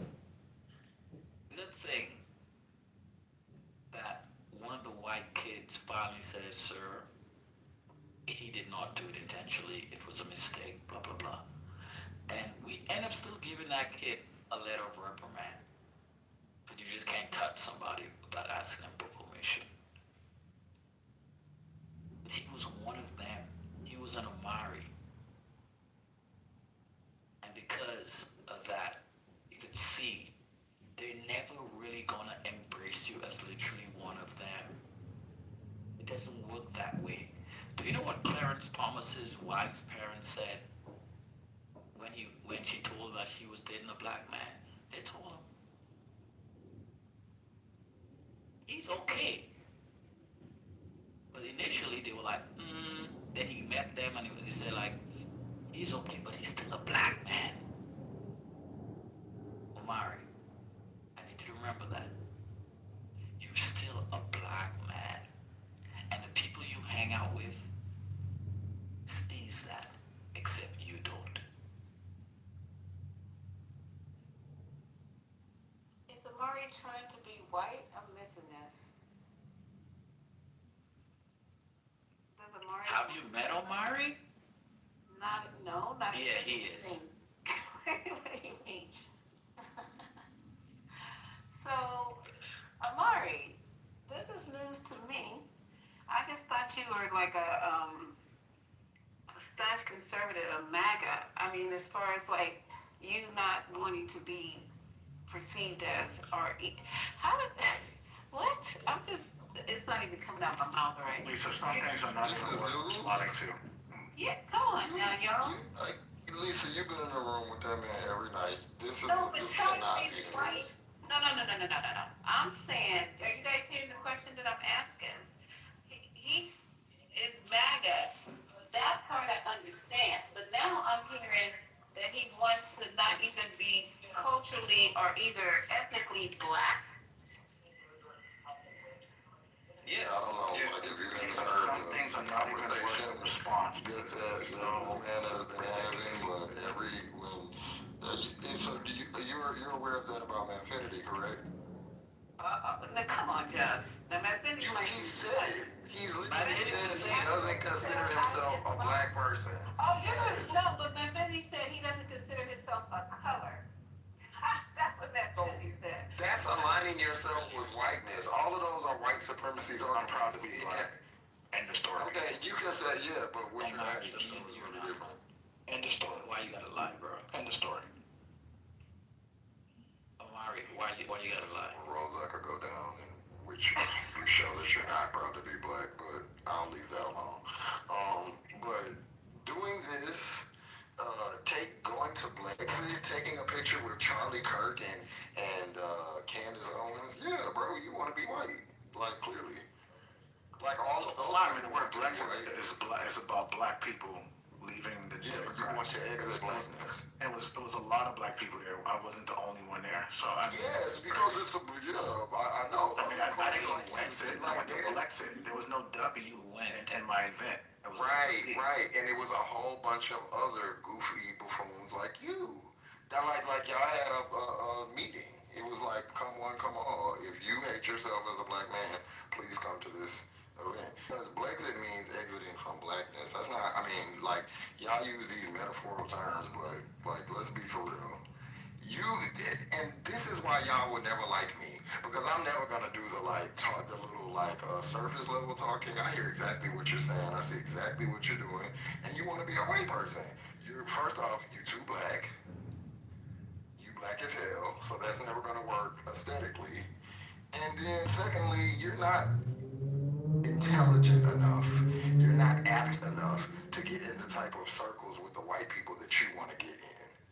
You can't even bang with the, black people in here. You want to be in the upper echelon with the white. That's never going to happen. Never. So you can keep on rooting and spooting or what to do, but you are a nigga and you're an average one. And Blexit, That was funny. Omari left? Oh man, you need a nerve. Just you need a nerve. But Amari's right, man. He's still there. Okay. You gotta be down. What white folks is.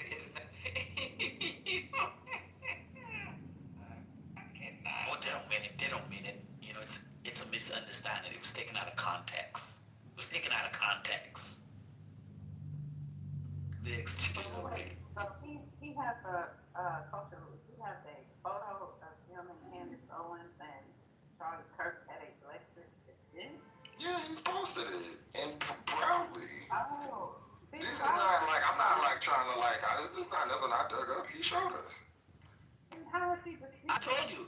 He did it. He says, "Oh, I don't remember this picture." This guy one time showed us how many white women he meet, the type of white women he meet by consistently updating his PTR to show how many white women he meets. Yeah, this is not white women I mess with. This is not white. And he was so gleeful. I never messed with a white person in my life. That's a lie. But all we did was make you feel comfortable one day, and you just start showing us white woman after white woman after white woman. I don't date white women. That is what happened. We made you feel comfortable. Why you out to lie? You start showing us all the white girls you thought was cute. That's a fucking lie. I date white women. I do not date white women. I don't know if you date them, but you said you like them. I'm not attracted to white women. I don't date white women. So why you gotta lie? But if I wasn't, I still wouldn't date a white woman. Mari, quick question. You don't date black women. Did you not show pictures? Did you not show PTR pictures of different men? In pictures of different women? Of course, I'm wife is black. She's Polynesian. Okay, so why are you acting like you like I don't date white women as a you don't date black women either? Let's call it. So ML always leaves out everything because ML is just the ML's a liar. Do you forget that you always call me your Mari, why you gotta lie? Bro, you're a grown-up man. You're 4 years old. The thing with ML what I'm trying to do is say that white people can't stand you post pictures. It's like, wait a minute, I didn't run a gang of white people. They never called me the N-word. They never said white people can't stand you. I never said that. You always said you're never going to be. I was like, wait a minute. When I go around, guess what? They say you can stay at my house. Oh, yes, they do. You are a coon. And this is your justification. I can stay there with you. And they have kids. They said they can stay at my house. You're such a stupid ass They're not scared of me staying. They're not worried about it. They stay at their house. No one said that. Listen.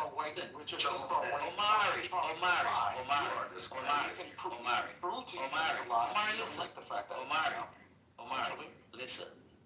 We're not saying that all white people. I don't think that, but I would never get on here as a black man, as a self-respecting black man. I would never get on here and say, when I go around white people, they're nice to me, and they said I could stay in their house. Boy, you don't shut your Uncle Tom's corner face ass the fuck up. Bitch, you're an embarrassment. You're an embarrassment, my nigga. You're an embarrassment. You're a grown 50-year-old man. I wouldn't say that about a black man, let alone about a white man. These white men do what I want to. So I would never say nothing to you. I can do what I want. I can do what I want. I can do what I want.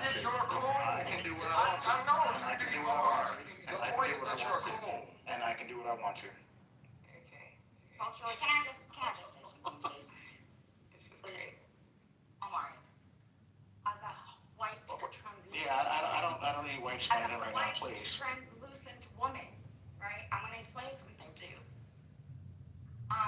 They don't say shit to your face. Oh, right? But you would probably have to, if you notice when you're around those white people, like if you're walking Katrina, respectfully as a white person, let's have the conversation between black people. Thank you so much. Oh, I should. Okay. I should. In this situation, yes. This Heard you wrong for that, but Because he said like, when people walk me to their house and they're it's just not a time to chime in, really. They're having a conversation. We don't need to insert ourselves. Thank you, though. Well, So, they call you names behind your back. So Amari, no one is saying you act like we don't have right. We have white friends. We have cool, woke white friends. We have white friends who understand, who respect our individuality as black people and doesn't want to make us comport to something that we're not. Those are the white friends we have because we have friends of all ilk. The issue is that you have to comport your way in a certain manner to be accepted by your white friends. They don't just accept you for who you are. That's the difference, Omari. I have a lot of white friends. Majority of people I work with are white. My military friends throughout my years in the military are all white because the airport didn't have a lot of black people. It's mostly white. And the problem is that I could have an honest conversation with them about a lot of things. Even some of my white friends who are MAGA, who voted for Trump and whatnot, we could have a decent conversation. They were like, yeah, you got a point here. That I will not vote for him again because this is crazy. And they've come to the realization that they wasted their vote on this individual. And they would not defend him in the passion and the way that you do. So when you say those things, you try to excuse away your behavior is the fact that when we call you a coon, we're not just doing it from just the mere, we want to be name calling. It's the fact that you've done things and said things that allows us to frame you in a manner that's anti-black, because you are. I say you have said because things you and think, things that Omari, that you think you're a never special, come back to your side. Omari, you remind me of the, Omari, I'm not done yet, Omari, I'm not done yet, I wanted to come back to the Democratic Party. Omari, and then you respond, okay? Omari, you remind me of, and Patty could tell you the same thing. I literally, in my career in the Air Force, I used to have, like, full-blood colonel, you saw black full-blood colonel in the Air Force. And, in the Army, Patty probably might not have that as much because there's a lot of black officers in the Army. And you see a black colonel. Yeah, and you was like, man, I need a mentor because he's like the only black colonel on base, so I need to go talk to him. And I was telling you, when I joined the Air Force, so many of those black colonels would tell you, don't fuck up now because you're going to embarrass both of us. That's what the type of mentoring they would try to give to you, because they're telling you that we're in a white club, so you don't be acting like a nigga now.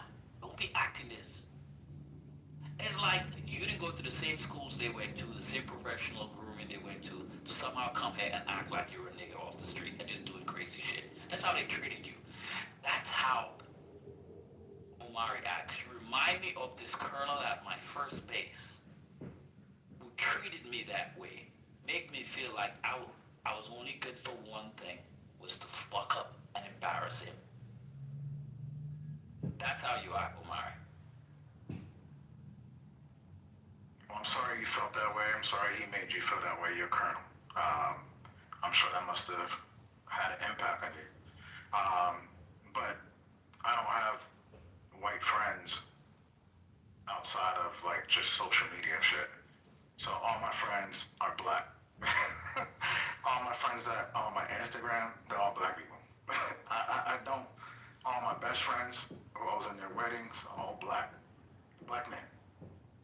I'm not really sure who you think you're maybe talking to on this Clubhouse app, but you have me all the way fucked up with somebody I don't really understand who the fuck you're talking about, but whatever helps your medulla connects to other parts of your brain that doesn't work, have at it.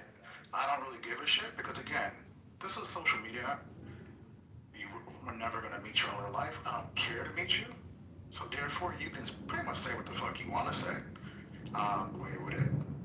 But for the most part, it's not true. So do I give a fuck? And so in person, would somebody not get away with it? I didn't say I landed yet. And last, I don't give a fuck what you say, and last, I would say, just listening to you, and the next person that's gonna say, I wouldn't even. Bitch, You culturally, you answered it because I'm with your dumb coon ass, bitch. I don't want to come back. See, if I hang around like the normies, you're right. The civilized you people are that don't make normal, shit up. bitch.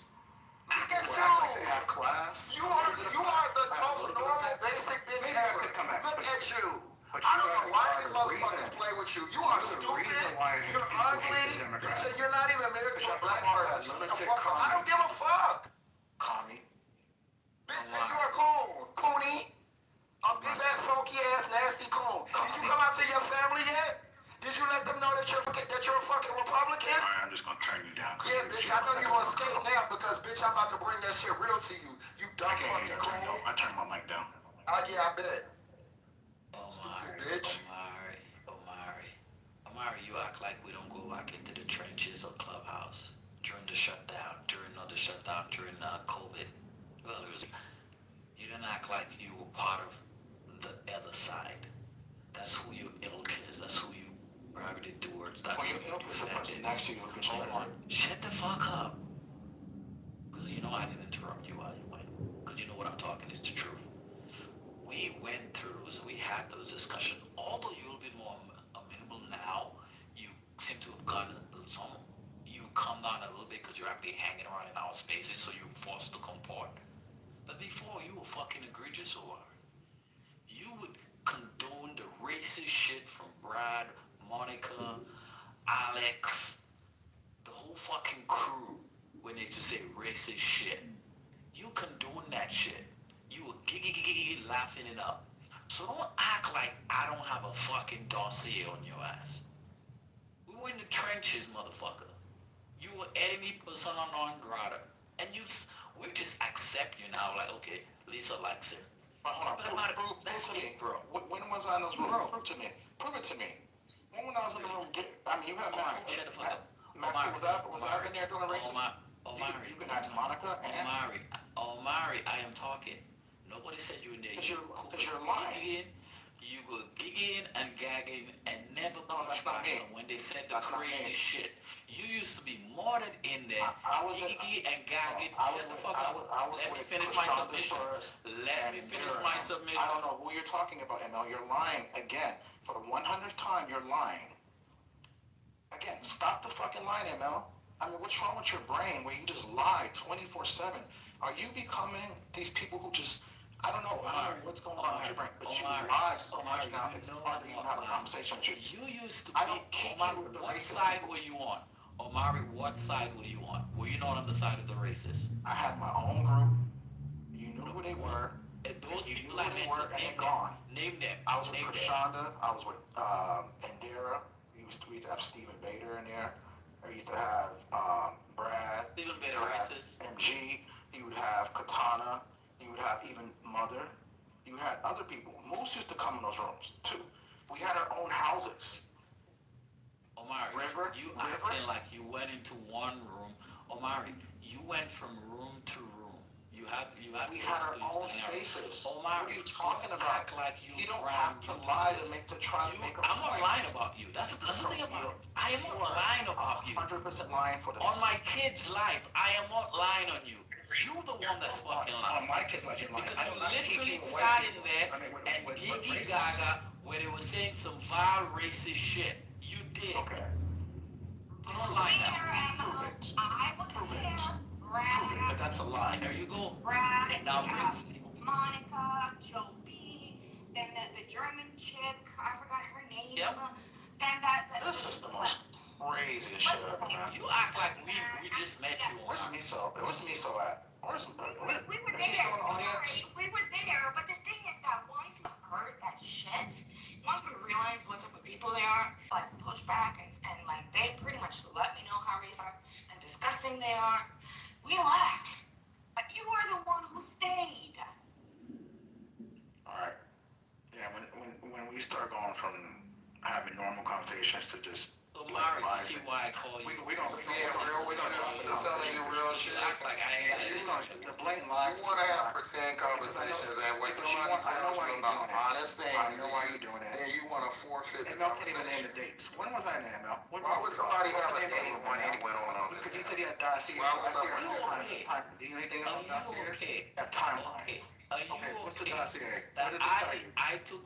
I took out of my fucking professional life time to document what dumbass Omari Then said. you don't have a dossier then.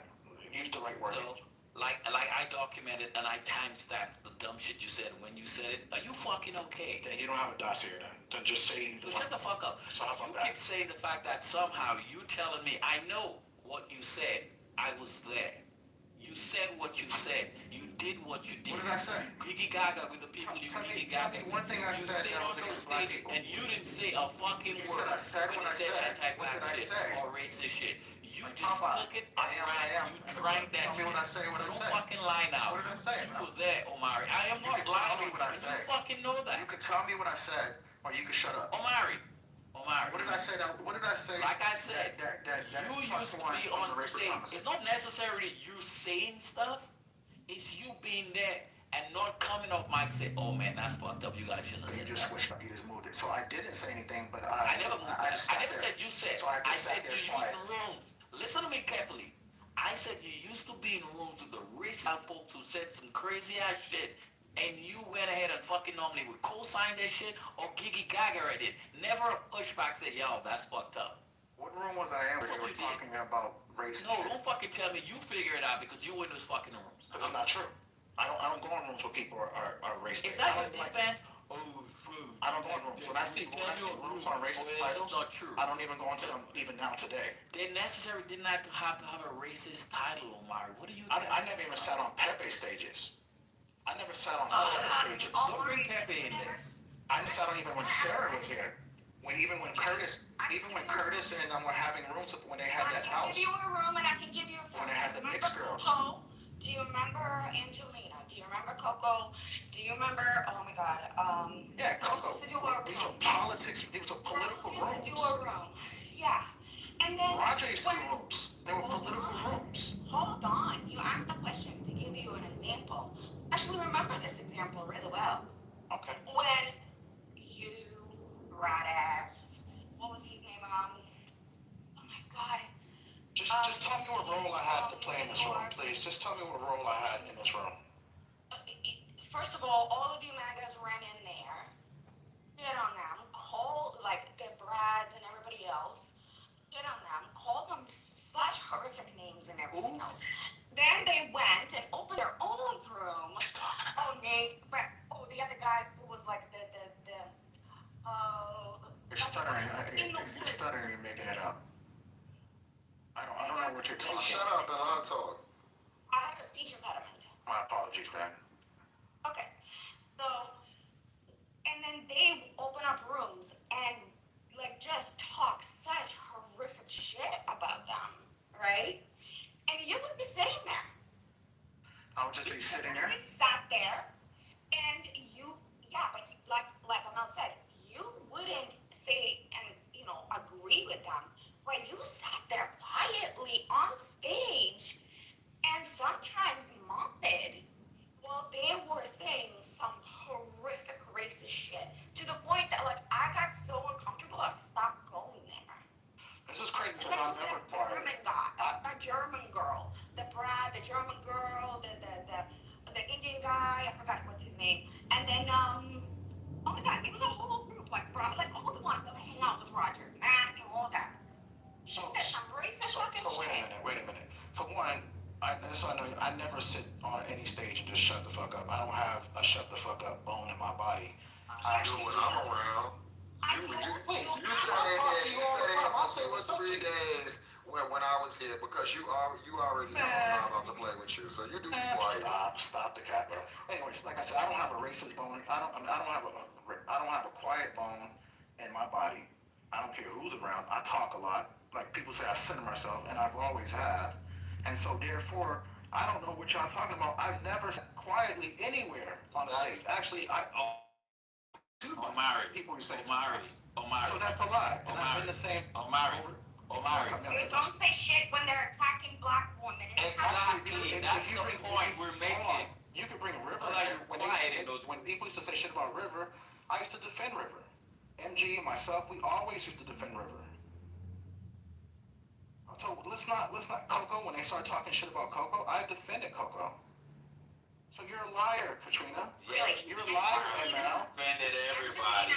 Everybody else, every Omari, we got two witnesses. racist shit about intelligent woman. Listen to me.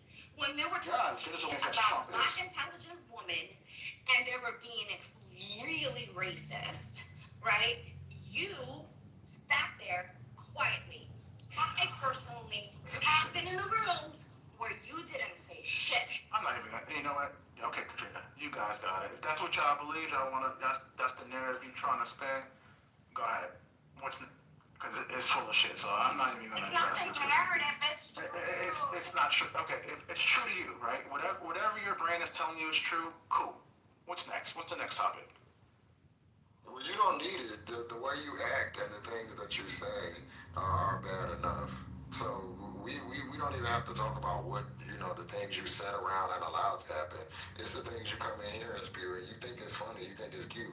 And then you want to have like camaraderie, after you disagree with people and their right and shit to live and choices they make and shit. And you want to like chum it up like, oh, what's up? Bitch, there will never be that. Like there will never be that. As long as you're standing in my way or my right to have everything that you have, I will never grin with you. I would never be like, oh, what's up, Omari? No, bitch, I hate you. Like, and I don't know why anybody else would, but I won't. So you keep talking about this is why the Democrats, this is why, in my opinion, this is what more Democrats need to be, is give y'all the motherfucking heat. Because you're trash. Everything you do, everything you stand for is a joke. And you're still playing at a time like this. You can watch, and these is not even black people. You can watch that shit going on in Chicago every day. Then people getting slung out of cars. Their cars getting rammed, attacked. People asking for papers like it's fucking Nazi Germany. And you still want to rock with that. You are a corny ass nigga to me. You are.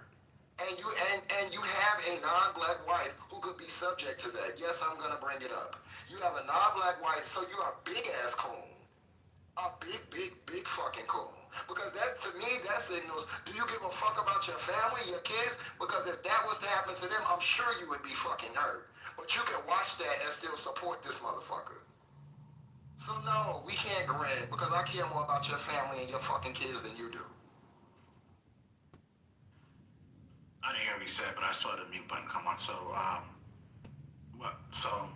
yeah, Monica, I'm reading you're not gonna do that. You're not. So if you're gonna mute and do that, then just stay on mute. You can get cussed out, or you can just stay on mute. And this is what you just said. You ain't have a mute button. You go on mute every time I'm around because you're afraid of the truth, and you don't want that little secret to that family. So whenever I'm in here, I'ma just pop up. Cause bitches want you to be quiet. They want to hear the news. They don't want the fucking Omari show. And so you see how you're on mute and you stayed on mute the other day when I was here? I'm gonna start doing that, homegirl.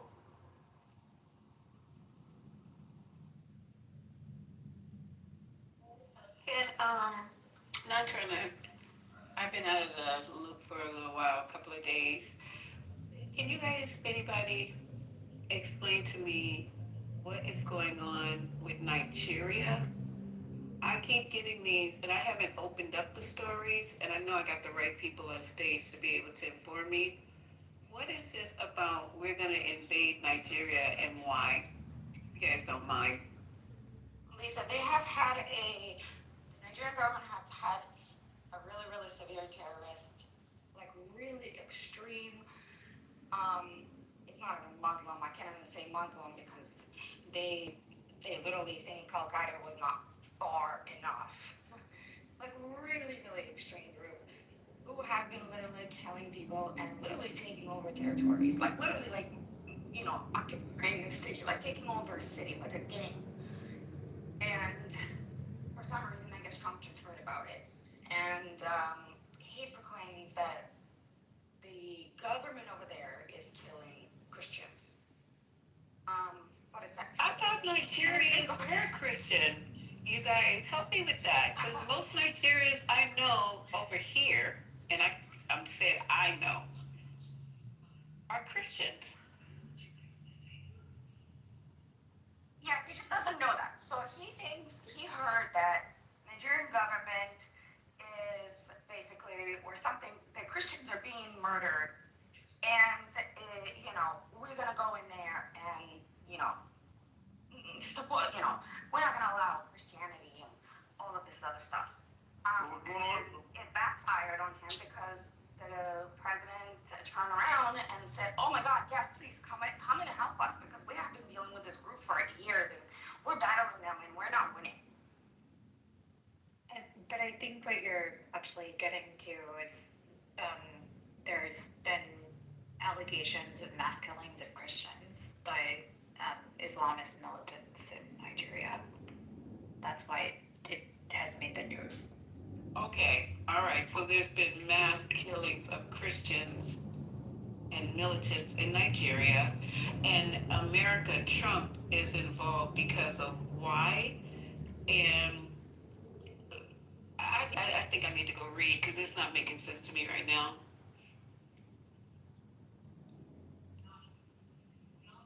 They're not particularly killing Christians. That's not the thing. Just the fact that maybe majority of the country is Christian and they're killing Christians, that's one thing. But I'm referring to why it made the news, not. Wait, stop coming off a mic. Come stop because Haitian was speaking. And you know his mic is wrong. Thomas, can you just a second? Can somebody put him on mute for just a minute with the music? The moderator, I was trying to move him down to the audience. Good morning, everyone. Oh, good afternoon, rather. What's up, Devon? Oh my God, this is gonna turn out to end well. I came in here earlier, Patty, you were here. I'm banging on the door, and there was a brother speaking, and I'm like, bring me up, but it's okay. Hold it for a second. Can Haitian finish his sentence though, Devon? No, I'm just good because when Haitian we can't hear him. We can't hear him. I'm sorry. All I'm saying was the whole thing with Boko Haram. It's not anything new.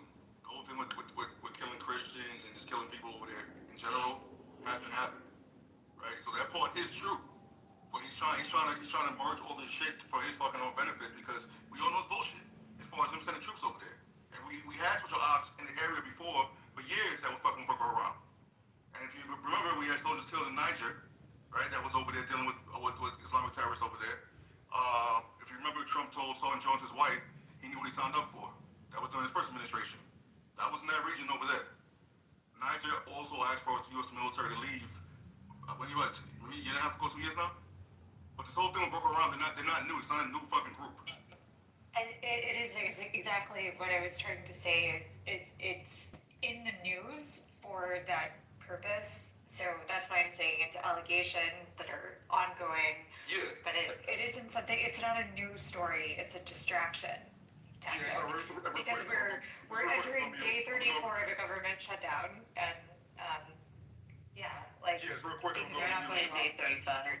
If you guys remember when I'm just going to mute. If you remember when Michelle Obama was in office and they kidnapped all those girls and it was a whole campaign to get the girls back. Yes. That was Boko Haram. That was Boko Haram kidnapping. Yeah, this isn't a news. It's not a news story. If you do want to read into it, there are an estimated, I think 125,000 Christians that have been killed by these individuals, but why is it coming up now? Convenient distraction. But they're killing more Muslims than they are Christians, so. Does this have anything to do with the fact that Nigeria is the largest oil-producing black African country in Africa? thought we were looking.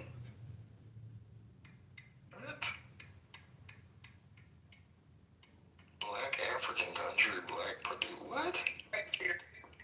Nigeria produces the most oil, is an oil-rich country, and it's owned by black Africans. Think about that. Trump is making an oil and energy.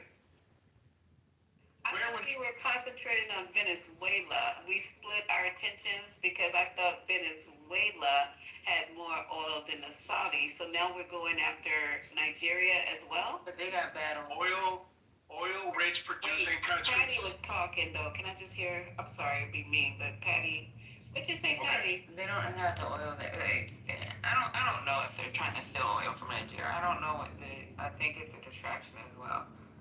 That's pilfering. But and that's supposedly against, that's not supposedly, it is against international law. So, but Venezuela doesn't produce the oil that we really needed. Would be a lot of refinement that have to be done.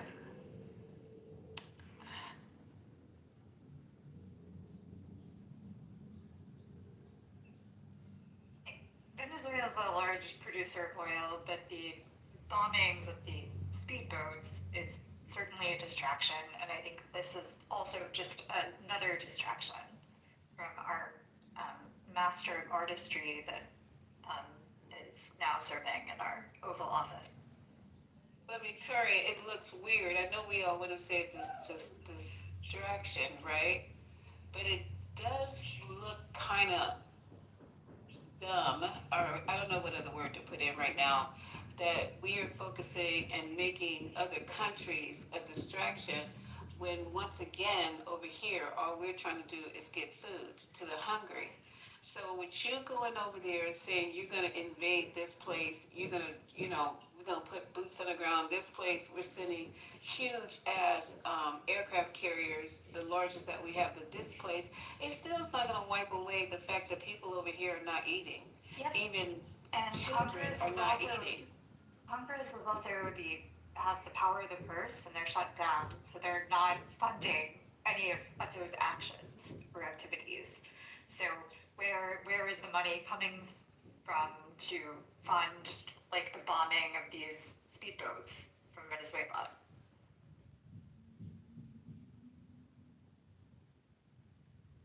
I think they were doing okay with this Jeffrey Epstein and all this stuff as being look over here.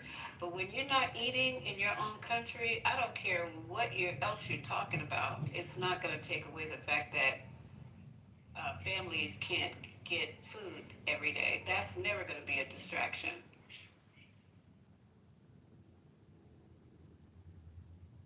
I completely 100% agree with you. And we got money for war. It's my point exactly. Right. So we have money. We get multi-year appropriation.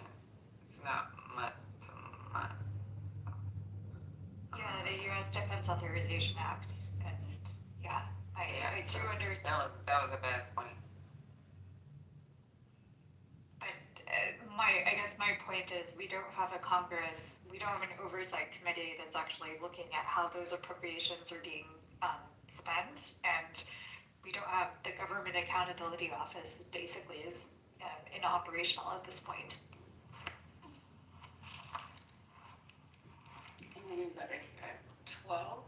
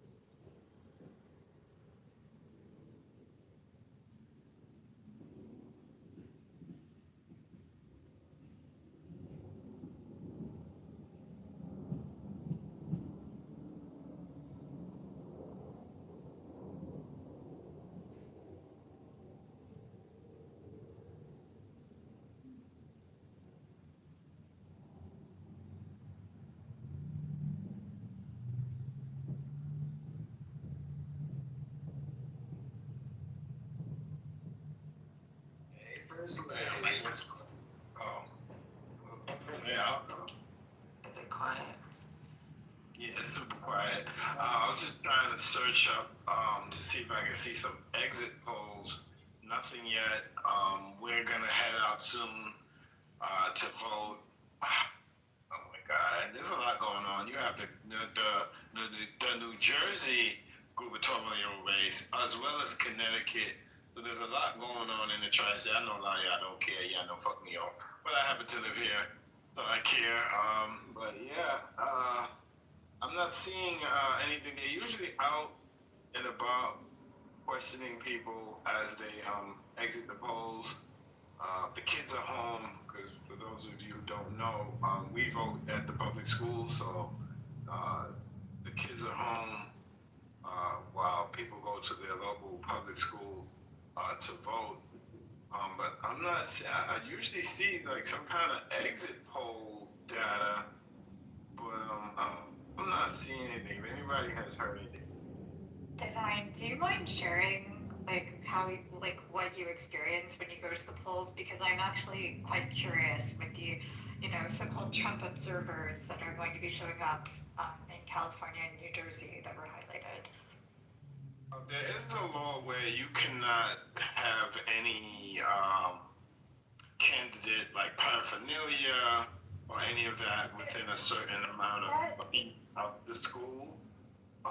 That would be like normal circumstance. So I'm just curious because it seems like there might be something different happening right now, and so I'm curious if you see anything different. If you don't mind just sharing, like, what was your experience when you went to the No, I didn't go yet. That's what I was just saying. I had to work remotely. Most of you know I do work in the schools, but they have things for us to do. I'm done for the day. I'm just waiting for my wife to be done. She's in the stew. And so we're gonna take the kids, not my grandchildren. You guys don't know. Yes, I'm a grandpa. No, I look young. Appreciate you. But we're gonna have to take them with us, and I think that's kind of cool. I want them to see the process. I would definitely let you guys know. I don't expect anything crazy. I vote at the same place every time there's an election locally or as far as presidentially as well. It's pretty calm. It's pretty normal. You go in, you go to your precinct. You match your signature. They make sure it's you. We don't ID here in New York, but what they do is they have an iPad. They ask you your name, and so your signature is supposed to match the last time you signed before they give you your ballot. You go into the little cubby thing. It covers like the top half of your body. You check off who you check off. You go over to the scanning machine. They put it in. If they think you have a nice day, they give you a pen and a sticker sometimes that says I voted. And that's pretty much it. It's not nothing crazy, but I will look to see if you cannot demonstrate by a police site. They will there's police there, there's police circling.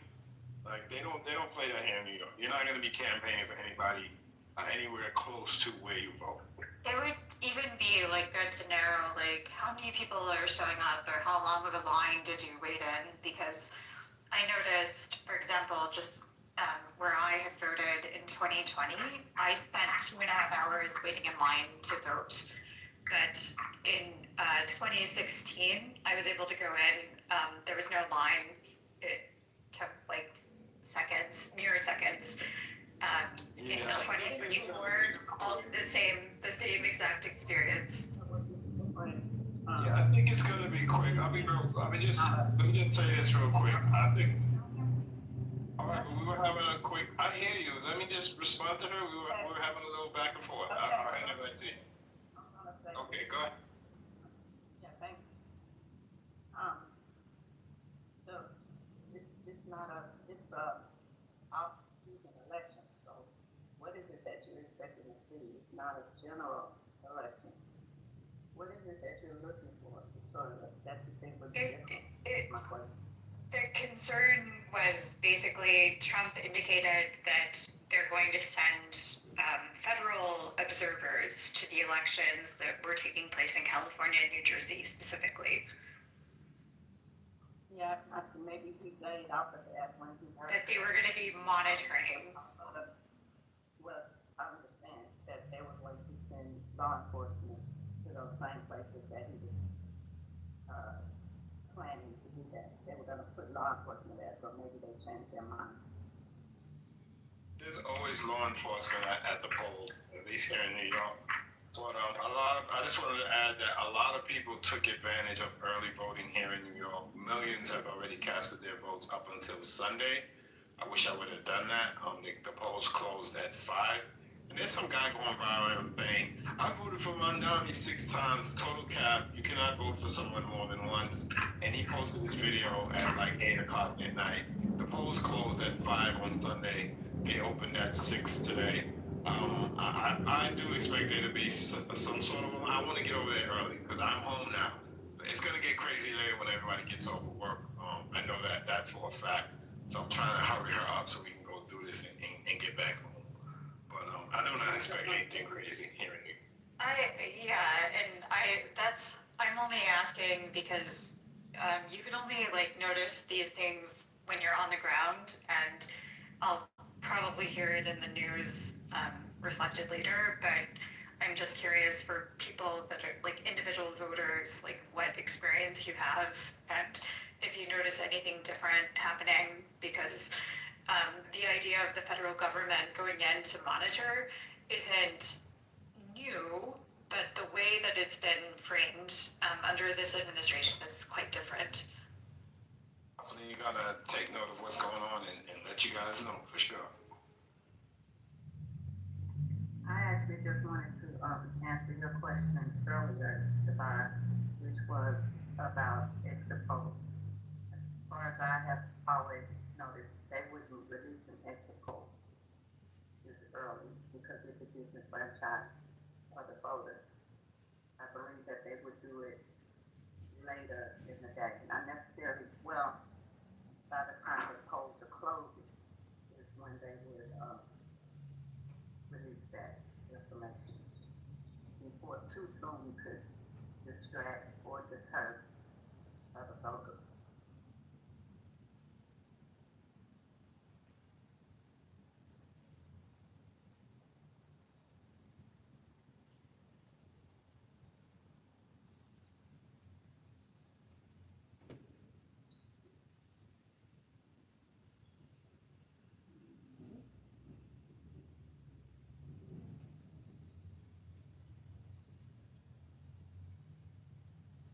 I am curious because we're now like for day 34 of the government shutdown, what people think about the fact that we're going to approach the longest lasting shutdown, which was also under Trump 1.0, which was 35 days.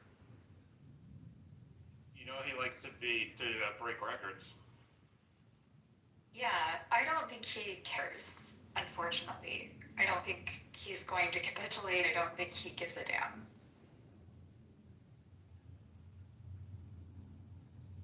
I think it will take an act of Congress to actually like do something to shut down this government shutdown.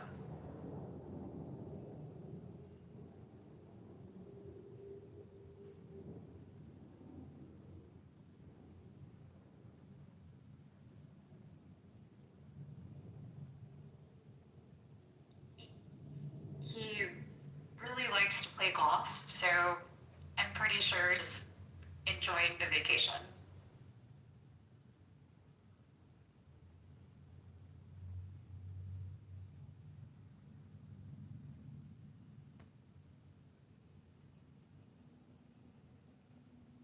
Yeah, where's everybody else at?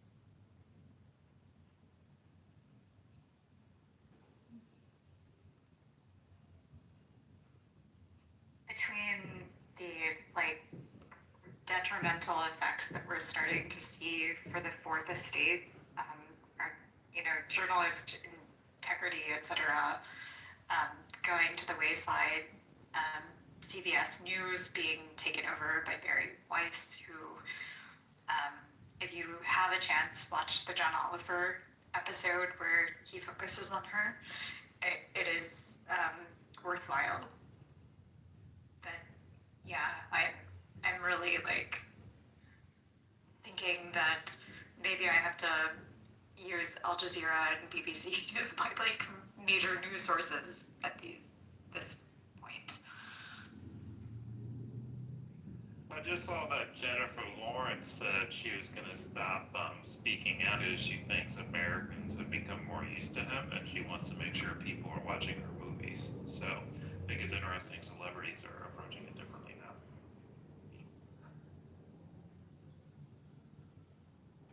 Oh, you're talking about, was it a New York Times? Was it the Daily, or I forget? Where was the interview? Oh, I'm not sure. It's just something I saw in my feed that she had basically said she wasn't gonna keep talking out against him.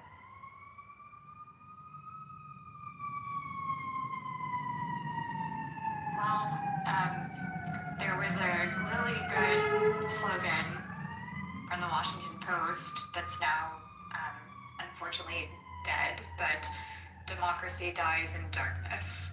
And it is definitely dying. I think we're trying to resuscitate it, but yeah, to no avail. How is it dark in the darkness when we're in full sunlight is right in your face? There is nothing dark about what's going on with this. This is straight in your face. The only thing dark is that we can't do nothing about it. That it seems like we're at an impasse here, and we just like all we can do is watch it happen. That's the dark part. When it started in the dark, people was for fucking. Hey, excuse me, I was calling and I got no answer. Call me. I ain't seen no call. Where's somebody? Go look at your phone, love. Hey, Asian, hit the ignore button. Nah, for real, I didn't see the call.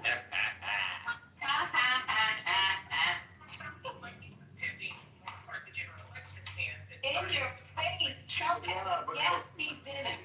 In your face. Take that. What are you gonna do about it? Well, Lisa, when she's right though, Victoria said in the dark, right?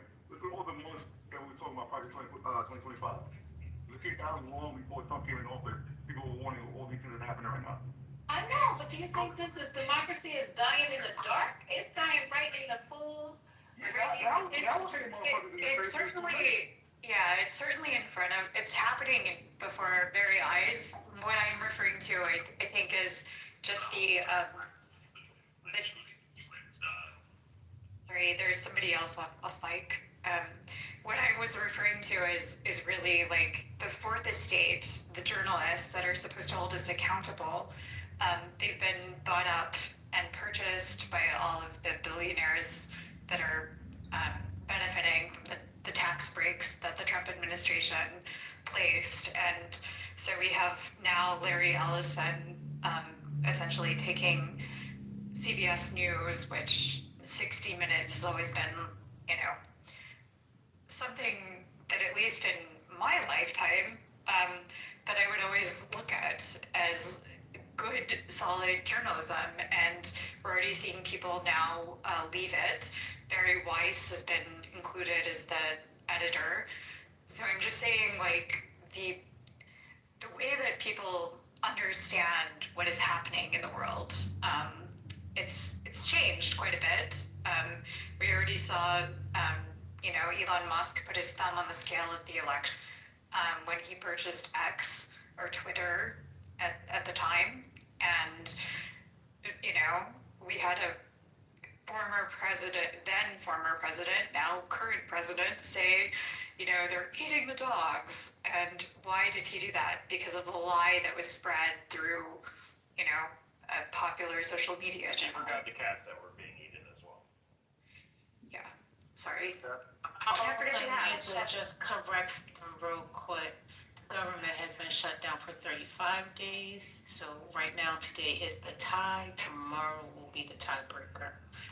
Oh, thank you for correcting me. I was thinking it was we were in the 34th day, 35 days. Yeah, so we're already there. That's even more problematic. More than a month of government shutdown. Great. Lisa, I think it's more of metaphorical because I remember that they were saying, like, you know how that's saying when you bring things up, under a microscope or under a light, like an issue, right? And it's just a metaphorical. So as he's keep shutting people down and people are afraid to speak out, there's less light. It's the issue being brought up to light, basically.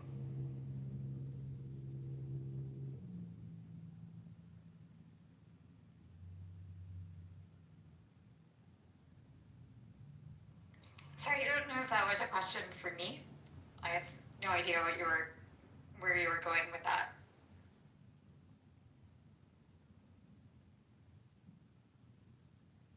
Nowhere. I was actually just saying it to Lisa that it's metaphorical about the light.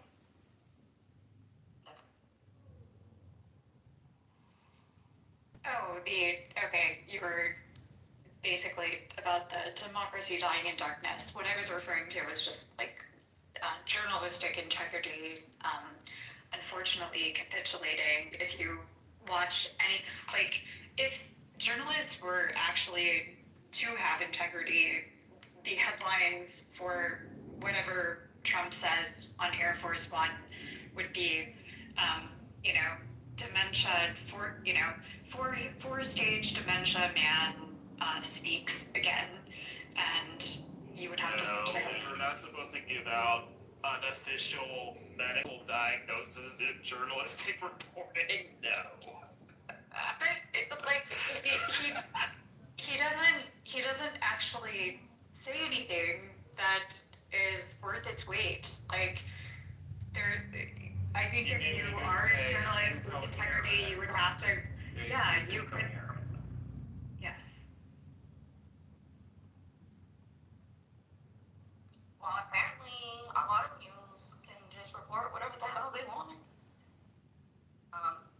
And be mindful, not all news is news. Sean Hannity calls himself an entertainer. He does not reference himself as a journalist. I know, and I think a lot of people, when they were talking about, I remember having this conversation.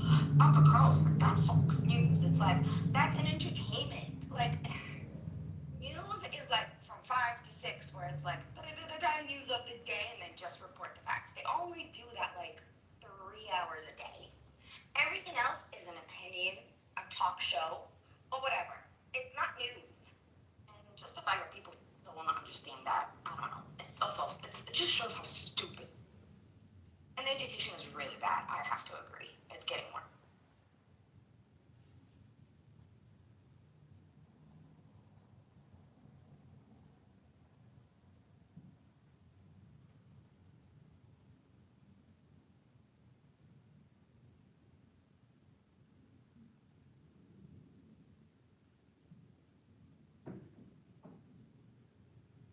Lucio, I have a question for you. Sure, go for it.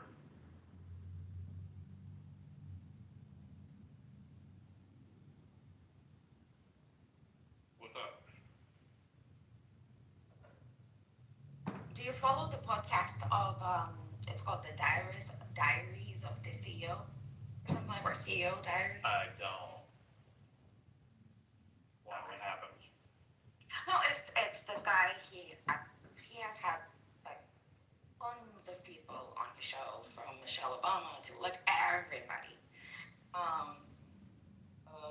He just did an interview with Vice President Harris.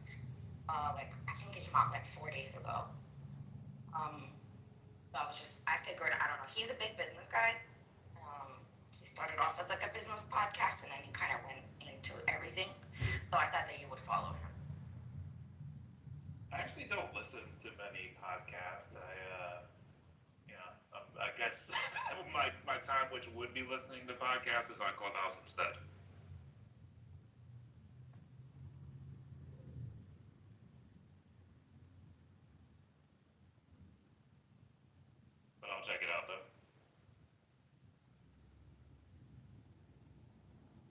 anybody else saw it, but it was a really, really good interview. Like that interview was, I don't know, to me, she was so different in that interview, but like more in a good way, like very just raw and open. Well, so actually, you know what it brings up is, so the reason her interviews are mostly better now is because she took the time to write a book, right? She knows what the book says. She's comfortable with it. She can make reasonable extrapolations as she needs to. During the campaign, they were all building it they were building it as she was flying. So the campaign was more difficult because there wasn't as much time for that. No, it's not even in that. It's just that we're not even talking about the book. Like, there's questions not particularly about the book, and the conversation's not about particularly the book. It's about specifically maybe her life or some personal questions, or even things like, that she hasn't written in the book. And it's like follow-up questions to what she thinks now. And I don't know. It's just. Well, she's not running for office though currently, right? And I would still think she's been able to think through all of this more. So that I would still make the case that that's why her interviews are better now.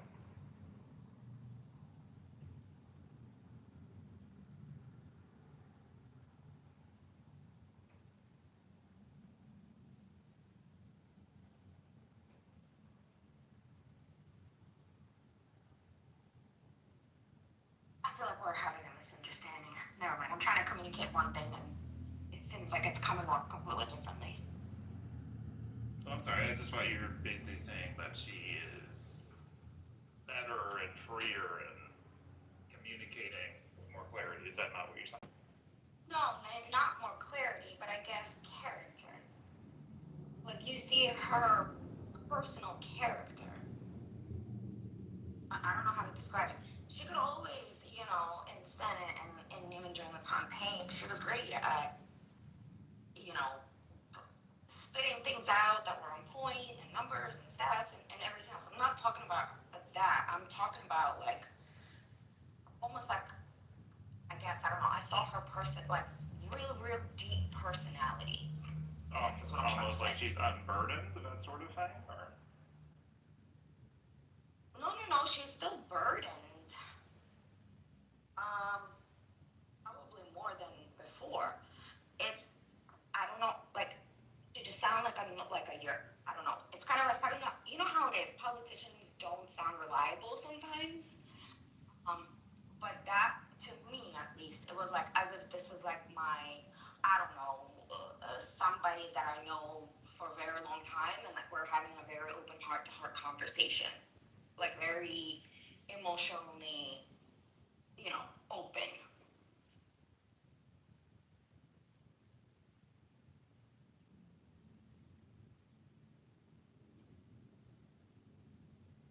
And what is your theory on why that's the case?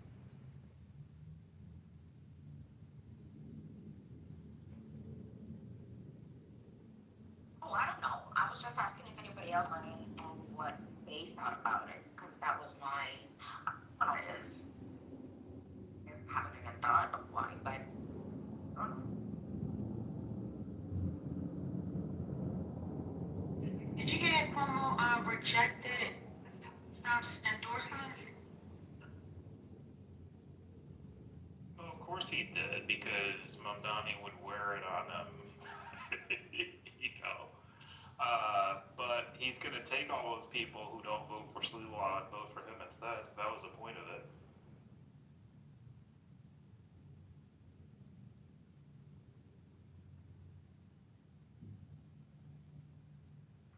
I mean,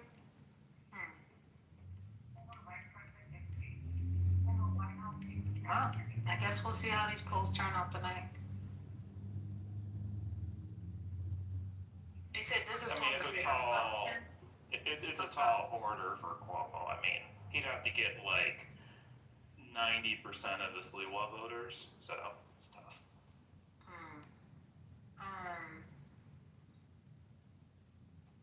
I heard that the this election will show how Trump is doing based on how the people vote. Do you feel that way? Or that's just tough? No, I don't think it will, because you're going to have Republicans who just vote for Sliwa because they don't ever want to vote for a Democrat under any circumstance. Right. I don't think that has anything to do with Trump. Yeah, no, I'm talking about all across the board. Oh, across the board. Oh, yeah, of course. Of course. It's all, yeah, of course. Okay.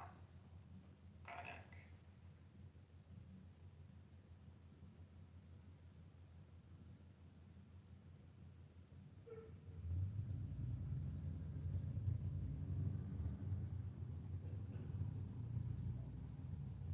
What was ML in here arguing about? I just got in here, I don't know. But you know, it's he's been combative for no reason the last 2 weeks. He been super hype, man. He been on mad tails. I ain't never seen ML like that. I don't know what got into him.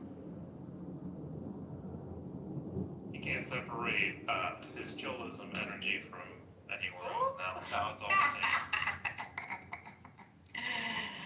Why y'all keep bringing that poor space up in this room? What's going on? Leave them people alone. Then I heard Trent got a little thrashing today. Okay. I'm gone for a little bit and y'all just act the fool. Hey Omari, happy what is today? Is today Tuesday? Oh yeah, it's Tuesday. Hey Royal, hey Rhombus, hey Aleph. Lisa, how are you? Deborah? Is Deborah still here? Deborah left? Oh no, Deborah's still here. Hey, First Lady, I just came back to my house away, but I could have you in my Tuesday. Oh, every time you say that, I think of tacos. That's the whole thing. I know, but I don't want tacos. Girl, go out there and get those lobster tacos, those tacos. Ew. Octopus tacos, Lisa? Really? Really what? Octopus tacos? Really what? Do you eat octopus at all? Do you eat calamari? Do you eat any? Do you? Yeah, I'll have some calamari. So what's wrong with putting it in a taco? I don't understand. Tacos ain't supposed to be that damn chewy. If you make it right, it's not chewy. Ew. How do you make octopus tacos? That shit sound crazy. You put the octopus on the taco. What's going on? No. How do you prepare it? You just don't. They even have oxtail You eat it tacos. raw. With the ink You and ever everything. said oxtail tacos? That sounds Lisa, you just making up stuff now. Stop it. Okay, CEO, I need to go do that. I haven't. I'm gonna put this in my PTR. They got the bone and the oxtail on the taco. Listen, Chef Andre is with I forgot the other the more well-known chef that does the Oscars. His assistant, Chef Andrew, is my neighbor, and I think I put it in the chat, and I also put it in the Telegram. He makes these things, and they're not just he is making up anything. Well, he's a James Beard Award chef, and he can make anything. So when I was asking him for different ideas of tacos, he's like, well, have you tried this? Well, have you tried that? You just don't have to have pork, chicken, and beef. These are other things you could do, and it's also what else you put in the taco to accompanying it. That's it, right? Lisa, just stick to your chitlin tacos and call it a day. I didn't say nothing about chicken. I didn't say nothing about chicken. I'll see y'all. She gonna eat a pig feet burrito. Ew. Quiet, Mama. Nasty. I don't even know why you're in this conversation. So how did they prepare? You never answered the question. Ew. Oh, yeah. Chewy. Oh, people just don't know how to make it. No thanks. Same thing with deer meat. Oh my God! See, you like to be stupid.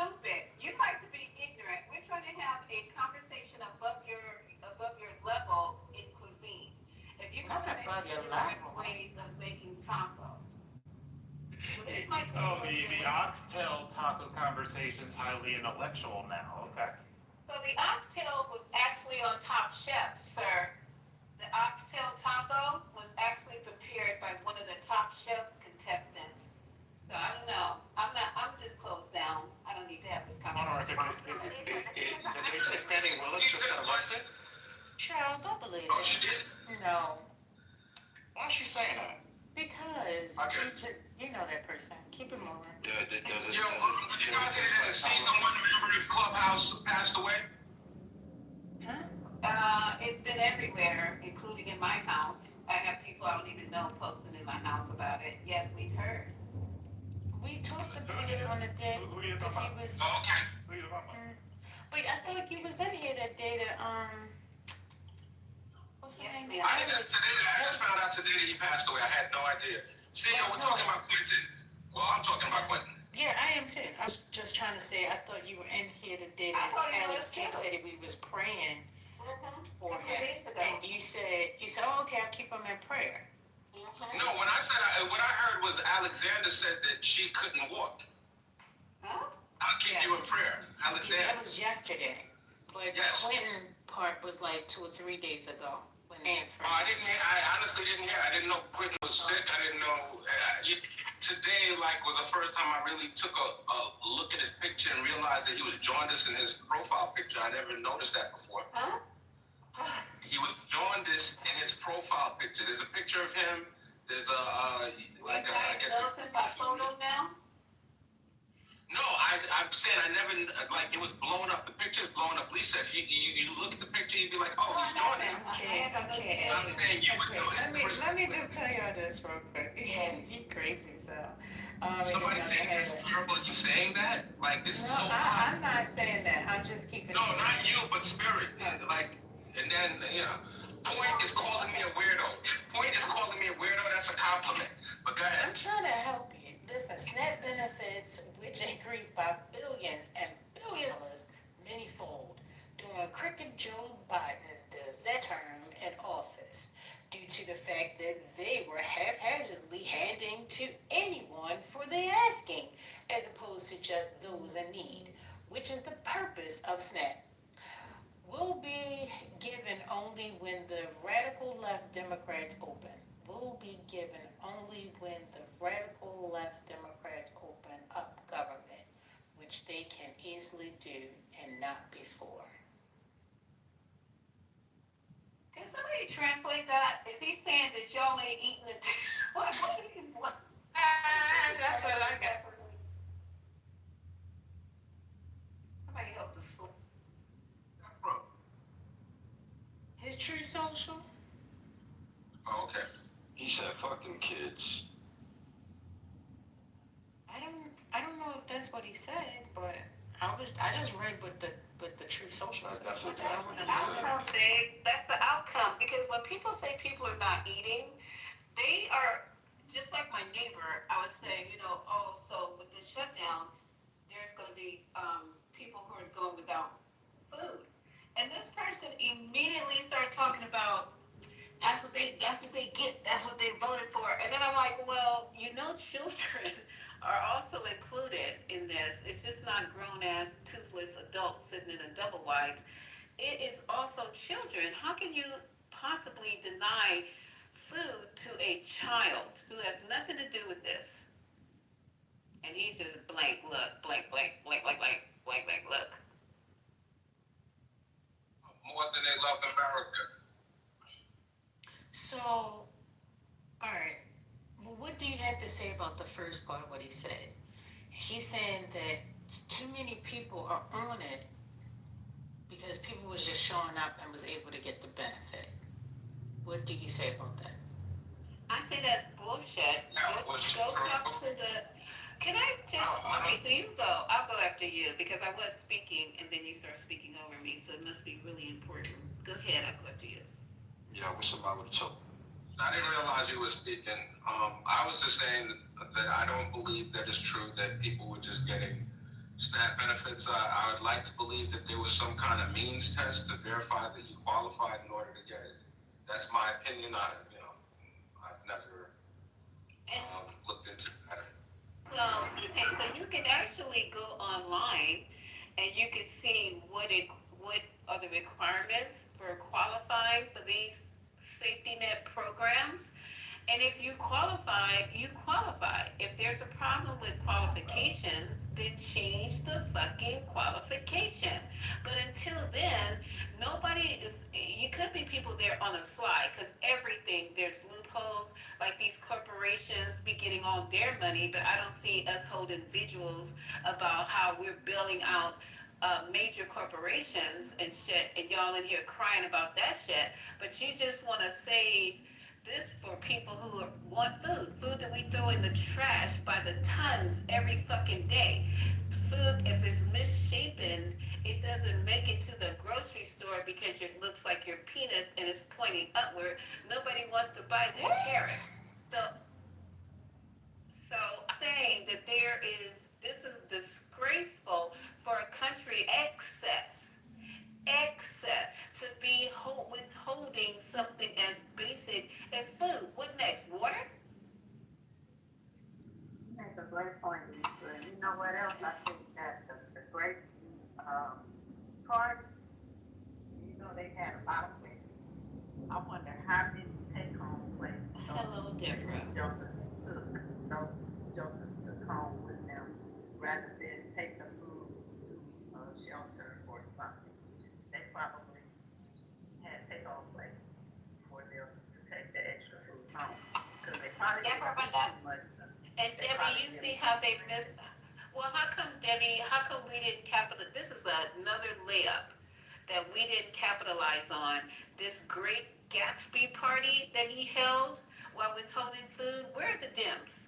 Where are them going like, look at this shit over here. We over here trying to fight for health care and for food, and the President of the United States held a great Gatsby party. If you don't know what that is, please go look up Gatsby party.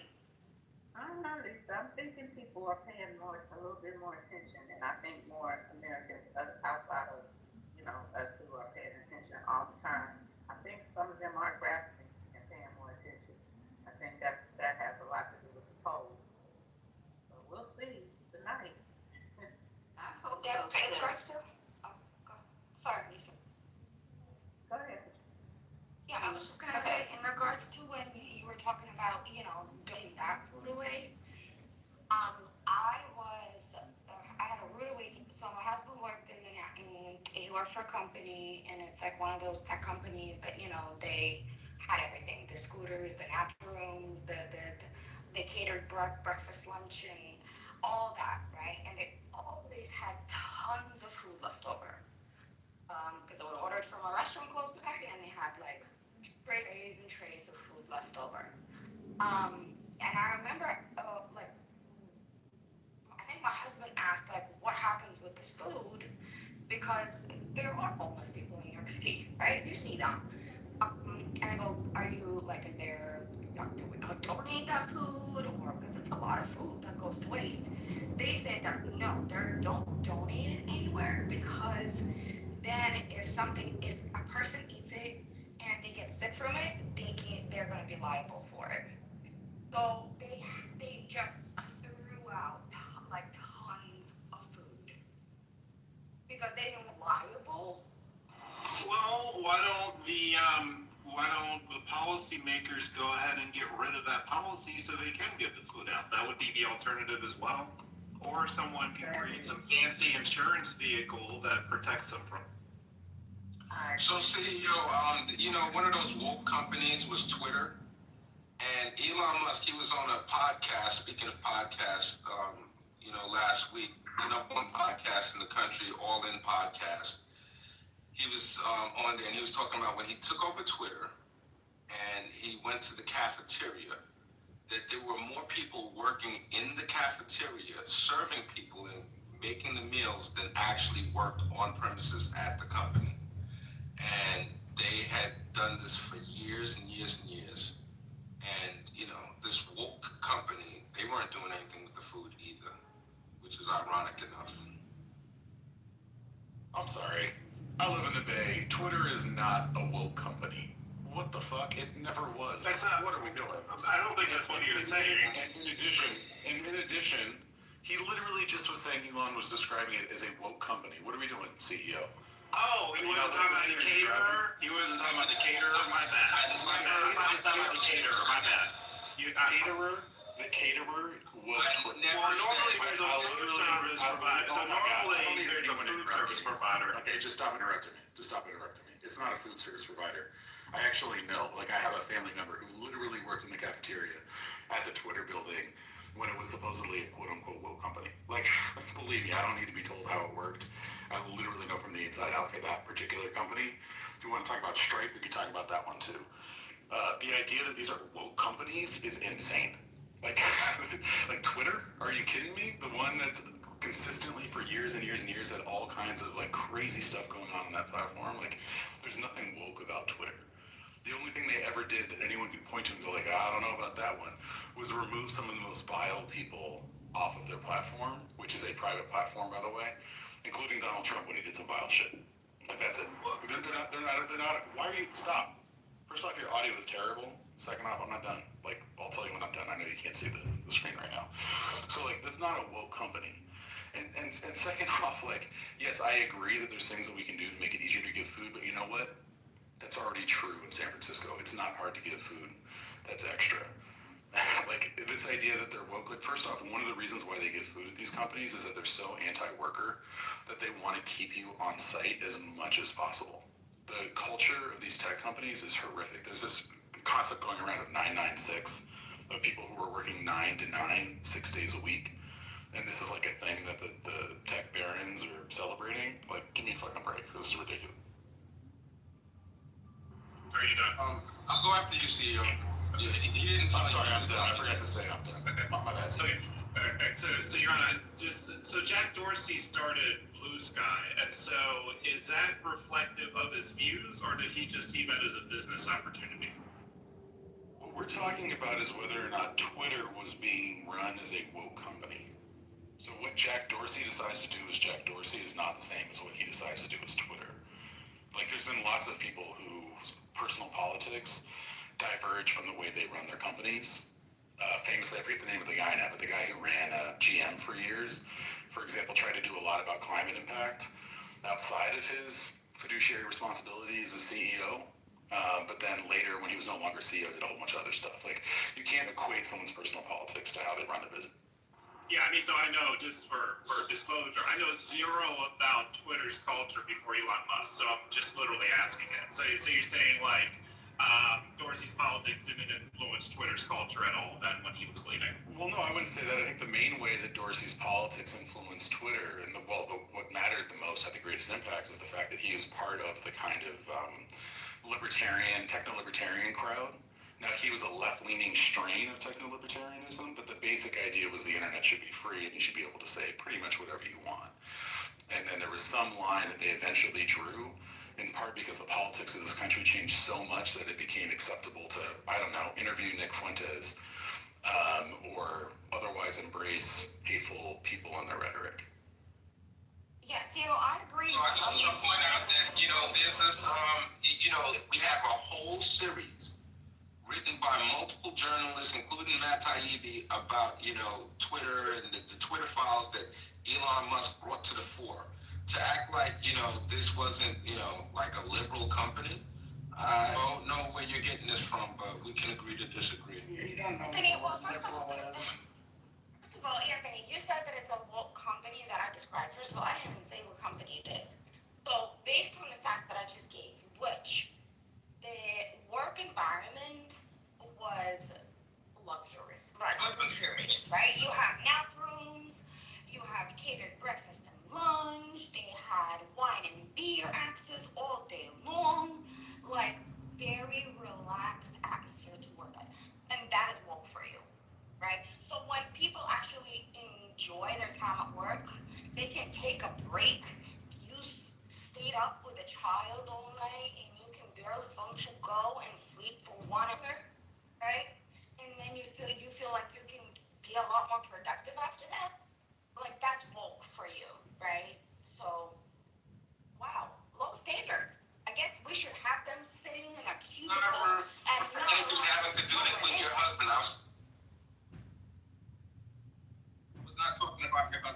I don't know what company your husband works for. I was talking about something completely different. I was talking about Twitter, Katrina.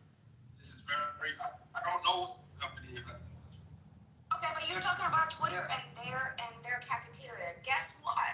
Google also had a big giant and probably still has a big giant cafeteria. Do you know how big the Google's cafeteria is? Do you know that they have an elevator that they bring up a fucking food truck?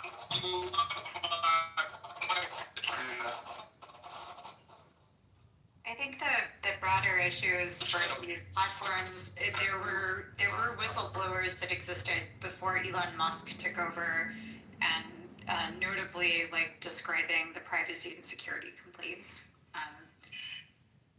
and some of the significant practices that contributed to less privacy and less security for many of its users.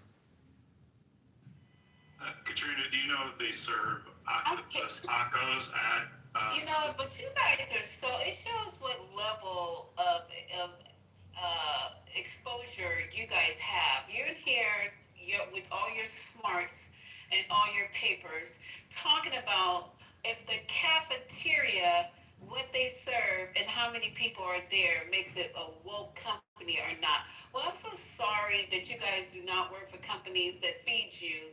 There's so many companies that feed you, and we're basing this argument on what's going on in the cafeteria, what makes a company woke or not. You, really, I mean, I'm missing lunch for this. This is crazy. We have companies that I work for that get fed all the time. They have people come and cater, so the employees do not have to leave the actual building. It's more of a convenience to the employees, so you don't have to leave. They feed you a little bit of lunch. Big deal. Spend money, Lisa, and spend money because you try to go and have a decent lunch in New York City in Manhattan on 8th Street every single day. This is a bizarre conversation. And maybe Anthony didn't say it right, but what he was talking about, it's happened in a lot of companies where Elon didn't like the fact that there were so many people that were work from home, that didn't come into the office. He prefers a more hands-on approach. And Twitter, but I do know a little bit about how SpaceX is run. And SpaceX it's very, very hands-on. They're well cross-trained. They are fed. This has nothing to do with a woke company, a quote-unquote liberal company. It has nothing to do with Silicon Valley. You guys don't know what the fuck you're talking about. Thank you, Janice. It's like just because they feed you lunch, they I was about to ask Janice that. This is crazy. Are we clear? Nobody said that. Wait, let me just clarify. Are y'all saying that if they have a cafeteria like IKEA, then it makes the company woke? My. I'm talking to I don't know where Lisa got that from. Yeah. Let me just explain. So what Elon was fucking say where Lisa got that from, because everybody else in the audience is commenting on this same topic. What the fuck? So you're from the audience? No, you're not. Is that where you got it from? You are not gonna. I'm speaking. You're not gonna keep fucking using me like I'm some fucking preschooler every time you wanna disapprove or approve your point. Everybody in this motherfucking room heard this conversation. Don't say Lisa. Keep my fucking name out of your mouth. Ask somebody else. There's a whole stream of content in the chat talking about this. Okay, like I'm some fucking moron. Okay, so what Elon didn't like. You didn't hear any of that, Trent, did you? What are you talking about? I went into the Matrix. You're going to talk about somebody that has nothing to do with how Silicon Valley operates. You're going to talk about somebody that you know that happens to work at SpaceX, which has nothing to do with the Silicon Valley shit that we're talking about, with cafeterias, with being woke, with being a liberal. You don't know any of that. I know. I was just talking about how Elon. Twitter was a liberal company. I feel that Twitter was a liberal company. All right. Yeah. That's my stance. So if anybody wants to dispute that, we can have that conversation. I'll say these are the reasons. I'll say these are the reasons I believe it. Yeah, so I know what D'Anthony's talking about. I heard part of, I didn't hear all of Elon's podcast, but what Elon's focus from the work at home culture, he transformed that at Twitter when he took over Twitter. Obviously, cut a bunch of jobs, and it was a less lax environment. So is work at home woke? I personally don't consider it woke, but I can understand. Well, hold on, man. Why are you so angry? I personally don't consider it. He's let me let me just finish what I'm saying. Okay. I personally don't consider it woke, but to Anthony's point, there are some people that consider that type of mentality as a woke mentality, and so there has been a harder focus, especially in the tech sector, some parts of it, and going back to I think it was CEO that talked about the 996 or something, or maybe it was Your Honor. But there is a harder focus on a much more hands-on focused approach and a leaner company as opposed to probably maybe what we call pre-COVID as a more liberal woke company. Right. So basically, a company that's actually treating its people, the company that is actually giving back to its workers, right? Treating them nicely, right? Not like Amazon, right? Where you have to stand there and you have the lines painted and you can't freaking leave those lines. You can't cross those lines for hours, right? So they actually treat you as a human being, right? And they care about their workers, right? And they give them shit in return for their hard work, the billions and billions of dollars that corporation made. And you're saying people think that's woke. So basically, anything that is nice treatment, right, is woke now? Is that what it is? Because that's what I'm getting from you.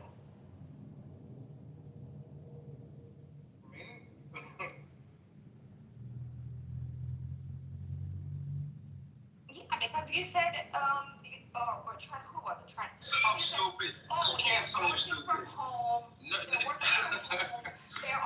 Nobody said working from home is woke. Nobody said a company feeding its employees is woke. No one said any of the above.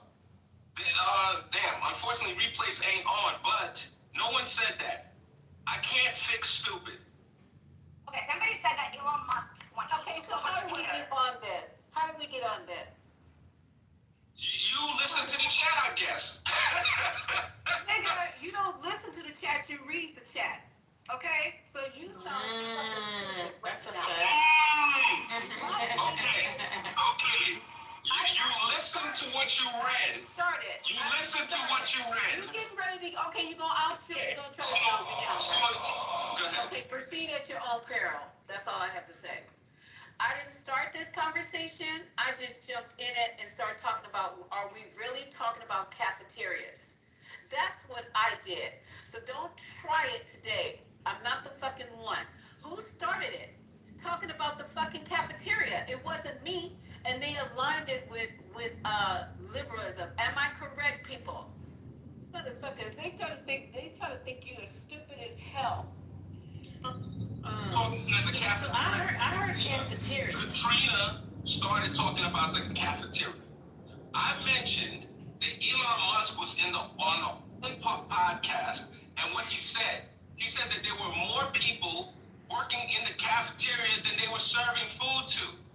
And I also mentioned that pre-Elon Musk, that it was a liberal company. Your Honor disagreed, and he's entitled to disagree. What's a liberal company? Okay, That's what we're trying so that's a whole, Scott, Spirit, whatever your name is, I'm happy to have that conversation. But no one asserted that by them serving food in the cafeteria or people working from home makes them a liberal company. This shit is funny. When I was addressing the liberal company, I mentioned the Twitter files that Elon Musk released. Matt Taibbi has written a bunch of copious reports on this company. All right, it was so like he had to rebrand the company. This shit was so foul. All right, so if you go read the reports that Taibbi wrote about, the email exchanges and everything that this company did, and you come back and tell me that they were not a liberal company, cool, let's have that conversation. You haven't said anything other than go read what Taibbi wrote. This is all you people say cafeteria makes it a liberal company. People working from home makes it a liberal company. Assertions that were never made. Okay. Oddballs. And it might not have been you, it might have been Trent, but somebody did say that We still don't know what it is. Yeah, but anyway, Lisa was saying how shame it is that these big companies actually will not donate their food because they are liable for somebody getting food poisoning, right? And then somehow we got into this whole woke company. I have no idea.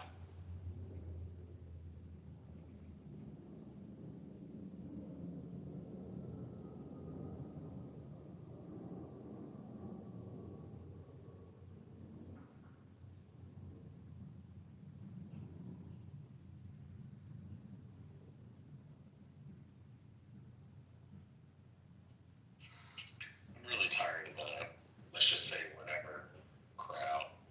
It's like they live in these echo chambers where they say shit like, well, the media and all this other stuff. It only means anything within their own context. And the minute you expose it to any amount of like logic or interrogation, it just falls apart and becomes like just them yelling and complaining that you don't understand. It's just like, it's so obviously frustrating because it's just bullshit. And it's also all about creating these false equivalencies, like, oh yeah, we're starving the, people who are too poor to feed themselves. But I mean, do you know about trans people in sports? We're the pro-business party, but we're also pro-tariff. Like, it's just these concepts that just don't make any sense empirically, but within MAGA brain, it somehow adds up. It's endlessly frustrating. I just want to know what a liberal company is, though. Like, how do we define that? I mean, it wouldn't make sense if they said Patagonia. Then, like, I That's the only one I was thinking. Like, nobody has answered that. I want to know what that is. Like, I don't want to know what other people say that is. I want to know what it is. Like, what defines, what are the characteristics of a quote-unquote liberal company? What is that? Okay, let's not move from there. Let's address that. Okay, let's address that, right? Cool. The Twitter files are a series of internal documents released by Elon Musk and published by journalists with Matt Taibbi being a primary reporter. They purportedly show a pattern of content moderation decisions, interactions between Twitter and government agencies like the FBI, and how the company handled the 2020 Hunter Biden laptop story. Taibbi's releases argue documents reveal how Twitter, under pressure, suppressed controversial news and accounts while others contend the files show executives debating difficult policy decisions in the face of a potential unconfirmed story. So the decisions that Twitter consistently was on a liberal agenda. Everything. The Hunter Biden laptop story. All right? I feel like people are misusing the term liberal, and you're really just trying to describe. You're trying to describe the term ethical. So, are there ethical corporations? Yes. And if those are characteristics of a liberal company, then that would mean that there are other companies who do the exact same thing. So those are what you're describing is what they did. That's not the description of a liberal company. They sided with the liberal government. But that they literally did. Okay. That was my point. Okay. This is silly. I agree. It's absolutely silly. I mean, just to talk about the Twitter files for a second in a more honest and earnest way.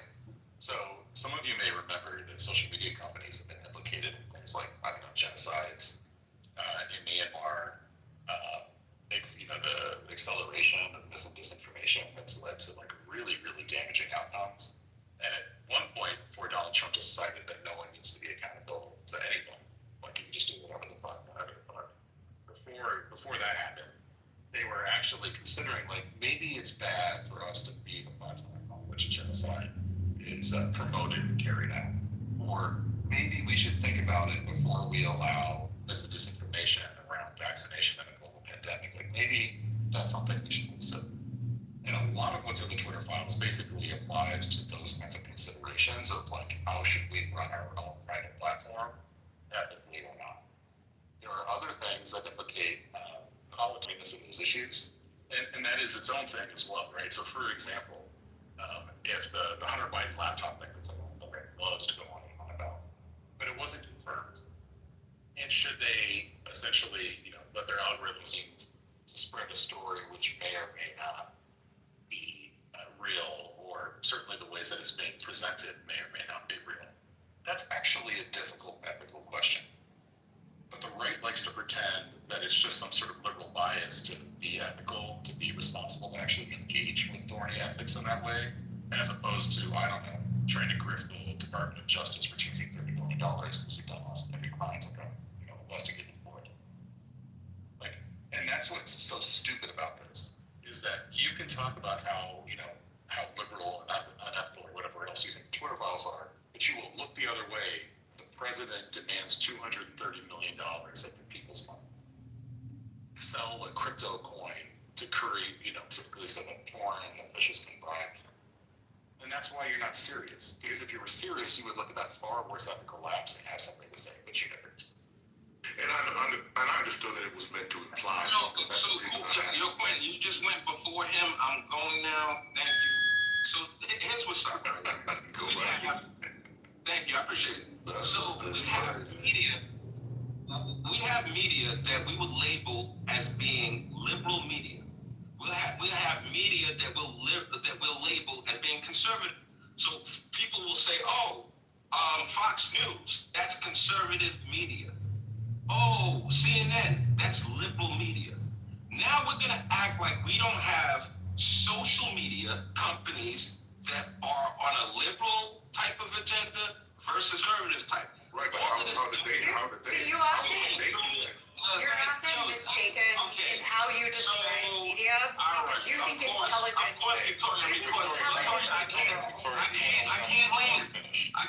I can't. Go ahead.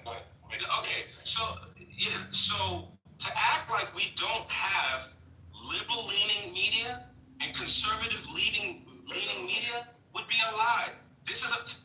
And the same thing applies to the social media companies as well. So, okay, cool. I'm in the middle of talking. I'm losing my thought as people interrupt me. Quinn. Because you don't have I understand. Thanks a lot, Just. Thank you. I appreciate it. Bitch, I told you I'm gonna do it. Every time you pick on girls, I'm gonna pick on your bitch ass. Yeah, absolutely. Thank you, Just. It's amazing. Absolutely. Yep. You complete me, Just. Yep. You complete me. No, picking on women. You complete me. But I'm here to complete you. Yeah, you complete me. You don't have anything to say. That's why you're losing your voice. I have nothing of substance to say. Yes, I have nothing of substance to say. You stumbled over that thing reading aloud. You don't read well. I don't read well. I stumbled all over it. I know. I'm not bright. I'm done. You're not. I'm broke, dusty. You're amazing, Gus.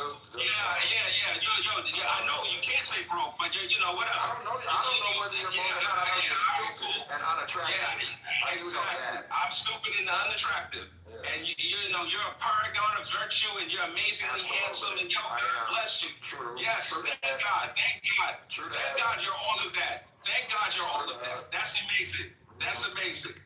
Yeah, get back to your lame ass point that you don't have. Yeah, I'm gonna get back to my lame ass point that I don't have. Yeah. Cool story. Yeah. To impress you. You're impressing me. Picking on I'm so pressed. Picking on Sonny. You picking I'm on so girls. pressed. So there's a nigga coming I'm so pressed. You wanna I'm so pressed.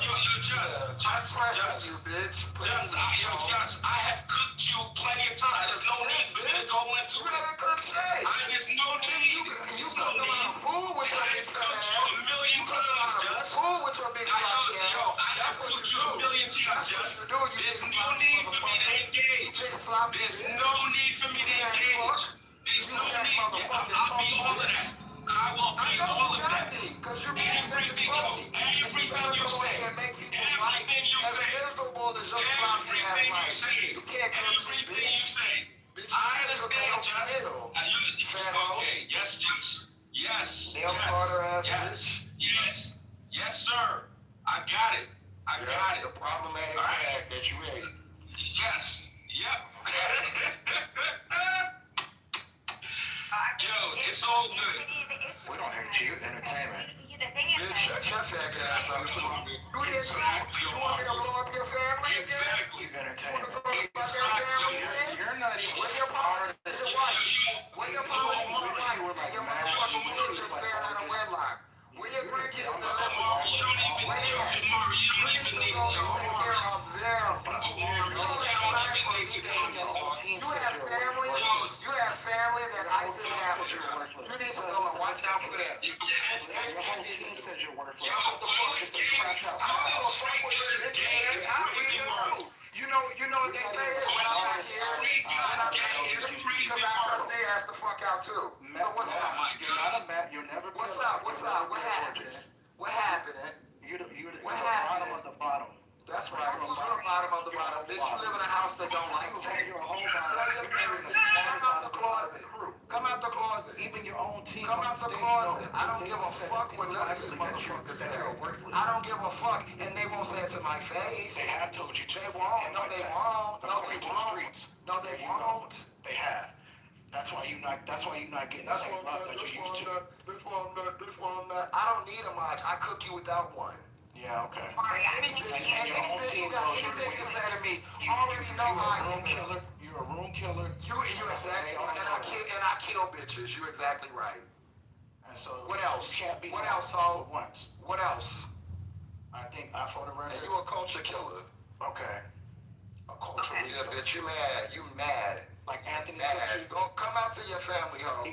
Come out to your family. Your son is out here fucking bitch, having kids out of wedlock, and you're talking to me.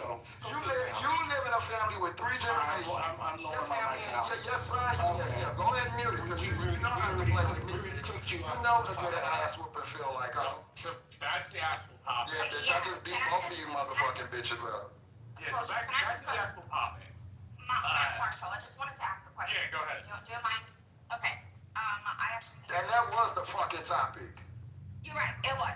They just couldn't shut the fuck up. All they had to do was shut up, but they couldn't. So here's the thing. Anthony, when you were saying liberal, right? I'm gonna ask you, what definition are you using? Liberal in politics or liberal in social culture? Because I mean, again, when you just right, Katrina, you're not right. What do you think I mean? What do you think I mean? It's self-evident, Katrina. What do you think I mean? So when I talk about the liberal media, what am I talking about? I don't know. You explain it to me. You're not right then, Katrina. If I'm talking about the liberal media, what do you think I'm talking about? I am a Barbie. I'm talking about politically, Katrina. I'm talking about partisanship. That's what I'm talking about. Partisanship. So you're telling politically. Me Republicans can't be liberal.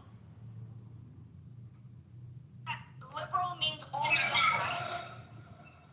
Okay, I give up, y'all. I'm not entertaining this anymore. This is a bridge too far. You can't, bitch. This is a bridge too far. Dumb. Okay. You can't. A bridge too far for your mind. You're stupid, bitch. Like you could be Republican and be liberal. When we talk about the Conservative Party, we contrast it with the Liberal Party. When we talk about Democrats, it's synonymous with conservatives. When we talk about Republicans, I mean, it's the conservatives that we're talking about. When we're talking about Democrats, we're talking about liberals. These words are synonymous. All right? Anthony, I don't think synonymous. They're very wrong. There's Republicans and there's conservatives. Because you're on stage now. These words are interchangeable. They're synonymous. Words make a difference. No, they're not. They mean nobody is calling the Republican Party the Liberal Party. If you say that, you're an idiot. Liberal Republican. No, Anthony, but the Republican Party can have liberal members of it, which it does. I am one of the liberal members of the Republican Party, right?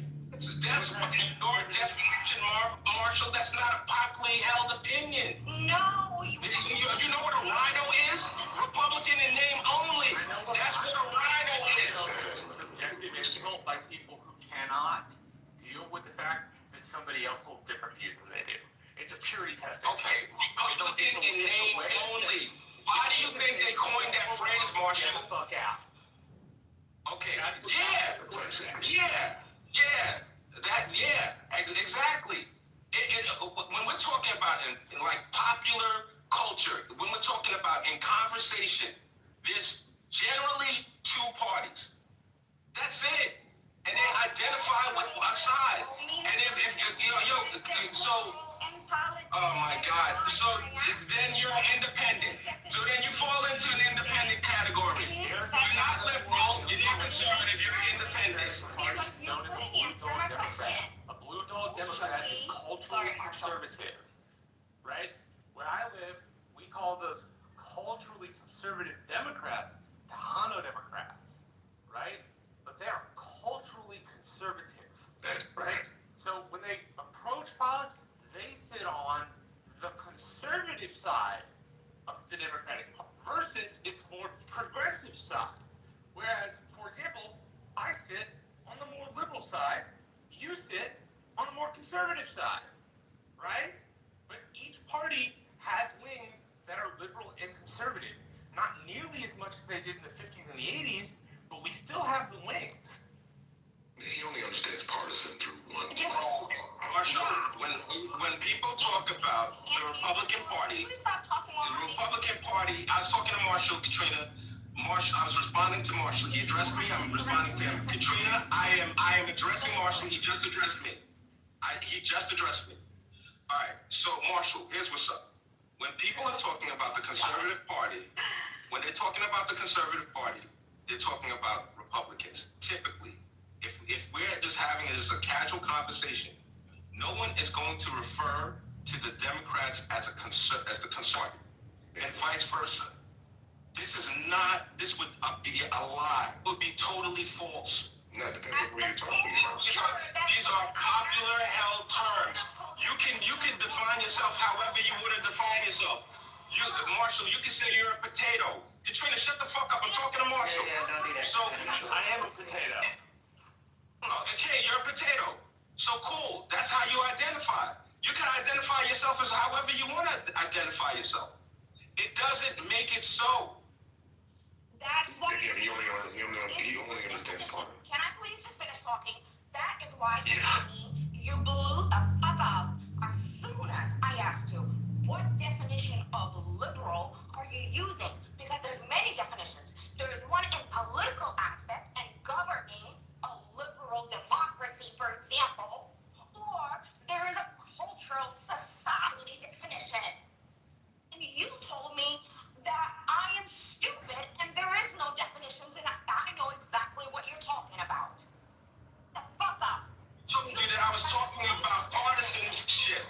I told you I was talking about government. I actually answered the question, Katrina. Liberal. I am asking you what definition. You asked me and I answered it. I said partisanship, government.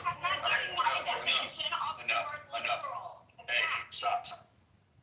We're not going to spend this much time on one person. Misunderstand. You're crazy. Can we move on, please? Thank you.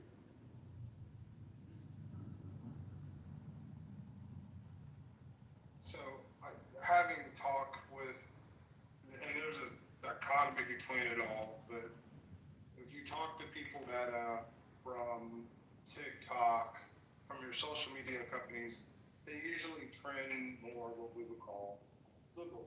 If you talk to people from Marathon Oil, they trend more conservative. So I don't know why this is like a, Marathon is conservative. Let me just say that. So, what do you mean? How do I know? I mean, people from TikTok and Marathon, I forgot, The people people from Twitter either. You don't know that either. He's just this. I just saying stuff like, I don't know, like maybe I'm just cynical, but y'all just say stuff and it's like well, if you're like, who do you know that works at the board of TikTok or is a CEO of, like, who, I'm just curious, because you just said it, like, if you're talking to these, like, this is just known. Yeah, there's nothing verifiable about that. That's just your opinion.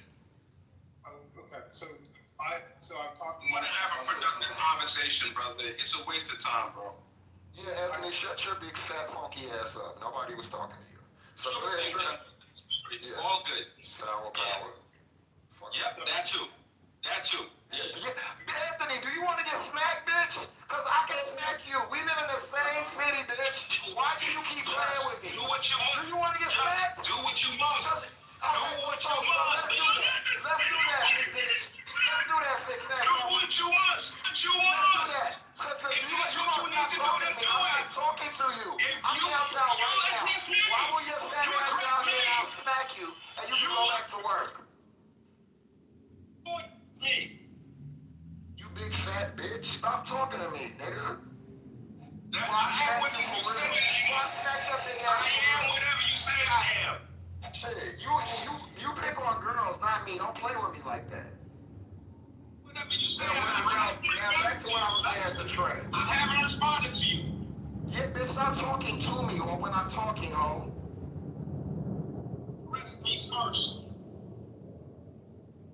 Y'all better get y'all this big angel mama looking bitch. So the original comment, Trent, was that the company itself was a liberal company. That's why I asked the question, because there is nothing that indicates there's nothing from a company aspect that indicates that it is or was a quote-unquote liberal company. But also the definition of whatever a liberal company is, that would suggest that the company itself participates in certain things, which hasn't been identified yet. That's why I asked the question, because it actually does have an answer. It's not a conclusive answer, but it would be a better answer than the one that's been given. So that, and what would be verifiably identified as would verifiably identify a company as a quote liberal company hasn't been discussed here at all. So that's what I'm saying. It's just that people's perception, just like what you just said anecdotally about some of the people that you quote unquote know or people that you speak to, that's very vague. There's nothing conclusive about that. It's just your opinion. And I'm not trying to be, I wasn't trying to be antagonistic. I'm just saying that it's inconclusive. That doesn't confirm that this company is a liberal company. And then even that definition is very vague. So that's what I'm saying. It just doesn't make any sense. He also made it was basically, I think he was incorrect. Politics. He was incorrect. Okay. Sorry, he was incorrectly using the term. No. He meant ethical. Purpose. You're being muted on purpose. When you practice part in politics. Hey, go okay, on I'm just mute. whoever goes off mute. Just say a word, I'll put the bottom. Okay, thank you. Patty, were you trying to jump in? If you were, I will defer to you, otherwise I'm Yeah, I was trying to jump in for a second. Okay. So I think most of the time, like, you know how we'll blacklist these companies or Republicans and black, I think they look at the donations, right? Like the C-suite donations. And that's how they like say, for example, what was that? Chick-fil-A leans red because of the donations they made. Like, I'm just assuming that's how we do it, right? You look at the sweets. That's definitely a good way to do it. No, I was trying. Oh, go ahead. I'm sorry. Go ahead. Thank you.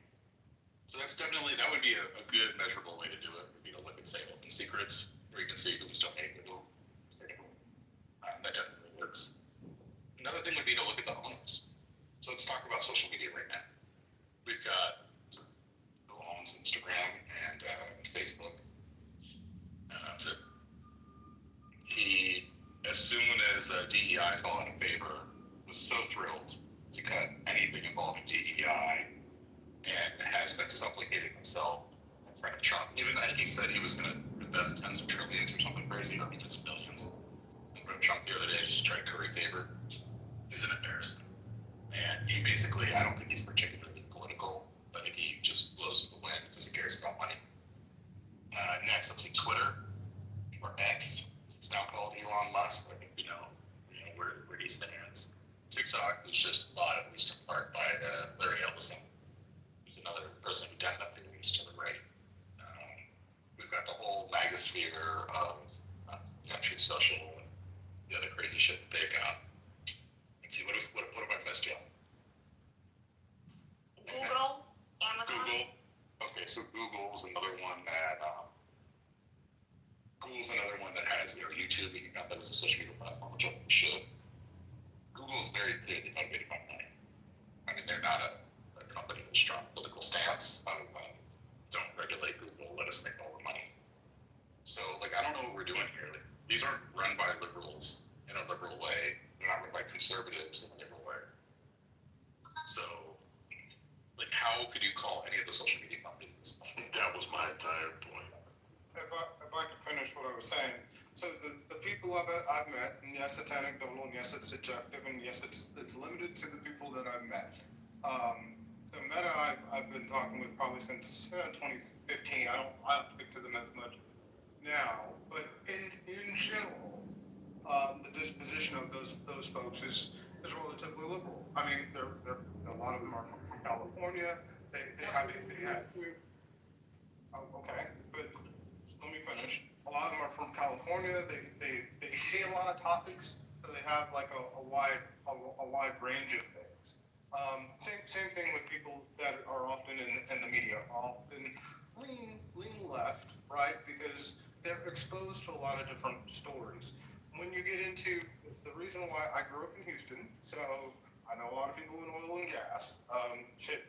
One of the girls I dated, her husband, or not her husband, her father was vice president of BJ Services. And so oil and gas, because it's dependent on Republicans and conservative politics, you will find that they are pretty, not everybody inside the corporation, but they are pretty well lean to the right. May I ask you a question, please, in the midst of your discussion? Because a company happens to have a disproportionate amount, and I don't know how you determine this, by the way, but because a company hires a disproportionate amount of people with a political ideology that leans one way, this makes the company's ideology that? Is that logical to you? Let me repeat the question. Because the company has a disproportionate amount of liberals working on it, that makes the company liberal? No, yeah, I mean... That's what you're saying. I would say so. Yeah, I mean... That's very stupid, Trent, and I'm just being candid. That's really silly. There's plenty of people who work for Fortune 500, 1,000 companies who have varying political ideologies, and that doesn't make the company that. I would concur with that, but I don't think anybody would have in the 2010s would have disputed that Facebook is kind of a liberal company. I mean, Mark Zuckerberg. You mean except Zuckerberg? Well, Zuckerberg was, while he wasn't overt about it, it was kind of known. And you get this sense when you're around different organizations. Now, what you're talking about, hold on one second, but what you're talking about is geographical. If you are in Texas and you open up a company and I don't know, Toledo, I don't know, the whitest freaking the reddest Republican area, city, then of course majority of your workers are going to be people who are leaning Republican. It's also this is getting a little nitpicky. I mean, of course, companies in oil and gas, these companies tend to lean right, and companies in the social media sector in the past, I don't think it's as true today, but in the past, they leaned left. I mean, I don't know how this is done. I don't know how it is. Oil and gas companies don't lean right. There's ways to measure, okay? Do oil and gas companies indefinite. There's ways to measure. Look at Ben and Jerry's ice cream. What do you think they do? There's certain companies that support social causes. You think Ben and Jerry's right? Chick-fil-A center. Right. So like, come on, y'all. We gotta just stop being disingenuous. There's little things that we can look at and we can say this is the measurement on why we may believe that they're leaning conservative. And on Texas, like, look, you look at But companies it like ain't from his homeboys that he had a conversation with on TikTok. But let me ask you this, like Chick-fil-A is known to be very religious, right? But there's a lot of liberal religious Republicans and liberal Democrats. Yeah. I mean, what religion now is gonna identify now? Like, why are we, that's the whole point, I guess I'm saying, is that why are we conflicting political term in regards to social, I guess, the social definition of The it? same reason why we had Target on boycott. That's why. So see, if you don't mind, if I could Exactly. So like when you look at a company like Freescale or Tesla inside Texas, when you talk to those guys, they're actually pretty liberal. They're also very educated. So the more educated that they are, the more liberal the companies tend to be. It's not always right. In talking like space, I'll say one more time, this like SpaceX down here. I wouldn't say that these guys have like really, really hard political views left or right, but you get the sense that it is a well-educated, slightly liberal-leaning class, just like Elon used to be. So that's all. So here's a question: so would we consider Facebook? Would we consider Amazon? Those companies are right-leaning companies now. That's exactly my point. You just proved my point by not being able to answer. No, it's a good question. I mean, so I think that you have to say that it seems like Facebook is evolving. Amazon I won't comment on, but I think Facebook you have to say that you can see how they're evolving because they weren't like this during Trump's first term. It's a very different approach. That's exactly my point, versus the first one. They're doing what is in the best interest of the company. But they didn't don't have an ideology. But they didn't do that in Trump's first. Right, because it wasn't politically expedient. It's not. They didn't do it to this extent, but they did it. Yeah, no, I mean, I understand what you're toiled with it. You're essentially saying we're being pragmatic, which I understand. But like, if we look at the oil and gas industry, I think their political leanings are always clear over time and pretty consistent. Do you disagree with that? You said in terms of said about the tech companies. In terms of them being clear, right? No, tech companies haven't been. But the oil company is going to be consistent. Exactly, I agree with that. Get rid of regulation. They're going to want to get rid of. Oh, go ahead, see you. No, all I was going to say was we need to do what Your Honor suggested. Look at where their donations go, right? Which adds to CEO's point, which is oil companies mostly donate on the right in the last 10 years. Not only that, some of the policy that they we can't operate and make more money is going to be dependent on Republicans. You were trying to say something. No, it all depends with the tech companies, especially the ones in California. They're gonna lean with. In the Matrix, Lisa. Well, Okay. Well, why are you cutting me off though? You were in the Matrix. Go ahead, Lisa. Go ahead. No, go ahead. I'm gonna get off the bridge and then I can.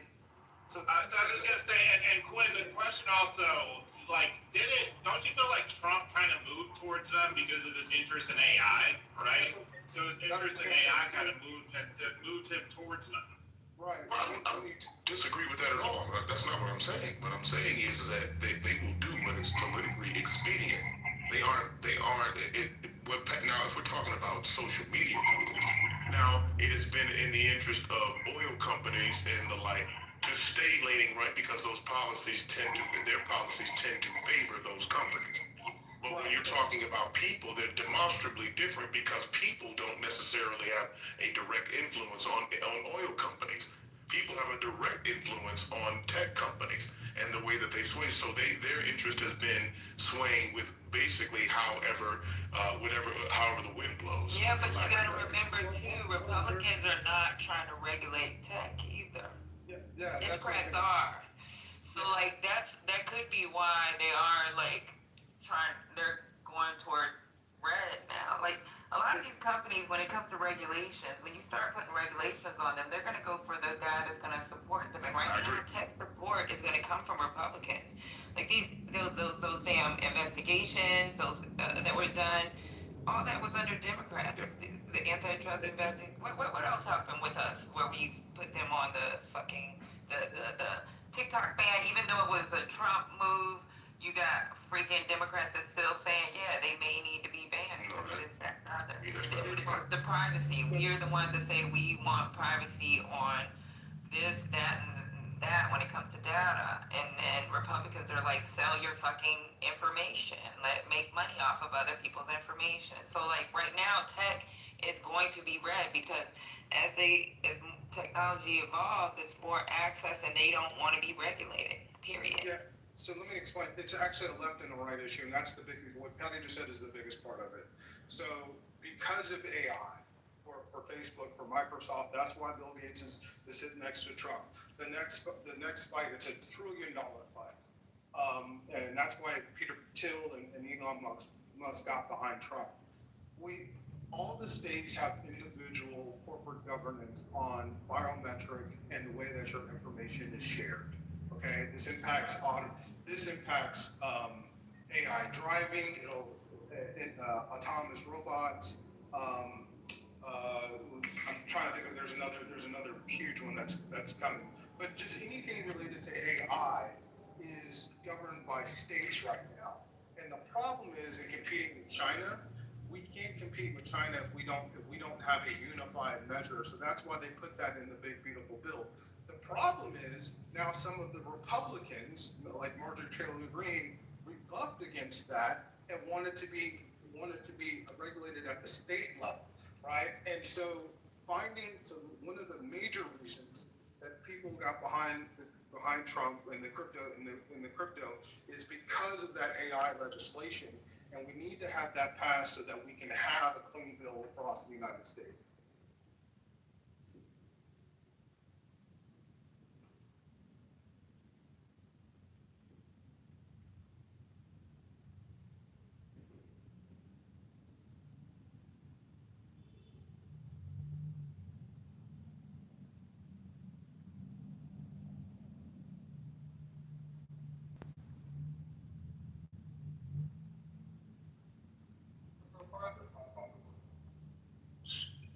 If you Google whether or not like Twitter had a left-leaning bias, it clearly states that they did. They talk about the algorithm left-leaning. There's multiple examples of this, but it is what it is, man. And then now, like the European Commission is saying that under Elon Musk, it's right-leaning.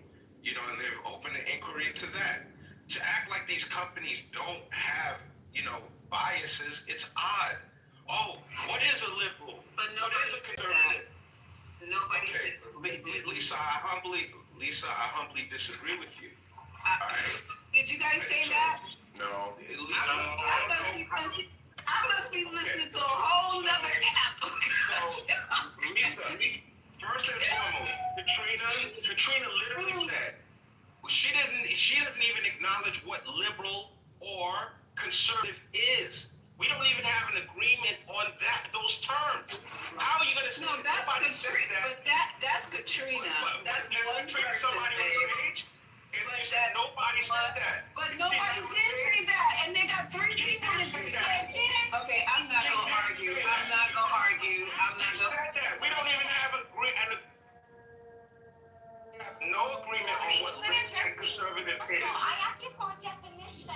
You still haven't given me a definition. We don't care about definitions at this point. Y'all don't know what a conservative is and a liberal is. Well, that's what he said. At this point, why are y'all yelling about this shit? Who cares? I don't know. Look, Patty, I'm just enjoying the conversation while I'm driving. But can I just say, no one said that. As soon as I say it, 3 people come off mic and say they didn't say it. And so I don't even know what this is turning into.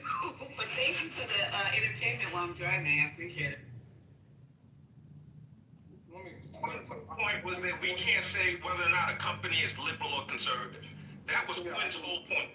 No, that was not Quinn's whole point. I simply asked for the definition. All right, so to Roger Matat, yeah, the biggest part of this fight, and the $1 trillion question, when I say trillion, I mean $1 trillion question, is what happens with AI. I am for national legislation in AI because it is too confusing to have different states that have different laws. When you have that, like you can't grow that way. So we do need a national regulation on AI. It needs to be pretty hands-on. If we have individual states that are governing your biometric information, we'll have retinal scanners, be able to walk into a store pretty soon, pick up whatever you walk up to scan you and deduct it from your account. That is going to happen. It's happening now. But in order to have all those things that will have in the very near future, we have to have like regulations that are not different between each state. Trent, I agree with the assertion, but I don't even think that that's like germane to the topic right now. I agree with what you said, but as it relates to the concept of a company having like political leaning and to deny the existence of it, and then we're going to have a whole conversation about what's the definition of liberal versus conservative. Like, these are not productive, serious conversations. If people want to like it's But you in it though. But you right here in it. Lisa, initially when Anthony, you're right here in it. That cracks me up also. So you want to disrespect the conversation that you're right in the middle of. You've been talking the whole time. Lisa, my response to you, Trent, let me land, Trent. Just let me land. We're always landing. No problem, Trent. So are you. Yeah, so Lisa, when Katrina initially brought it up, I said, listen, this is not productive. It is a waste of time.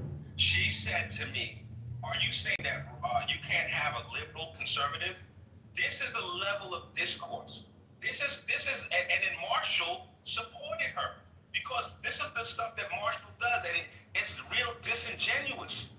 This is really disingenuous. It's not. No, what I said specifically was he already had it.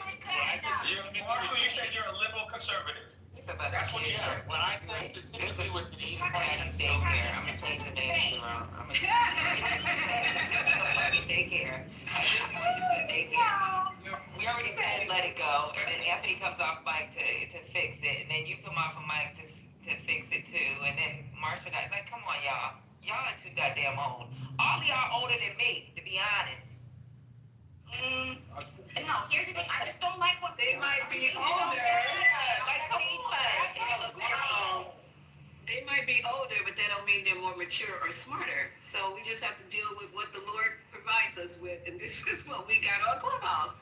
It's just funny as hell, arguing about nothing, and then get mad because they in the argument. That's true. All I was gonna say is that when somebody is disrespecting you and they're literally saying shit that you did not say, right? And cursing at you, calling you names, right? Like, I'm sorry. Yes, I am a big girl, but I'm also not gonna let somebody just walk the fuck all over me. Right, you already cussed him out though, and it's like y'all just gotta keep going back and forth. It's like y'all, you got to have the last word. What's the problem? Yeah, it's not the last word, but he's keep lying about things that I've said. You keep going too, but the thing is the real big thing, the definition of left and right is changing in this country, and I do talk about AI a lot, but it's probably the biggest thing. It's probably the biggest uniter between the left and the right, because it's going to affect us all, regardless of what our beliefs are. It's affecting us all, and so if I see any opportunity especially for Democrats to gain a following, it is by talking this issue and talking about the joblessness. There was a great interview by Bernie Sanders, you got to pull it up, yesterday, and he talked about the effect that AI is having on jobs. And it might not even be in his lifetime that he sees it come to fruition, but it is absolutely the most important issue that this country is facing.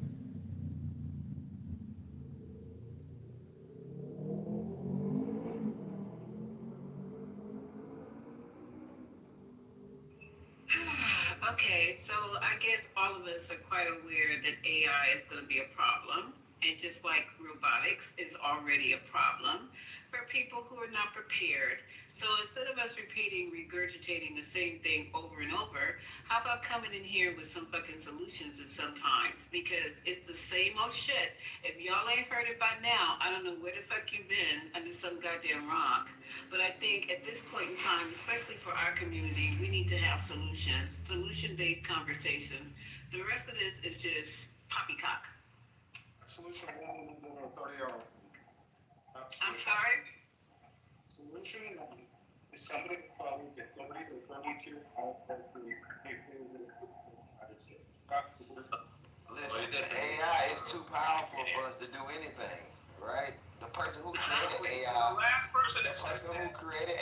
is the only person who can do something about it. We can't do shit about it. No, yes, you can. That sounds crazy. That sounds crazy as hell. Wait, can I just say something? This kind of talk right here. What you gonna do about it? Can you go on mute, sir? No. See, this is a stop. What are you gonna do about AI? Would you shut the fuck up? You said that 3 fucking times. This is the problem that we have here. Having people come in and tell us we can't do nothing about something that's already here. Yes, we can. We make sure our kids get trained in STEM. Make sure our kids get trained in robotics. Make sure our kids get trained in AI. This is the shit talk that we get from people. Maybe he can't do nothing about it. Maybe it's above his pay grade or his mental capacity. But yes, we can. We can excel in that like we excel in everything else. And I'm closing my mic. Yeah, I'm hoping that we got this conversation with people that actually have some idea of technology and, the iterations of AI. Like what this guy said was like ridiculous. And I agree. I think more education is necessary for our young people because this current crop of adults is lost as fuck. And they don't have the ability to determine. Like I'm seeing like earlier, I saw something where I think it was a Chinese official speaking about nuclear war, this, that, and the third. And someone had sent it to me, and I had to really point out to him that information was false, so on and so forth. But the issue is that people don't have the cognitive lens to really decipher between AI. People are consuming nefarious AI-generated content, and it's having a negative effect. Like they're just running with these. They'll see some shit and just run with it. So that's the scary part right now. I think ultimately, when we train our young people, they'll have the skills and the lens to really know bullshit when they see bullshit. So I mean, it's out of the bottle now. But yeah, and even before it got to this level, ChatGPT introduced a lot of people to it. But we're here now. And so one of the worries was exactly what we're seeing today. Fake videos and so on and so forth, what we have. So education is the key. I'll piggyback what Robert said as far as that last part. I mean, we all need to be educated, and we need to see the differences between what we see on social media and what's fake. And I'm glad that some places, some platforms are stepping up and saying that it's generative AI, but there are others that don't display it as such. And I think sooner or later they're gonna have to adapt as well. All I can say is not just the kids that have to be educated, it's adults too. And men my age, which is being 53, heard that as well. AI is still a new technology. It's going to take a while for all of us to get used to it. We just have to be ready and just not treat it as something that's going to kill us, but rather to have it help us move forward. Venture. Because we don't. We just we'll be just left behind. Where's a guy who said there was one AI creator? Okay, so the CEO, he got moved down, but here's what's up, man. Darn it. No, he got moved down, but here's what's up. Like, the genie's already out the bottom, all right? We're not going to stop the development of AI, which is what a lot of major AI scientists are calling for. They want us to pause the development and then come up with like a standard rules for everybody. So the United States is going to feel that China's going to continue to do their development behind the scenes. China's going to feel like the United States is going to continue to do their development behind the scenes. It's going to stop. All right? It's going to be so transformative that, like, we can't educate ourselves past this. When we get to AGI, like, all bets are off, man. We don't even know what AGI is going to decide to do when we get to that stage. To act like that, this is a simple solution to the problem, I humbly disagree. But you guys know best. This is what I like about this. See, this is different than politics, right? This is something that you literally, I don't know, I fucking love technology, all forms of it. But that's just me, and I'm sure other so we can read, study, and absorb the changes with technology with great ease. I think that's kind of dope. But yeah, I think AI, what's gonna happen, in my opinion, I think we're gonna have to see. We know the power of AI in terms of positive impact, and now we're gonna learn what the nefariousness is. And then once that happens, then people gonna have to come together and figure a way out to mitigate that negative impact. I just think we just got to go through the fucking cycle, and then later on, so we're gonna figure itself out. But to those of us that love technology, I mean, we'll be okay. We'll be all right. And I think AI is going to create jobs as well. This elimination of jobs, I don't think.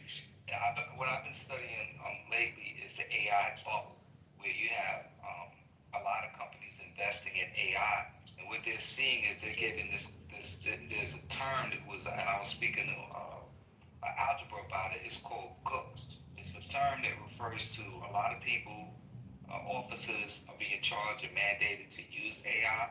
However, the outcome, which is bad, is not being realized yet. And teams have to go back and correct the output that they're getting from using AI.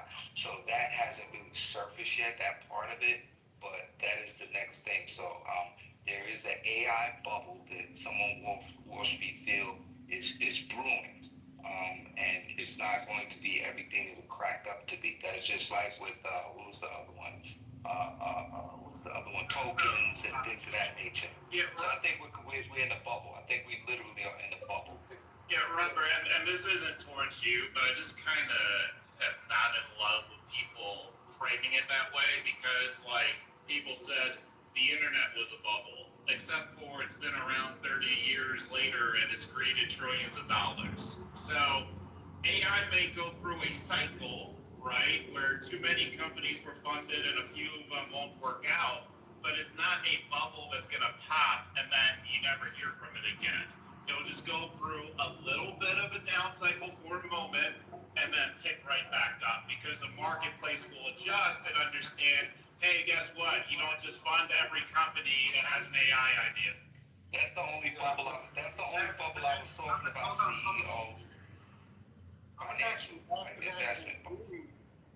Really, what we're probably looking at is a rotation, not a bubble. A series of bubbles, probably. Yeah, look. So, when I say you need to have a 30 to 32 hour work week, I am talking about inside this decade. I'm not talking about your kids. I'm talking about you. And I just got off the phone with an executive that's looking to turn half their dealership into an agentic AI as a replacement, and they think that it's a theory, but they think it can work, and I can tell you it can because of the voice communication. So the reason why we need to scale back on our work week is so people can still get full-time business benefits and full-time pay, because we're going to be working less. There's just no doubt about that, and you want to do that before human robots are introduced. My unfortunate theory is that people are lax on this. Like, you guys, even the way you're talking about it now, you're talking about, well, when this happens, it is happening like as we speak. And it's something that I think both parties, but especially the Democratic Party, can unify on. And I think you can get a lot of people to focus on this issue, and we can be prepared for it so it doesn't, end up in an economic catastrophe. What's up, Invisible? How you doing today? Hey, what's up, Invisible folks? Lady. How you doing? What are your thoughts? It's an interesting conversation. I mean, it's very difficult to join in. I mean, depending on the connotation that's being attached to AI. So, I mean, I like what CEO was saying earlier. I mean, a lot of people say it's a bubble. It's like, well, it's not a bubble. There is a bubble, but to say that AI is a bubble is actually factually incorrect, because I mean, there's obviously utility and benefits from the technology. I mean, I think where I probably disagree with you, Robert, I like technology as well, but everything is political. So just the regulation and determination of how the technology can be applied and how it's being used, and whether it meets ethical standards, and whether it's disenfranchising particular groups, and whether it's allowing opportunity for everyone. I mean, those things are political. So I mean, I think that conversation is just starting. And I mean, obviously, availability and access to jobs and who is able to access those jobs is an important one. So, I mean, it really depends. What I hate when people do is what that person was doing earlier, referring to AI as this persona or thing. I mean, it's a technology, it's a process. I mean, there's a lot of different types of AI. So, I mean, when you say who created AI, I'm like, okay, what is he talking about? A lot of the people who actually were instrumental in the research that developed the technology are not even the most influential. A lot of the people who are actually handling the influence right now are the people in control of the companies and, the Altmans, the CEOs, etc. Lumber. So, I mean, I think that's where it's getting extremely political right now, where those people are making a hard bet towards the right because of the fact that they don't want to be regulated, and I think regulation is actually good at this point. So I think that's probably where we're at politically. I mean, is how can we regulate what ethical regulation looks like, and how we can actually ensure that as the technology evolves, we don't exacerbate the disparities between different groups more than it already is. So one of the biggest differences between the internet bubble and the AI bubble is that the internet bubble did not have companies that were profitable. Companies are profitable and also, in some cases, hugely profitable. The other difference is that it took 3 years to get to the usage rate of what took the internet 13 years to get to. Well, that's a great point, Olaf. And I'll say this, look, Lane is one of the few people that I will listen to on issues. He's well versed on it.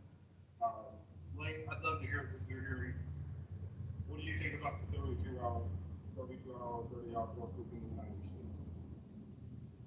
I mean, we definitely are going to be able to work less. So what that means in terms of productivity is my concern. So does it mean, for the companies who are willing to implement that, that's great. But a lot of them are going the opposite direction, where they're just getting rid of the employees. So, this is something that obviously is going to have to be regulated as well. So, if you think it's a good idea. I mean, I think it's a good idea also, but how are you going to get the politicians and companies to agree?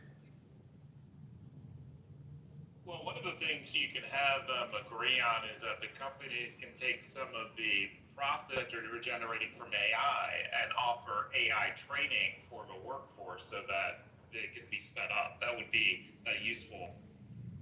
So I have here an article that I read that I came across last week. It's from Fortune magazine, and I'll read to you a brief excerpt. Returning this week, the news has all been about investor fears that we're in a quote-unquote AI bubble, and it is about to either pop or deflate. Nervous investors drove the shares of many publicly traded tech firms linked to AI-related trades such as NVIDIA, CoreWeave, Microsoft, and Alphabet down significantly this week. To me, one of the clearest signs that we are in a bubble, at least in terms of publicly traded AI stocks, is the extent to which investors are actively looking for reasons to bail.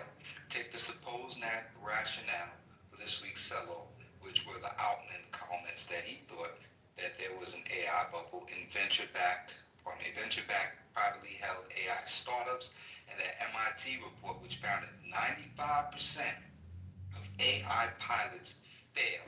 Altman wasn't talking about the public companies that stock market investors have in their portfolios, but traders didn't care.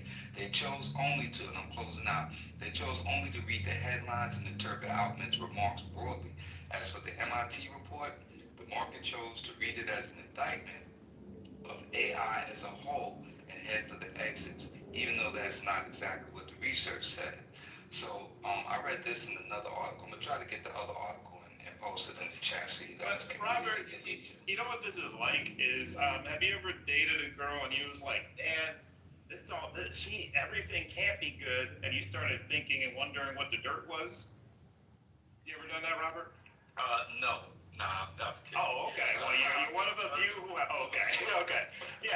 Yeah, so it's the same sort of emotion here, like it really is. So you have to understand that when things are good for so long, people just get worried that they're not going to be good.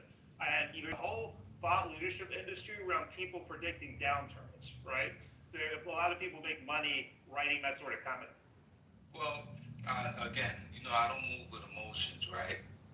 When I look at something, any topic, whatever it is, fuck emotions. Like, you got to go where the facts and the data lead you. Otherwise, you'll just be a fool talking what you don't know about, like that gentleman that we heard earlier. The purpose that I was mentioning earlier is, in fact, that, again, a lot of money has gone into AI. And the executives and officers at companies have been tasked to use AI. And I gotta get algebra in here, but because he and his team were talking about how now they are incorporating a mandate for their engineers to use some portion of AI in their work, and they're gonna be it's gonna be part of their yearly performance evaluation. And according to algebra, he's saying a lot of times, like, you can just go in and do whatever and it counts towards your production. Like with AI, you can use it for whatever, but the whether or not young engineers are really building new skills, so on and so forth, they don't think so. They think that, that it's messing up their learning curve, actually, and it's distracting them from that learning curve. So this is what I heard. How's it distracting them, though, and how they're not learning? Well, you have to let them explain it. Like I said, that's why I want one of those. I'm trying to ping him in here now. He can better explain it to you. I'm just saying what our conversation is centered around. Yeah. So I'm not here because just saying the conversation. Because in tech, I don't see somebody in tech having a problem with it. We're talking about somebody that's an engineer, so you know the daily job of an engineer. So I'm in cybersecurity, Robert. So I have an IT background as well. So I understand what you're saying. But that's cybersecurity. I know about cybersecurity. He has a big problem with it. All right, Trey. I know the picture. What is I would say my husband is in tech, and he's an engineer, and they have been asking him to use AI. Yes, no shit. That's not what I'm saying. What I was saying was not hurting anyone. Okay, great. He is against it though, because what happens is that these new engineers come in, right? And they're pretty much like, oh, we're gonna hire. Basically, what is it doing to the job market? They're hiring fresh out of the college young students who barely know shit, and then they're just basically saying use AI to build programs. So, Katrina, hold on. As somebody who's in IT, that's a bunch of bullshit. Because what happens in IT, right, is if people that get hired right out of college, typically, unless they have certifications and have experience with a portfolio, or they can show they did work, they're not going to get those jobs that you think they're getting. So you have to be competitive, not only with your degree, you have to be competitive by showing that you're continuously changing and getting new fucking certification. Because certifications change all the time. So what's in demand? What's in demand today? What's in demand today in the IT sector might not be in demand 6 months later. So at the end of the day, go ahead, y'all fucking got it. And it's funny how people in this fucking room, and sometimes when y'all read it, hold on, Robert, hold on. It's funny how some of y'all know every fucking thing. It's like you're the master of everything. But go ahead, y'all got it, Robert. Yeah. So Haitian, now you know, as a cybersecurity professional, your job is to, when you get a job, is to go in. I'm good. Nah, I got what he's saying. I mean, it's not. I'm good, bro. I'm not even crash out. You got it, bro. Okay. So cybersecurity, you go in and you assess the threats to a company. Your job on a regular basis is all about assessing threats, testing the system, so on and so forth. There's several different. First of all, Robert, when I'm talking, hold on, Robert. So when I'm talking, you might know everything, like you said, and Trent might know everything, but I'm trying to get stuff to the room, right? So when you say cybersecurity, that's all you do is with the threat. No, it's not all you do is cybersecurity. Do you understand about pen testing also? You want to go through that, Robert? You want to explain that to us as far as pen testing? Keep building, bro. Keep building, man. Keep building. I'm saying, can you tell us what pen testing is? I'm gonna stay on mute. Oh, okay. No, listen. It's really simple. My argument is really simple. It's not to undermine anybody in technology. It's simply saying a lot of resources are being put into AI. A lot of resources, and we can't predict whether or not all of this investment is going to pan out. That's all I'm saying. I ain't stepping on the So real quick, and I'll be done. So as far as the bubble, but y'all saying that the ones who saying it's a bubble, it's not a fucking bubble. What's happening is every company wants to get their fucking hands in there, right? Every company wants to be the first one to come out with this shit. Every company wants to. First of all, a lot of the AI you're seeing are running off the same fucking API, which a lot of y'all don't even understand. Okay, so a lot of these AIs that you're seeing every day aren't necessarily that fucking new. But if you go and look online, you will see a new AI probably about 80 a fucking day that's coming out online. If right now, if I wanted to sell you a fucking AI package for your company, Robert, I can white label one for anymore right now. And you would probably think it's the fucking greatest thing since sliced bread. Meanwhile, 500 other people have it already. But y'all got it, you got it. Wait, Trent, you talking about me or you talking about Robert? As far as not knowing pen testing. I said Robert doesn't know. Oh, okay. I was about to say. I'm not. Here's the fucked up part. I'm not claiming that I know every. Hold on. I didn't make no claims that I know everything. Like I didn't make. Robert, that was the whole point, Robert. I was being sarcastic, Rob. Okay. That was the whole point. If you don't know, let someone who knows speak.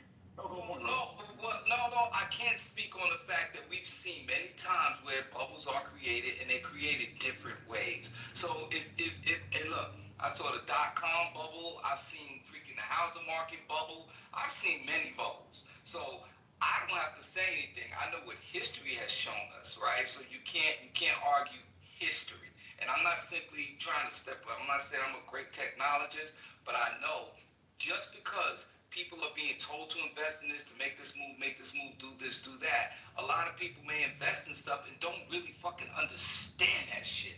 They task their team and they task their companies with figuring out because somebody told them that this was the way to go. And they're not doing the proper analysis to see, like enterprise platforms. When you get on the AI, this is how they measure engineers' performances, right? They're in an enterprise platform. They can measure how the engineers are utilizing the AI platform, the enterprise. They can tell what they're doing, how they're doing it, and how much is going into the work that they're rendering. That's all I'm saying. And I'm gonna let y'all deal with it after this. That's all my concern is that a lot of money is being invested into AI, and we don't know if that investment is gonna pay off. That's it. That's all. Thank you. I left. Sorry, would you mind waiting just a sec? Invisible Lang's been trying to get in, and you can go after him. Lang, are you still there? Yeah, I wanted to respond to Asian's question. Yeah. I think he left. Yes, we can. It's an interesting question because I think what you were saying to Robert. The fact is that all of the development companies and engineers right now are utilizing the technology. So it's not even a question as to whether it's going to be incorporated. It already is being incorporated. 60% of the development in most of the tech companies are actually being done by AI right now. But to what you were saying that Algebra stated, their issue is the black box. A lot of these engineers don't understand what the AI is actually doing. And there's a possibility that they may never do, right? So, there's an anecdotal example right now about an engineer who, coded a feature into production, it passed grade, it went to production, and then after it went to production, they realized that it was actually vibe coded, and they didn't understand the coding behind it, so they had to do 3 months of refactoring, and the engineer was actually fired as a result. So that black box issue is actually an issue that a lot of people are concerned about because when the engineers don't understand the code, then there's very little accountability, and that's an issue. Can I just say, Invisible, when I was saying my husband is actually very against it, is for that reason, is that there are hiring people who don't understand just the basics of it, right? Who have never even, people who, and no, you don't have to have a degree. You really don't have to have a degree to be a programmer. If you're just talented and you're self-taught, full stack engineer, you don't need a degree for it. Your work speaks for yourselves.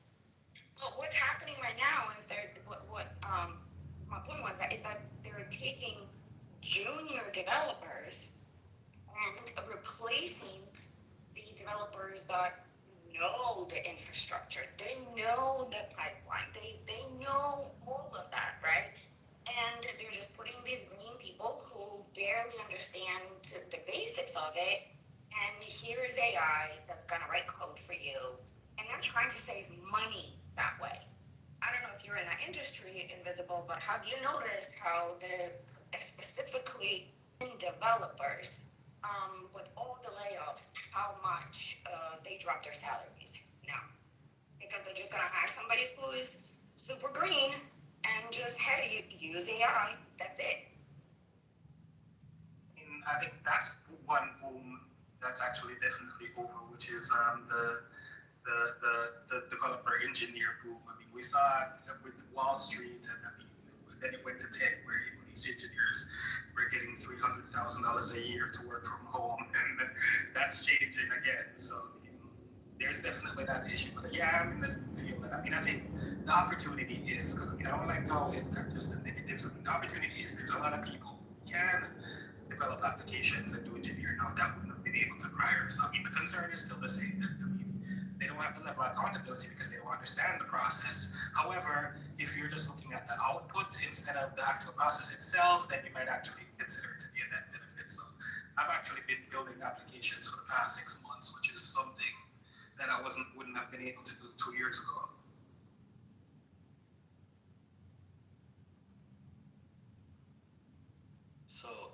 So Trent, is there an AI bubble or there is not? And what specific bubble are you referring to? The stock price of the AI companies or oversaturation of AI? I'm confused here, Trent.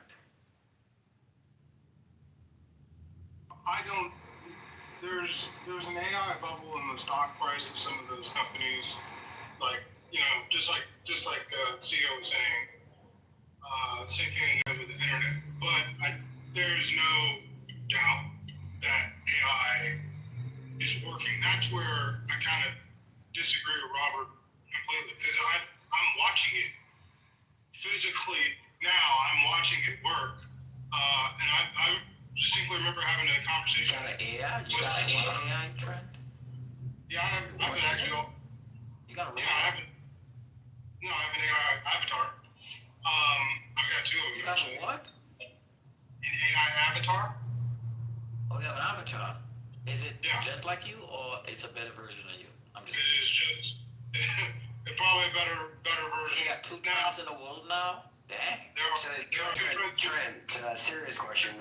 What did you say earlier? Can you explain again what you said earlier about you were on a phone call with the executive and he is ramping up to do what to dealerships with AI?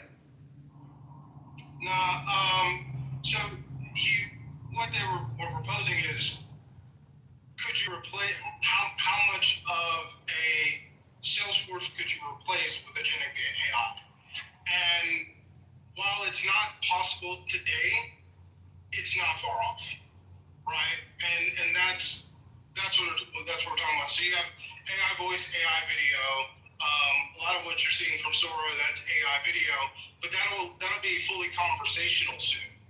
And so because so much of our economy is service based, when AI can communicate in a conversation, which it can somewhat now, but when it can communicate in a conversation, we're in an entirely different world. And so the point of but I want to answer. So there is a bubble, but it's not like AI is not working. And the problem is it's not as if there is a replacement coming for these jobs. There will be people building humanoid robots, but when you get to humanoid robots at scale, humanoid robots will be replacing a ton of jobs, right? Like there'll be maids, and like a maid right now can do 3 floors in a hotel. Right? I'm just putting that out there. And so she can do 3 floors in a hotel. Well, soon it'll be the maid in the hotel, and she'll have her own assistant robot, and she'll be expected to do 5 floors in the hotel. So that's where we're headed. And so there's not enough replacement of that working capital or jobs available once we get to scale with humanoid robots and AI.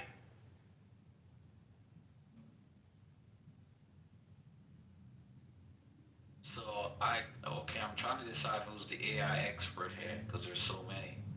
Who's next? You're crazy. Oh, Myra, not you. I already know you're not. Let me. No, you don't. I don't think there's any such thing right now as an expert on AI. Have you met the people on this stage? Not personally. A whole bunch of experts here. I don't see any certified AI experts, but okay. How do you know? Did you check their certification? So hey guys. So what I'm gonna do is I'm gonna put in the chat one of the articles, and this is from Fortune magazine. This is what we're discussing. I don't know who in here is an AI expert, right? I don't know, but for some reason, instead of us having a conversation, I think we are jostling. I don't know. I don't want to have a peeing contest with nobody. I'm just speaking about an article that I read. I just put it there, so you guys can go in, read for yourselves, and then we can maybe unpack the article, because it ain't about fucking me. I'm just talking about an article I came across. That's it. Well, an article from MIT, so it's a pretty reputable article. So good job, Rob. I just put in it's from Fortune magazine, and then there probably some links in there for MIT. Again, this is just unfolding. I mean, I just read this like last week, and I began to have discussions, and I'm asking, I'm learning. I don't know everything. I'm just asking. That's it. It's a conversation. But I want people to take right for some. That article is also countered by the Stanford research, which shows that companies are hiring or they're not hiring junior people because their experienced people are able to do more with AI. You read it that fast, that article? No, I've already read AI. I know, but I didn't see any of that mentioned. I knew that article that I just posted. Well, I mean, You read what article? This article just came out. MIT report, I've been aware of that MIT report for months. So, I mean, Aleph, I'm I'm talking about the article. just saying, both things are actually happening, Aleph. So, I mean, it was I don't know this, but that would not work for her name.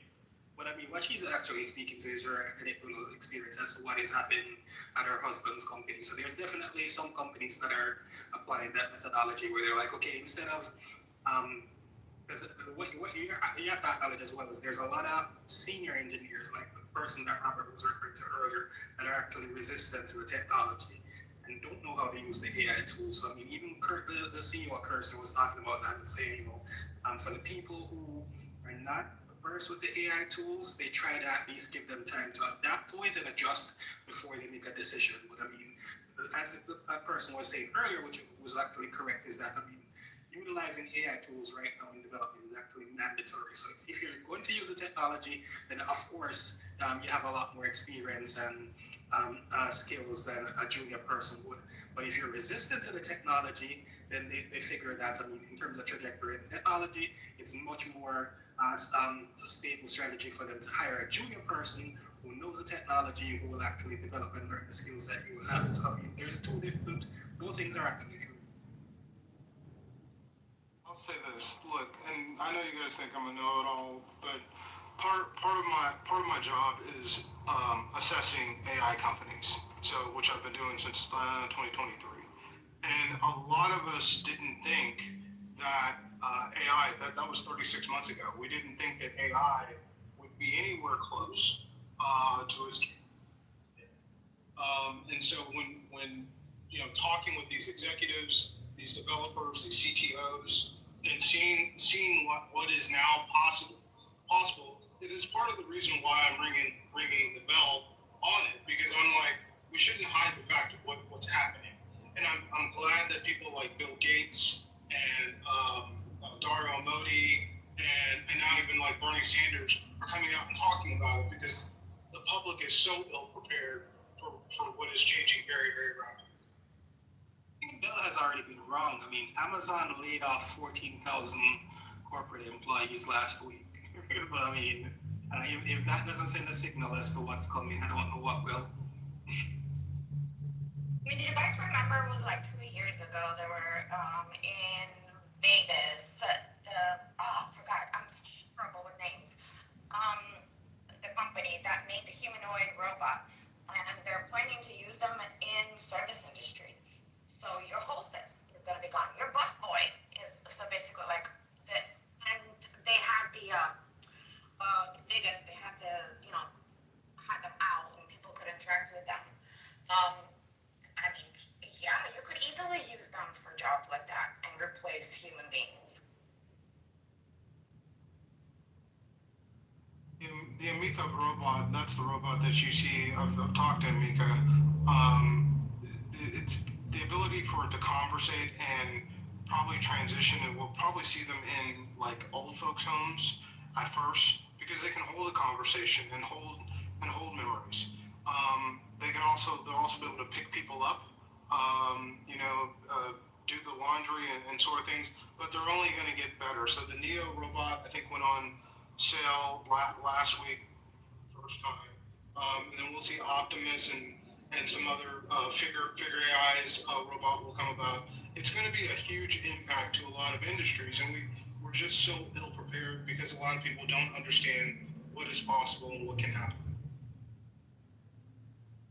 I agree with Lisa on earlier. I mean, I think learning the technology is probably the most strategic and beneficial thing an individual can do at this point. I mean, what somebody was stating earlier, I mean, I don't consider myself an AI expert. What I am is AI literate, which is what most people need to be going forward. Because I mean, if you don't use the technology, then there's going to be a growing disparity between the people who are using the technology and the people who are not. So I think everybody needs to become AI literate. I won't say expert, but literate.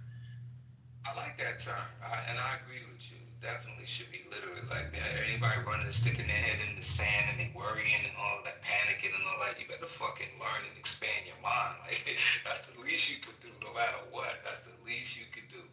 Yeah, AI literate. I like that term. Thank you.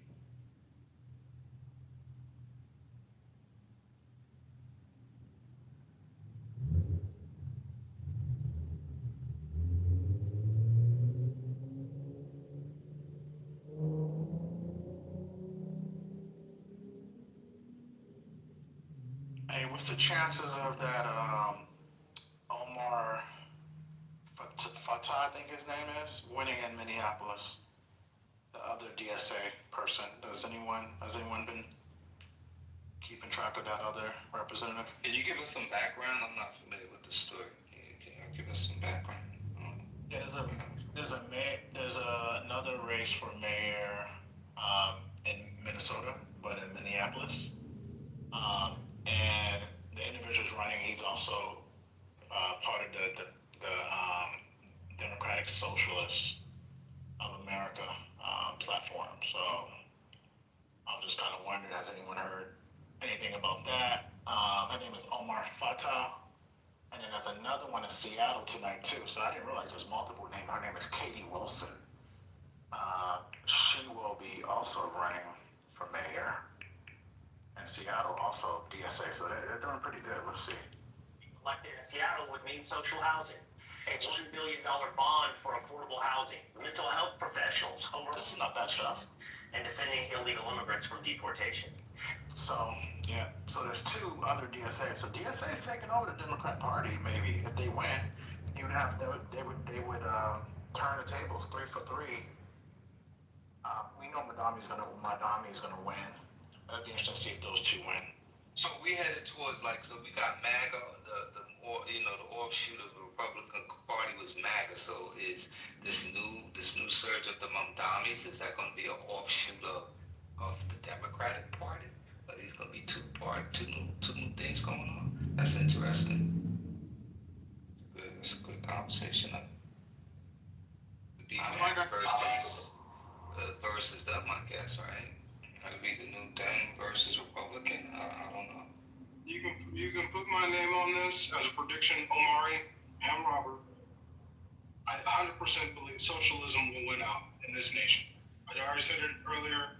Socialism is going to win, and it's going to be because of everything, all the technology that's coming. But Mondami is the canary on the coal mine. I believe he wins tonight, and the nation is going to gravitate more and more to socialism at the end of the decade, and probably be full-blown socialists in the mid-2030s. And who's the opponent now? So MAGA is their opponent. Is that correct? Is that what you're saying? I think MAGA's gone when Trump is leaving. MAGA's gone. MAGA's gone with Trump. Like short term. Well, MAGA's been here before Trump, right? Technically, but that's what I'm putting on the floor. Like I have no fucking idea. So, but and Trent, your statement, it bears some thought. I mean, I don't think anybody can deny that. Like, I think that would be pretty ignorant, but it's something that we can definitely entertain and dissect. Absolutely. I'm a full-fledged capitalist. Voted Republican many times. But when you look at where we're at as a country and what is and what isn't working, and I've told my Republican friends, they think I'm crazy. I'm like, no, socialism is going to win because there's no way. And Elon's telling you too. I mean, if you listen to what Elon is saying when he's talking about BMI, they're talking about socialism. They're talking about socialism. It's the only. Go ahead. Somebody was speaking. You said BMI. You meant UBI. It's the only answer to when you get to scale with humanoid robots. I don't see another. But I definitely don't see the form of capitalism that we have, and partially, possibly, not even democracy that we have right now. Once you get to scale with these technologies, it will change everything. Anyway, I gotta go get a drink. Y'all have a good one. Because remember, we kind of went through that, not to this degree, but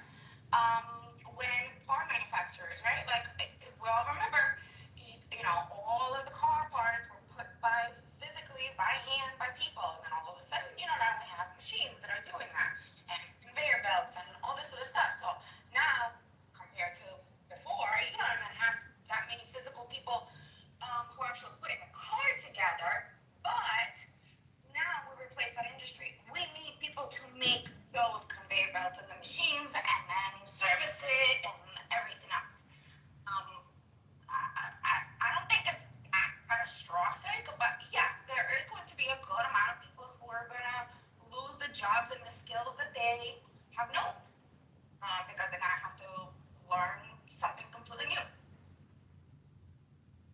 That's a good point, Katrina. This is a new day. I agree with you.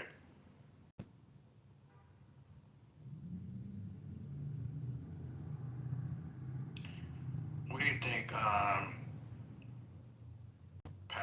Does the military, with the robots, so they have a chance to replace robots, troops with these robots?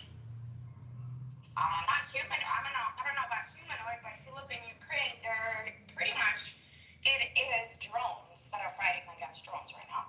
Literally, there's no human. There's barely any human contact in the front lines. Omar, you have treaties against that. No country is going there yet, because once one does, they all do.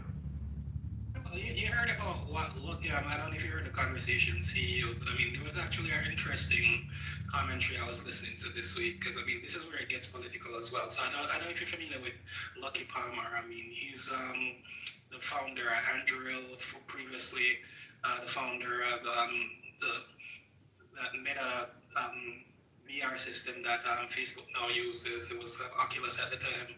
So he's developed this new. So he's developed some new, military weapons that are using AI technology. And his issue is that, I mean, there's the human in the loop concern, which is that, in order for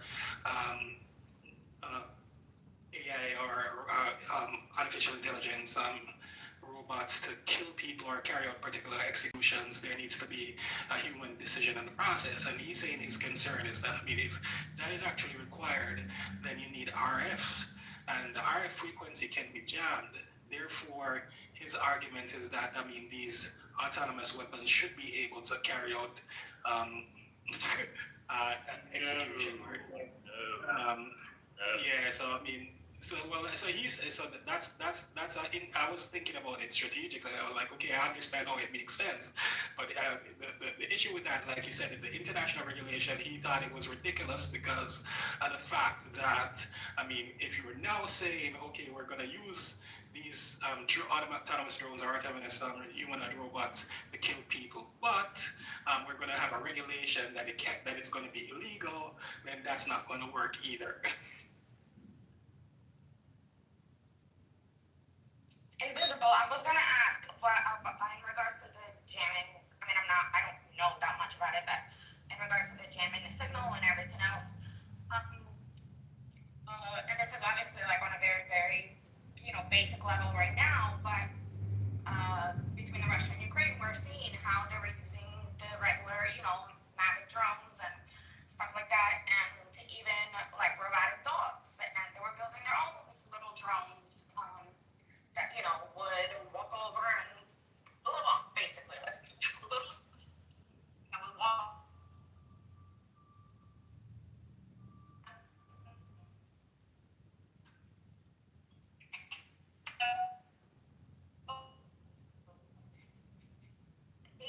Now,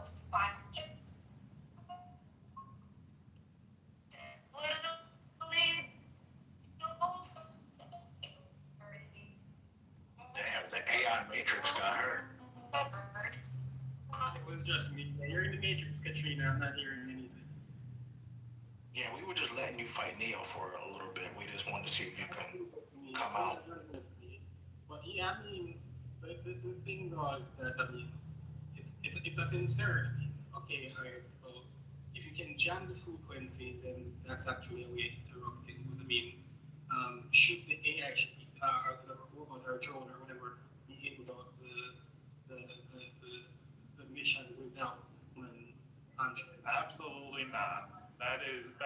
That's one of those points you don't want to cross.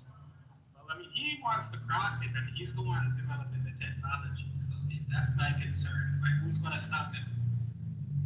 Yeah, CEO, they said also Elon Musk is doing the same. So just to that point, Elon Musk is allegedly building his own army as well. I heard him and Peter too. Well, I'm sure we're building it based on the contingency that someone's going to be dumb enough to let this be approved. But Elon's really very pro AI regulation. He thinks AI should be very heavily regulated.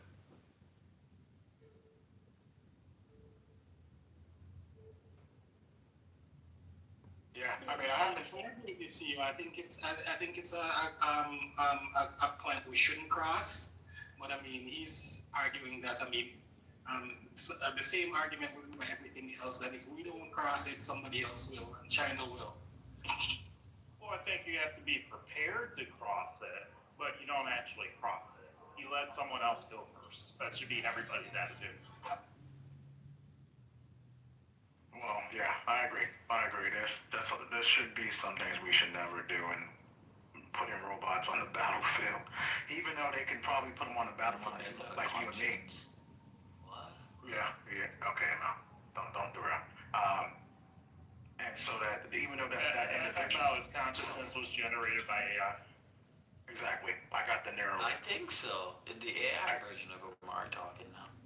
Yeah, I went and got it inserted when after the conversation with you. With that being said, we are living in times where they're now not going to have the nuclear treaty anymore. Like, they're going to probably let that shit go. Like, so who knows? CEO, don't always expect the unexpected. Well, I mean, look, but there's some lies where it's just like, okay, so we're just going to destroy humanity, right? And like, the nuclear line is one of them. If a country decides to use a nuke, all use nukes, and it's all over. There ain't nothing. There ain't no discussion. There ain't no planning. You're just done. Hey, CEO.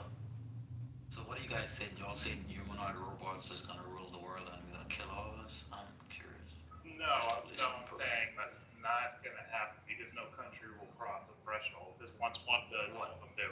Like militarize the humanoid robot? Correct. Yes. What if you can't tell the difference between? I think the Chinese already started doing some shit like that. So good luck. Yeah, but they're not actually at war. So I mean, like the Chinese got a robot policeman already. So. Well, that's different. You can do what you want in your own country. You know the funny thing, CEO? You can have advance in technology. Hey, any advance in technology, people will take it and find a military application. It's human history. Any advance. Okay. Mel, how many times since the end of World War II have we used a nuke? How many times since? I'm not talking about the nuke aspect. Obviously, you're talking about a house full of dynamite. But the point I'm making here is that if there are advancement in AI, especially in humanoid robots, some people will find a military application for it. I'm saying some people. Of course, will, but that's just human nature. And I'm saying I'm just saying that it's another nuke. Having AI robots engaged on the military field and killing people, that's another nuke. What we're talking about, ML, was the human in the loop process. I mean, should these autonomous be able to make the decision to make the kill without human intervention? That's what Akikama was talking about. That's what I was discussing. And I think Senior was saying it shouldn't. And I'm saying, and his argument is that someone will.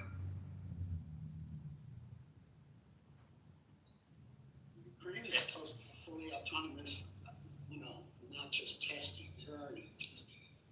They're supposed to have fully autonomous targeting in navigations systems.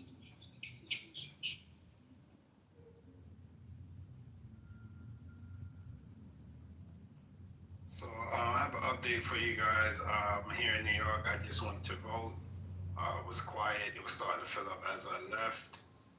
There was a lady in there who was very upset that she was saying that she is a registered Republican and she has been purged from the system. They can't find her, and they were offering her an affidavit, which she declined. So I'm going to see if I know anybody else in that particular situation. And looking at the ballot, and I know that the party that Cuomo was under is called the Fight and Deliver Party. But that's something I learned today. They kept saying independent, but it's actually called the fight and deliver party. I never heard that in my life. And Mandami under the Democratic ticket, and of course Curtis Lewa as the Republican. So, going to this as the day progresses and trying to give you guys updates on that election. But yeah, back to the AI robots conversation. Pretty intense. Yeah, that's crazy. Well, hopefully she votes. I mean, she took that time. I don't know if y'all remember. Again, I'm one of the oldies here. I remember 1983. Maybe Alette might remember. They did that War Game movie with Matthew. Was that Matthew Broderick? Yeah. That was a classic. That was AI playing war games. Like that shit. Like that was ahead of its time. A game. Yep. Like, would you like to play chess? You know, that shit was crazy. Yeah, one of my favorites as well. Matter of fact, I think I might watch it. And then I haven't seen the new Tron, but hopefully that movie will come. I'll check it out when it goes. That's supposed to be using AI. You know, so that you can't even kill them. They just regenerate. Yeah, I mean, so it can be a wonkish and boring conversation. I only brought it up because I think it actually appeals to the point we were making earlier about the policies of the different parties and how they're going to apply ethics to these policies. I mean, that is one extreme example where we're going to have to make ethical decisions as to what is an okay application of the technology and what is not. And I think both parties are going to have to develop their AI policies. So I think that's coming down the pipeline pretty soon. I mean, one of the things AI is just, I think, was it Fox News or someone, like they posted some, you know, about the hunger, like with the shutdown, and they fell for an AI video. You know, I'm seeing people fall for AI videos every day. That right now is the emerging issue. AI is getting so much better, just on the video side, which is crazy. That needs regulation, like yesterday. I mean, there's actually a book where they talk about these ethical concerns and how they're being applied. Like, I mean, eventually you're going to have politicians deal with deep fakes, and you won't be able to determine whether it's the actual politician or not. So, I mean, all of those things need regulation like now, because the technology is developing a lot quicker than the legislation. I saw something kind of dangerous. It was a university using the 3 top LLMs as jurists for mock trials. You know? What are LLMs? Oh, they're just AI models, like when you say ChatGPT, or you say like Claude, or you say Gemini, Grok. Yeah, those are LLMs, large language models, right? And so they were using those to be the jurist for the mock trial in their law courses.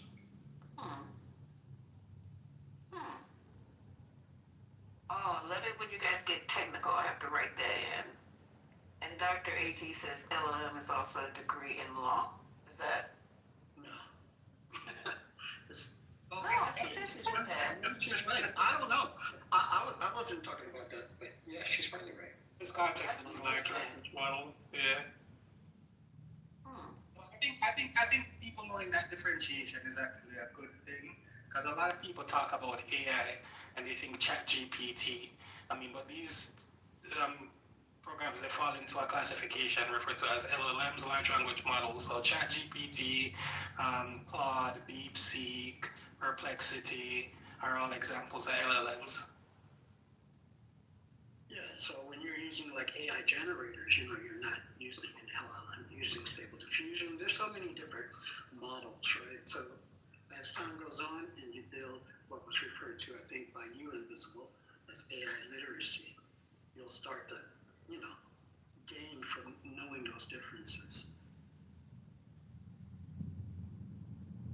Can an LLM, this is a dumb question, I'm just being silly at this point. Can an LLM represent me in court or represent you in court? I tried that. I'm asking, I'm being silly. Okay, but it's right. Sorry, go ahead. So it wouldn't necessarily be the LLM, that would be the large language model which would translate the text, right?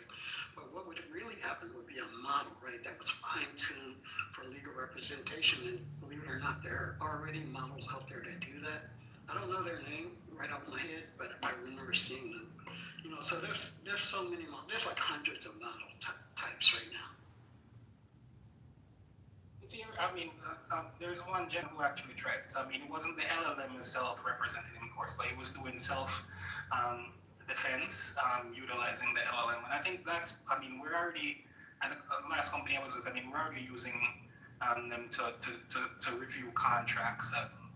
I mean, it was a very useful application for that. And in a lot of cases, I mean, the arguments that they were making were actually better than the legal consultation. So, I mean, I would have one. I mean, I don't think legally they're allowed to do it, but you can actually defend yourself with the support of AI. I mean, some people have already tried, and some people have had moderate success, while others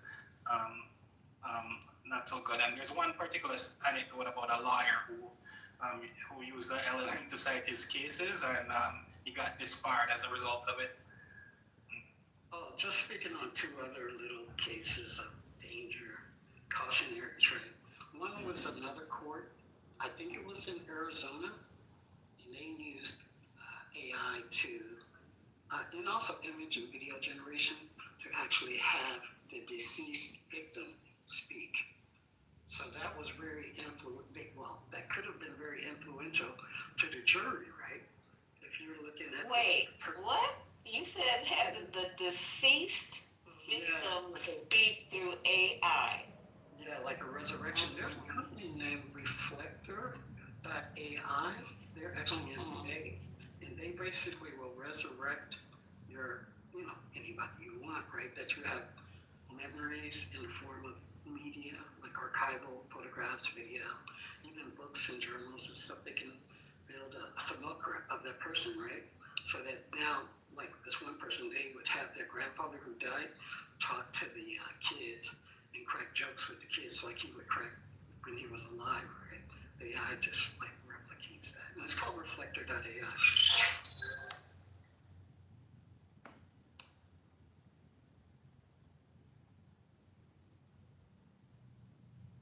Yeah, Lisa, I actually heard of that recently when they were about this company.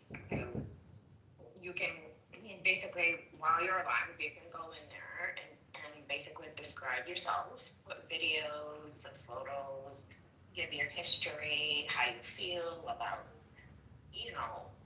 just everything. Basically, you describe your personality to it, and then when you pass away, basically it will create like a computer version of you who will be saying stuff that you would normally say. Literally. It's kind of scary.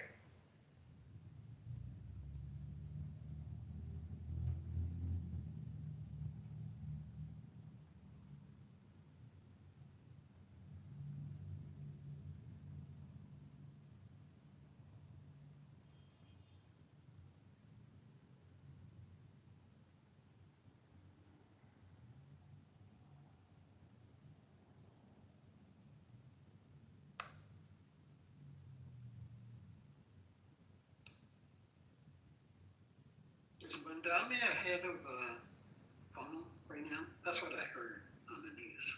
Yeah. What type of funnel? Wait, what type of funnel? What? Funnel. You said I was asking what type of funnel. You said he's head of a funnel. Oh, no, I said Bandami ahead of Cuomo. Oh, Cuomo. Oh, I don't know, man.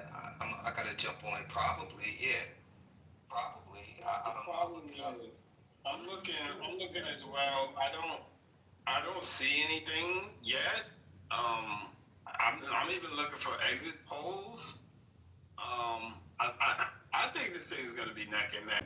It's the old against the young. Like here in New York, older people are going to vote for Cuomo. This is my opinion. And the younger people are going to vote for Mondani. So it's how many people are going to actually go out? Oh wait, this guy Kaneki with the khakis is on right now. So yeah, he's on board New York. Who knows? And are more people gonna vote like after 4 o'clock or 5 o'clock? Well, that's the thing. When we look at the over the weekend in early voting, the majority of early voters has been astonishing for older voters, and younger voters haven't come to the polls in early voting. And so now we wait to see if the younger voters are going to come out today. I mean, the younger voters are going to come out today and vote, but so far that may be, it could be a telling thing that, you have a more mature crowd coming out early and making sure they put their vote in. So this, now if there were younger voters coming out, yeah, then there's no possibility of an upset. But I think the fact that older voters have come out in droves, I was looking at the numbers, and so yeah, it may be an upset, and I predicted an upset. Well, Karnacki right now is saying it's possible that the Republican voters know that Sliwa cannot win, and they may lean towards, meaning the Sliwa voters, the Republican voters know that Sliwa can't win, and they may lean towards Cuomo. And if that happens, it's going to get even closer. Another one to watch is the governor race in New Jersey. Mikey Sherrill, if you guys don't know, this is an ex-military pilot on the Democratic side against Jack Ciattarelli, who is the GOP candidate. And the ads are crazy, man. Like every other ad here in the city right now is either a mayoral ad, and because of the tri-state area, it's a governor's ad for New Jersey. Because, we share television stations here, New York, New Jersey, and parts of Connecticut. So this is going to be interesting, guys. Very interesting.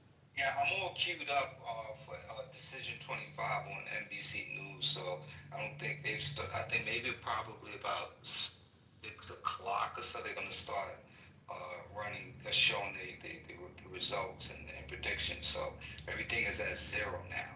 So I can see the Bronx, Brooklyn, Manhattan, Queens, and then other races for New Jersey. So that's when I'm going to come back on, like about 7 o'clock. I'll start looking at this link that I have and seeing what this shit looks like. So I see a poll from the Marist Institute for Public Opinion is showing that Andrew Cuomo leading Zoran Madami by about 10 points, 55% to 45%. Wow. What type of poll is that? What that's Marist? I don't even know, but to be honest with you.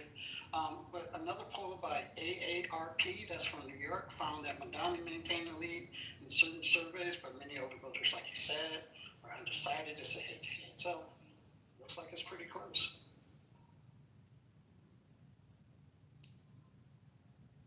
I'm sorry, can I ask a question to change the subject for 30 seconds?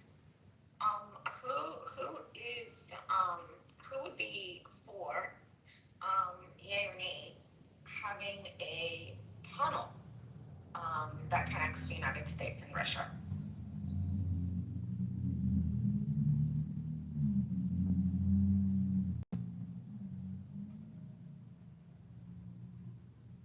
What was the question? Who is for or who is against? I guess, do you guys think it's a good idea to have a tunnel that goes from the United States to Russia, obviously, in the Alaskan border? Why you have a problem? I'm for it. It gets open up the world. The whole world gets to be connected. With Russia? Yeah. Oh. Okay. It's not like you have an unmanned turnout. Obviously there are borders, and they're gonna control who goes in and who gets out of it. And we could always blow the shit up if it comes to that. But I don't have a fear of it. The Russian border crossers, that would be cool. Yeah, I mean, we gotta start building bridges sooner or later. Putin is not gonna be in power forever. Yeah, but he's got it just the same way how we have Lenin, then we have Stalin, then we have. He's gonna be gone, and it's just gonna be another Putin. It's the people change. Well, but Yeltsin wasn't like Putin, right? Yeah, and he's hated, absolutely hated.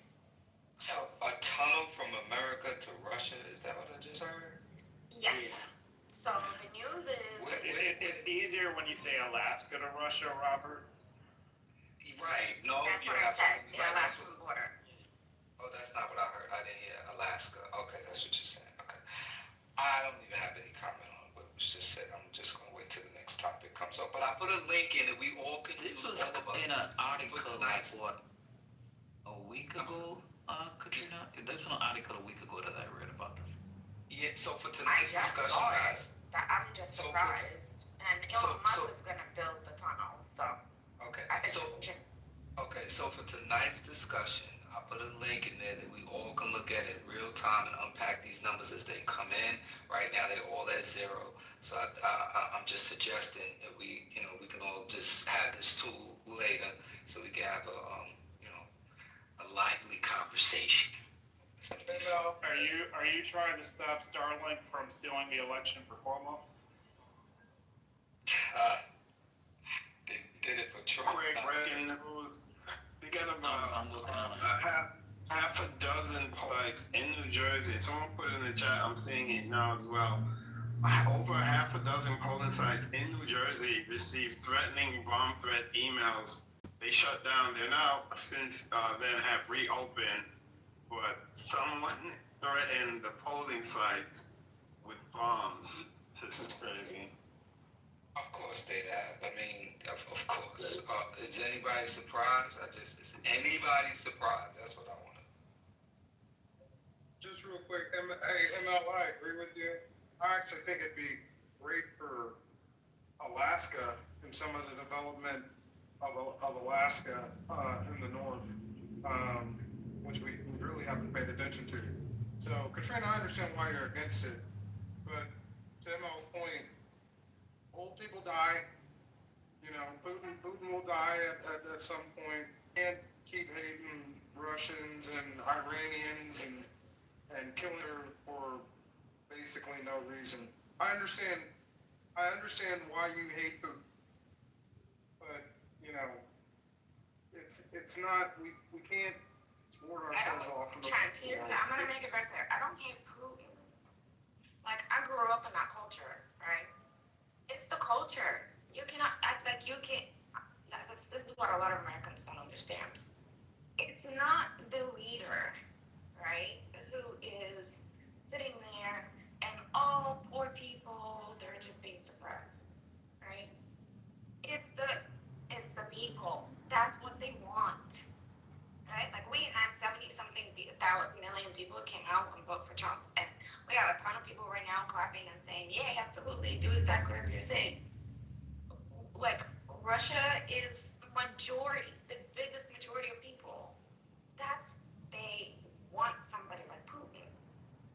And like I said, you had Lenin, you had Stalin, you had all the physical people are changing, but people are gonna pick and choose what they want.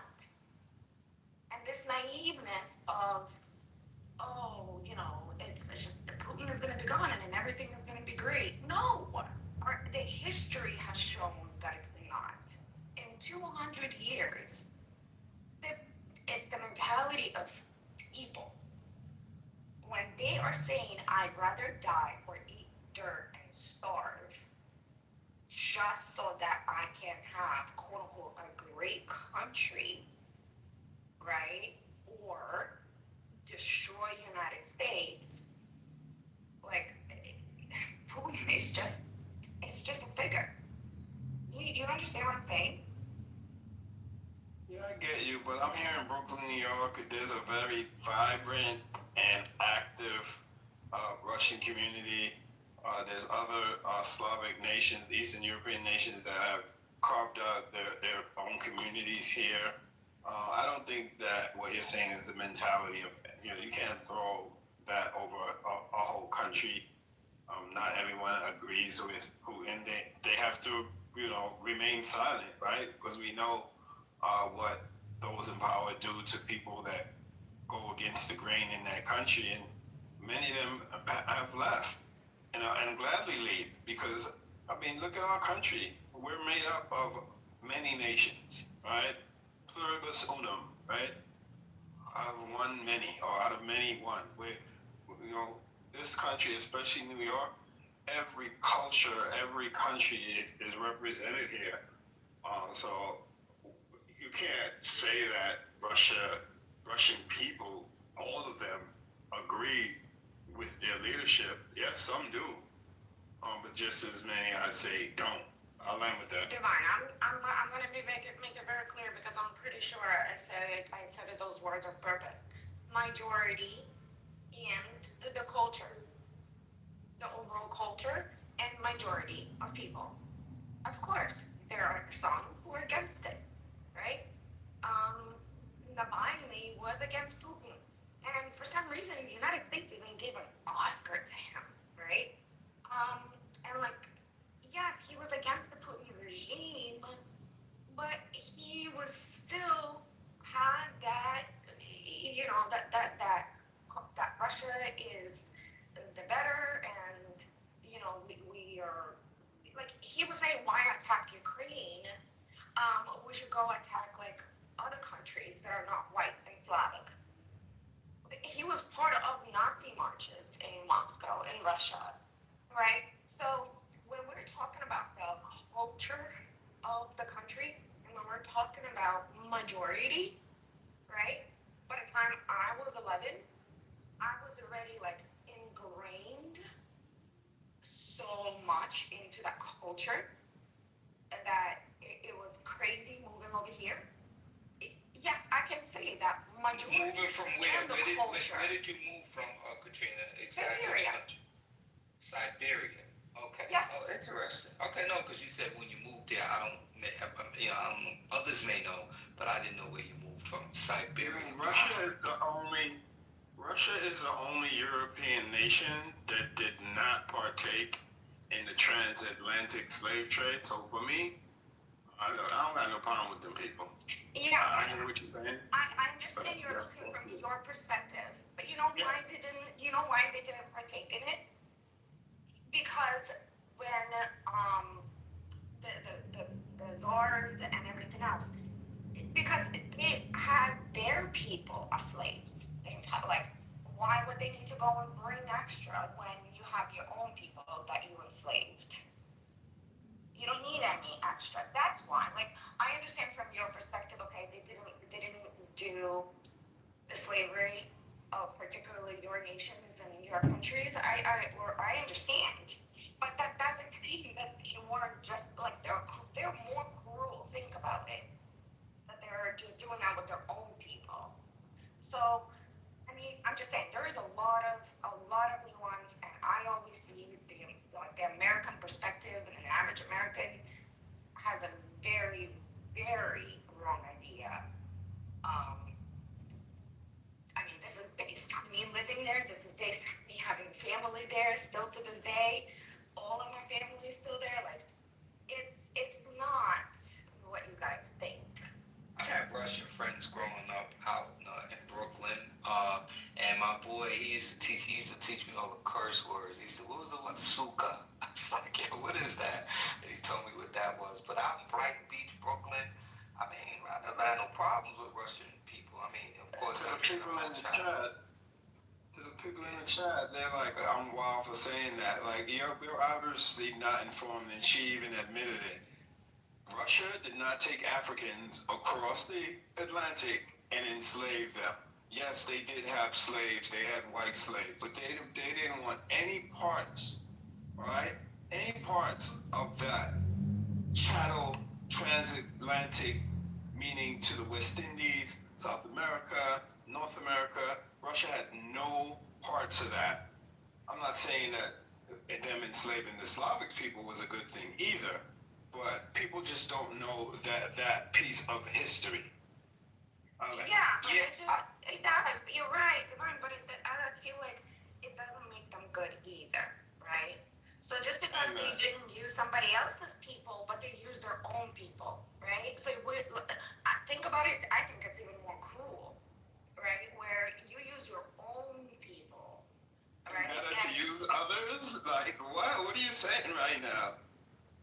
What? What I'm saying is that usually the people were the people in charge, or the government, or the kings, or whatever, right? They have to promote this somehow, right, to the people. they go, oh, you the people, right? Like here in the United States, you white people, you guys are gonna benefit a lot from having slaves, right? But over there, if you think about it, it was we have a certain class of people that are treated as human beings, and the rest of you that are own people, you're not even humans, you're slaves. You know what I mean? Y'all sure they kicked them blacks off the train when it was time to leave Ukraine? I remember them videos, Trina. Okay, Trent. Sure. Trent, that was actually in When they were kicking them Africans That off the was train. in Ukraine. That was Ukraine. Russia and Ukraine, two different. It's two different countries. Train, bro. Stop It is two different countries. Do you not It was in understand that? Ukraine, Trent. I'm talking about Russia. You're talking about Ukraine. You again.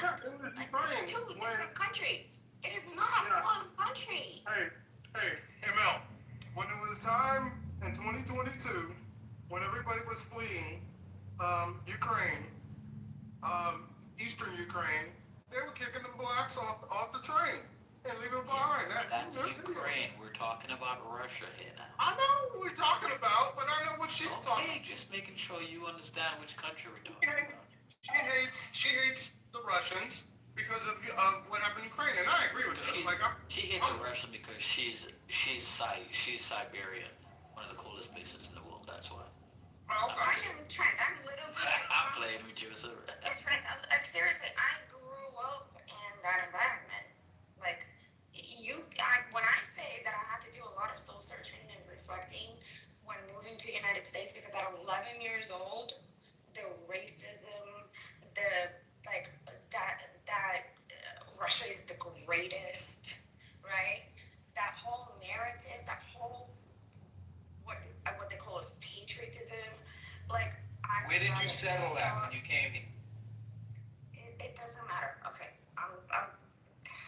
you can Google me literally. I'm all in the internet everywhere. My whole point is that it starts in kindergarten. It's when we're talking about how the United States right now is rewriting history. That's literally what happens. Like the history books are so rewritten that, like, I came to the United States at 11 years old, and I was telling Americans, like, no, Russia won World War II. You guys had nothing to do with it. Like, you just jumped in right at the end, because you wanted to be also a winner. But Russia is the one who won World War II. We're the only ones who, like, really fought. Like, everybody else just jumped on the bandwagon at the end. Because that is what is taught. Starting from kindergarten. We have, and the culture is so militarized. When you have, like, imagine for Veterans Day in the United States, every single government school and every single daycare or whatever, or pre-K, has their kids dress up in military uniform and, like, do patriotic stuff, like it's forced, right? Plays and marches and everything else. Like, people really don't understand. And like I said, Putin can die tomorrow. There's going to be another Putin that is going to come into power.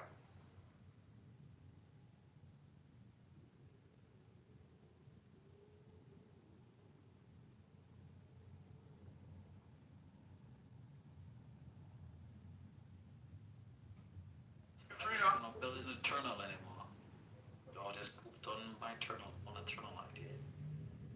Yeah, so my thing, when I went to Russia a long time ago actually, it's over 20 years, more than 20 years ago. It was that the Russians actually loved America. Yeah. I go to America. I want to go to America. I didn't meet one Russian that didn't want to go to America. It was kind of weird.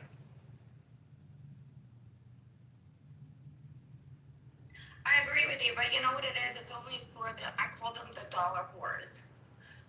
So, like, people right now who have ran, like, I personally know people who have quote unquote ran from the Putin's regime after the full invasion into Ukraine, right?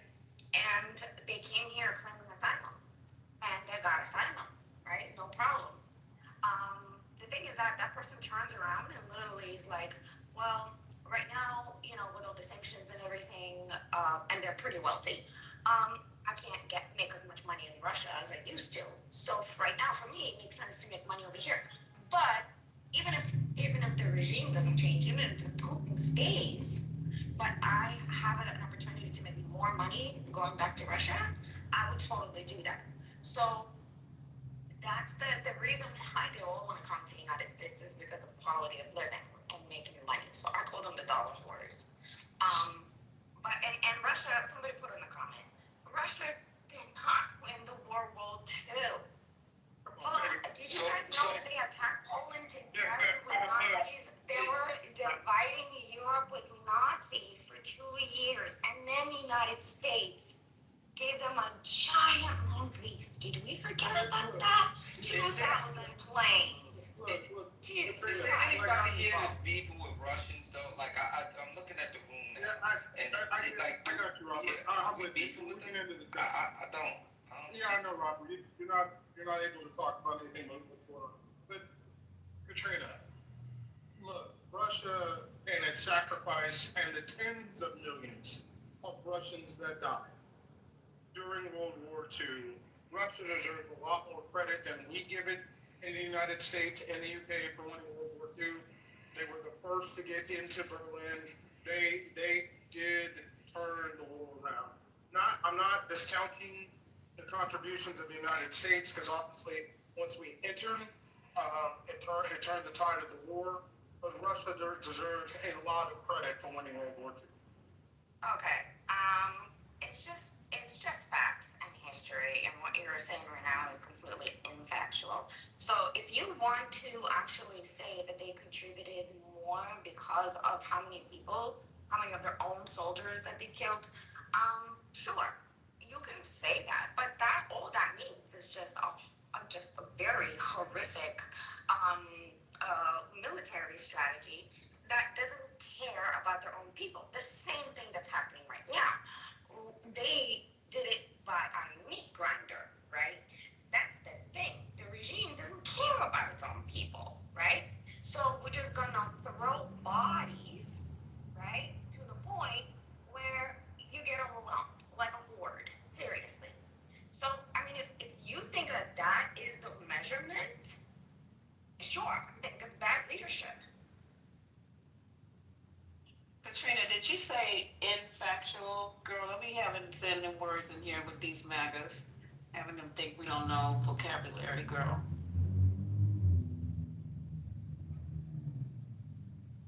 That's fine. If you guys, if it's that you guys don't want to talk So, about the subject, that's I fine. want Lisa to come back. The only reason I don't know where the new Lisa came from. What are you talking about right now? So, Okay. hey, Anthony, are you a Russian expert too? To an intelligent person, there are many facets of that. So Lisa, you know she meant unfactual. I know, baby, but we can't do nothing wrong when we're in here with these MAGA. Lisa, I thought you were MAGA now adjacent. Yes, I'm MAGA adjacent for real, because I see how they be getting. Well, we'll talk about that later. Because I got a whole list of reasons as to why. Okay. All right, babe. All right. And that's starting at 6 tonight.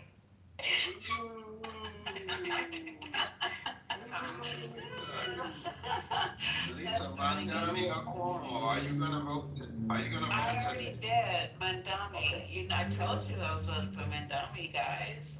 Oh wow. Who did you vote for? Who did you vote for? I know. Lisa, you voted Maybe for starting to hear that. What's going on? That's not vote. First lady. Lisa voted for Cuomo. Is that what y'all saying? No, she voted for Mandami. I voted for Cuomo.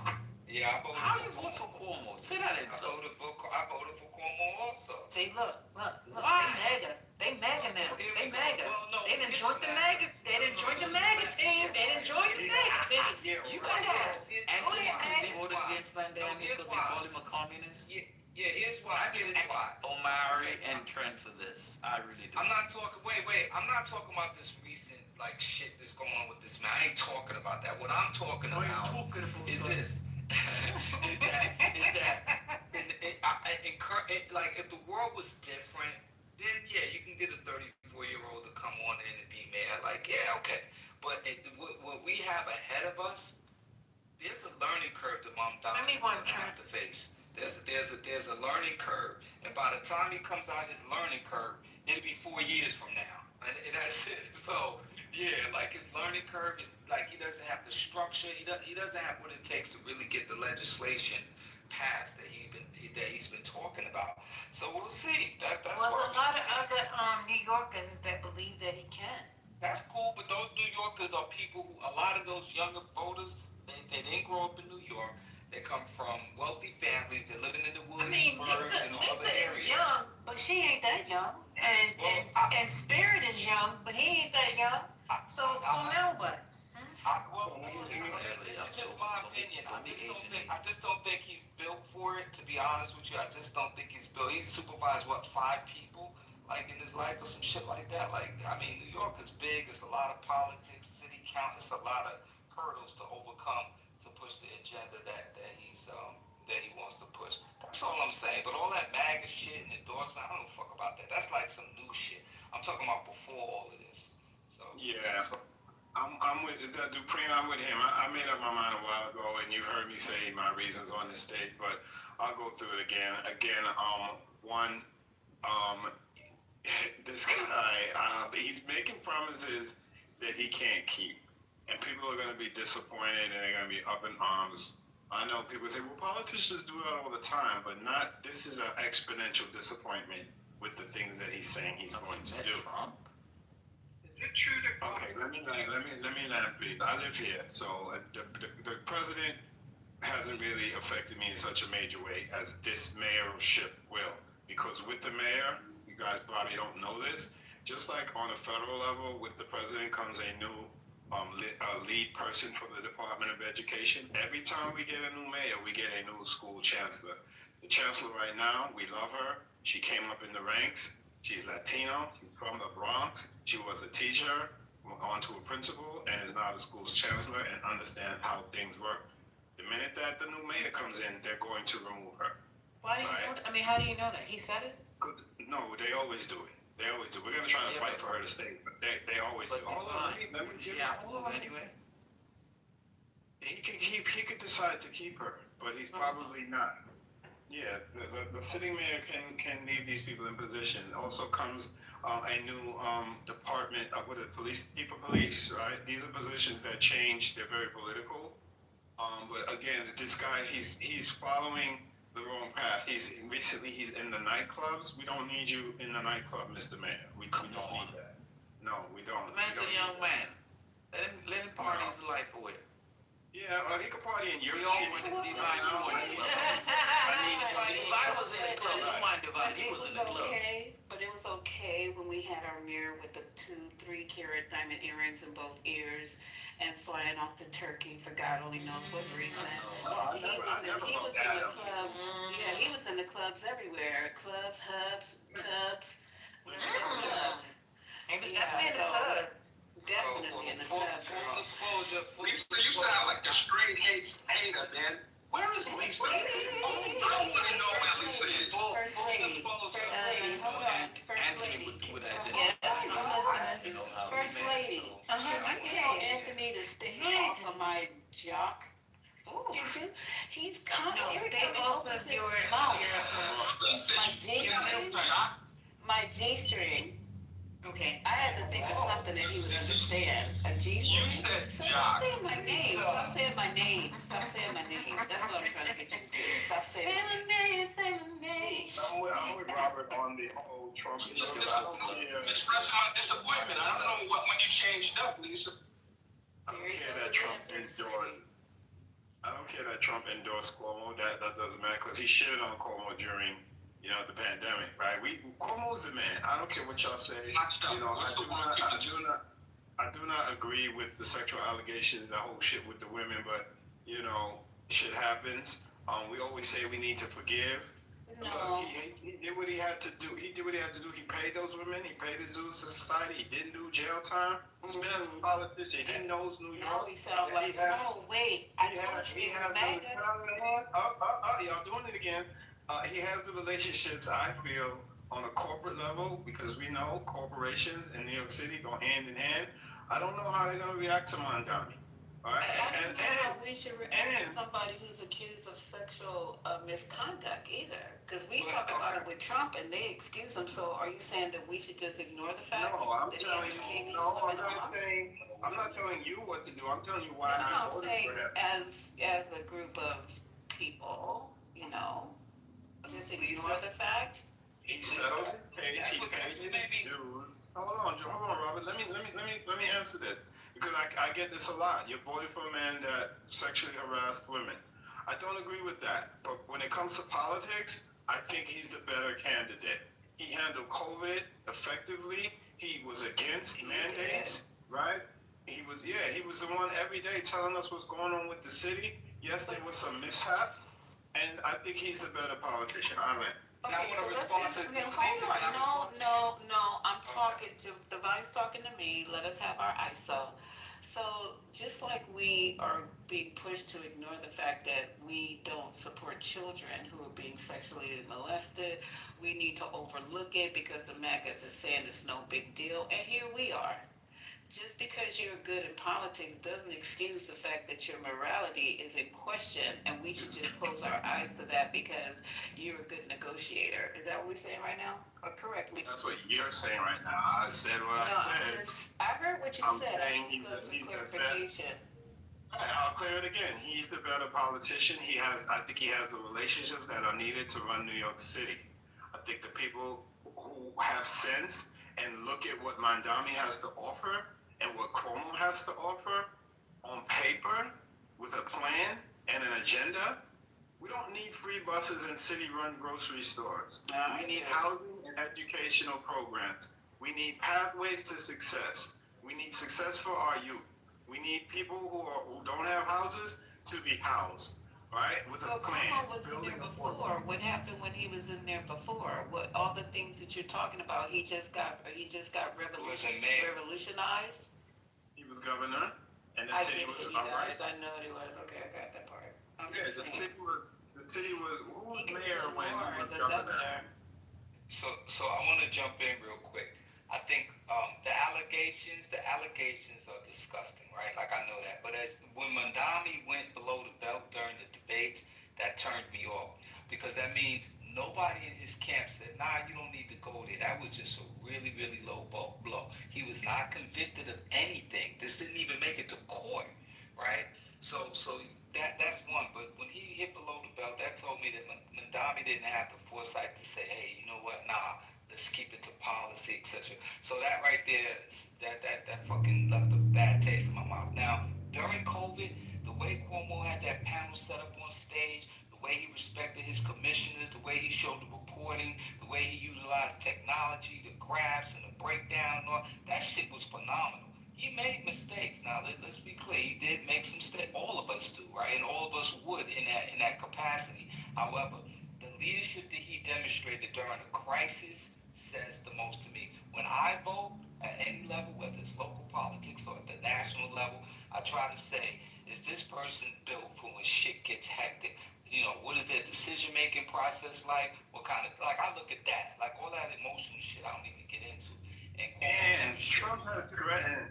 Trump has threatened New York. By the way, Trump is the reason why he's out of office, because you know they went after him for the sex allegations and all that. So let's be clear. He was out of office because of Trump. I want to add one more thing. Let me add one more thing. I don't necessarily agree with Robert just said, but Trump has threatened if Mondani wins, he's going to make it rough for New York City.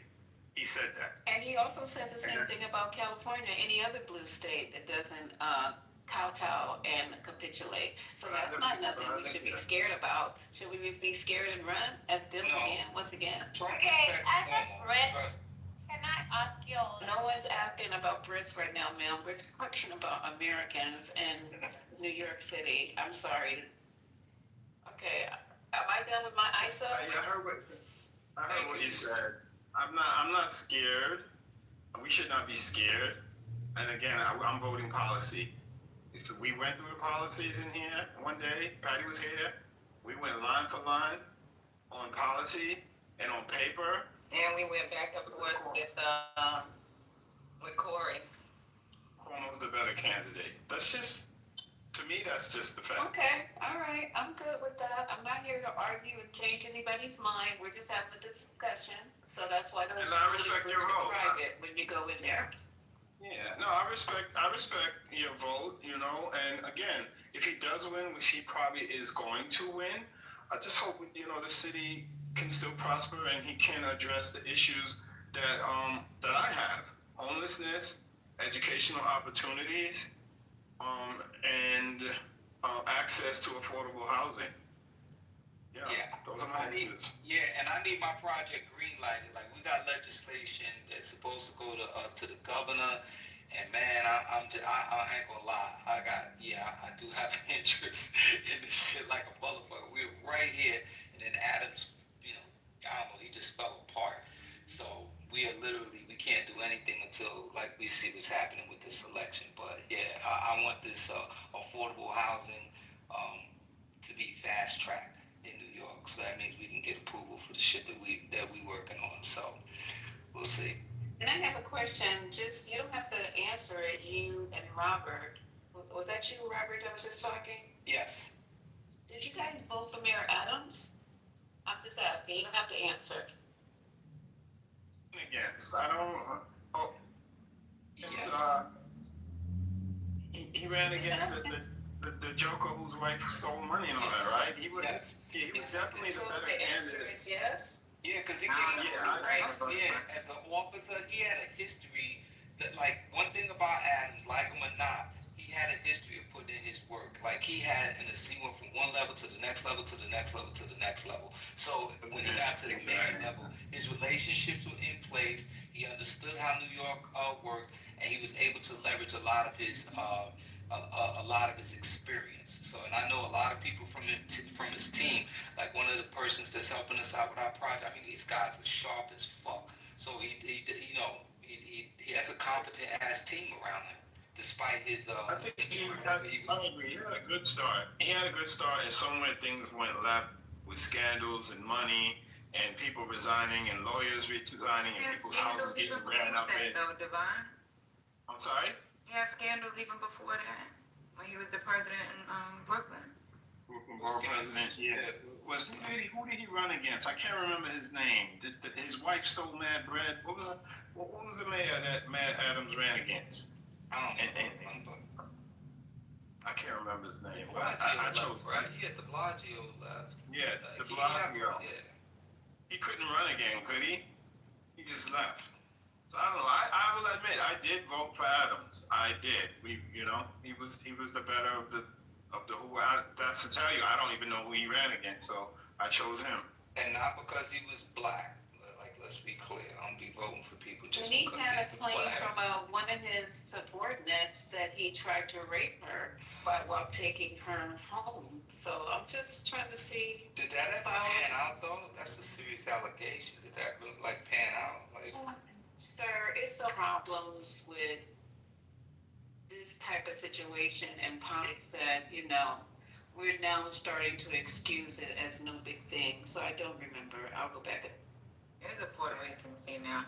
Yeah, I'm glad. One thing I'm glad about, if I decide to run for office, I ain't got to worry about no shit like that. Like, that's crazy. I mean, well, that would be legitimate. Let me say that, because, people could, But, yeah, I'm just, what a relief. I don't know why people are saying we're MAGA if we support. That's nasty work. Supporting Cuomo does not make Man, don't entertain that shit, Devon. Don't even respond to that. Like, it doesn't make sense to me. For the record, I gotta say it. I just looked it up. It was Curtis. A Puerto Rican female that ran against him was one of the candidates that ran for that. It was Curtis. I just looked it up. Man, Curtis is whack as fuck. Curtis Lee was. So that's probably why Adams won. He's been running forever. Full of shit. ain't nobody voting for him ever in life. There's no New York. If you've been in New York, you definitely ain't voting. Bro, my neighbors have a Slave War sign in front of their house. Foolishness, fucking foolishness. What a clown. Like, he's a clown. Literally, no disrespect to him, but he's a clown. Shout out to his ex-wife, Lisa Evers. She's Lisa, we don't like her. We don't like her. Yeah, she's made a great she carved out a nice angle for herself. So that might have been a Democrat and a Republican marriage right there, right? Because she's going on to do some great things and carve out a lane for herself. Shout out. I'll say this real quick. With the Democrats, he did run against the Puerto Rican chick, Catherine Silver. I think she's on the ballot again. I'm not sure. Yeah, Garcia. It was Garcia. So, the rapper Dave East posted some video footage with Mondami, and they are roasting him in the chat. I'm never buying their music again. I can't believe. So people are not everybody's feeling Mondami, guys. You know, this is why rappers should not get involved in politics. Bugging, yeah. Posted the video. That's like Charlemagne the God. Like, I had a real big thing with Charlemagne today when he said that the Dems should just give it up and this and that. And I think there was a consensus. People were saying, ain't nobody checking for Charlemagne. He is not. And I wrote a thing that said, dear racist. We don't try to shove Charlemagne down our throat. We the culture. Do not fuck with him like that. So no matter how much y'all try, whatever he says, don't resist. It was funny. But yeah, that's what they're trying to do with Dave East right now. So I'm just saying that all these politicians are flawed, and hopefully some of the things that are like the words they use on this app, tangibles, maybe Mandami can get to it, maybe he can't. McConnell might. Is no guarantee that he would be able to complete any of his campaign platform. But hey, he say the right things and people go, oh, we're going to have this, we're going to have that, and half the time we get none of it. So I just like Mondami because it's a little shake-up, and I think that's what we need. Como is just the establishment. He's been around forever. Why don't he go someplace and sit down and let the new young people get involved in politics? And that's across everything. For me, they might be wrong, they might have some crazy ideas, but I think we should. These young people are starting to get involved in politics. Did everybody bring a jacket? Man, did you all bring a jacket? Yeah, Mike is high. I tried to meet her, but I can't meet. Yeah. I got my jacket. Your mic is oh, yeah. But we got this. No, it's not working. If you need to take a swim, thank you. We have a slew of talented young politicians here in New York. A slew of them, man. I mean, but they it's got like right. age 40. They got it right. Right. But Mondami is, I wouldn't consider amongst that talent. But listen, Robert, they have to run. They have to run. You can't just consider yourself great and you don't get out there and actually run. He ran. So why don't we just keep encouraging the younger people to get involved in the political process? Because Cuomo needs to sit down. He's been around too long. All these people, we need to just start purging. We really do. It's very expensive for mayor of New York City, just like it's super duper expensive to run for president. I mean, people say, yeah, run, but when you go to open up your wallet and open up your campaign fund, people all of a sudden got what they call it short arms and deep pockets. I agree with you, but money has become a barrier to politics. Like basic, having small donations. I mean, we have to also support them when they get ready to run. We just can't sit up and just. They have some good candidates. New York's a little different, Lisa. New York's a little different. Like, New York's a little different. Well, a lot different, actually. It's 100% different than any other city in the United States. We need young, talented people. Absolutely. I don't think anybody would disagree with you, but it ain't him. It ain't Mondami. Okay, we shall see. Because right now, what are you guys gonna do when he wins? Are you guys got any plans, or how you gonna? My wife keeps saying I'm saying my wife want to leave. Yeah, our team is prepared for whoever comes in office. Like we had to really, be open-minded about the possibilities. So that goes without saying. If anything, we're more prepared for Mandami than we are for Cuomo, to be quite honest with you. But yeah, whoever's in office, we still gonna do our things. We still gotta build our relationships, and we gotta work with the administration no matter who comes into office. I don't think he's gonna be effective, but shit, we gotta work with him. We gotta work with him. Yeah, that should be the spirit right there. That's the spirit. We have to work with him regardless. He is the Democrat. Well, if in fact he should win, he is the Democrat winner. So if you call yourself a Democrat, you want to get behind him and support him. Thank you. We're independents. I'm a Democrat. But you lean democratically. I don't know. I don't know. I'm concerned. I'm like in the middle. Right. Okay. Yeah, I'm definitely in the middle. I'm definitely Robert, I'd love to hear your conservative view.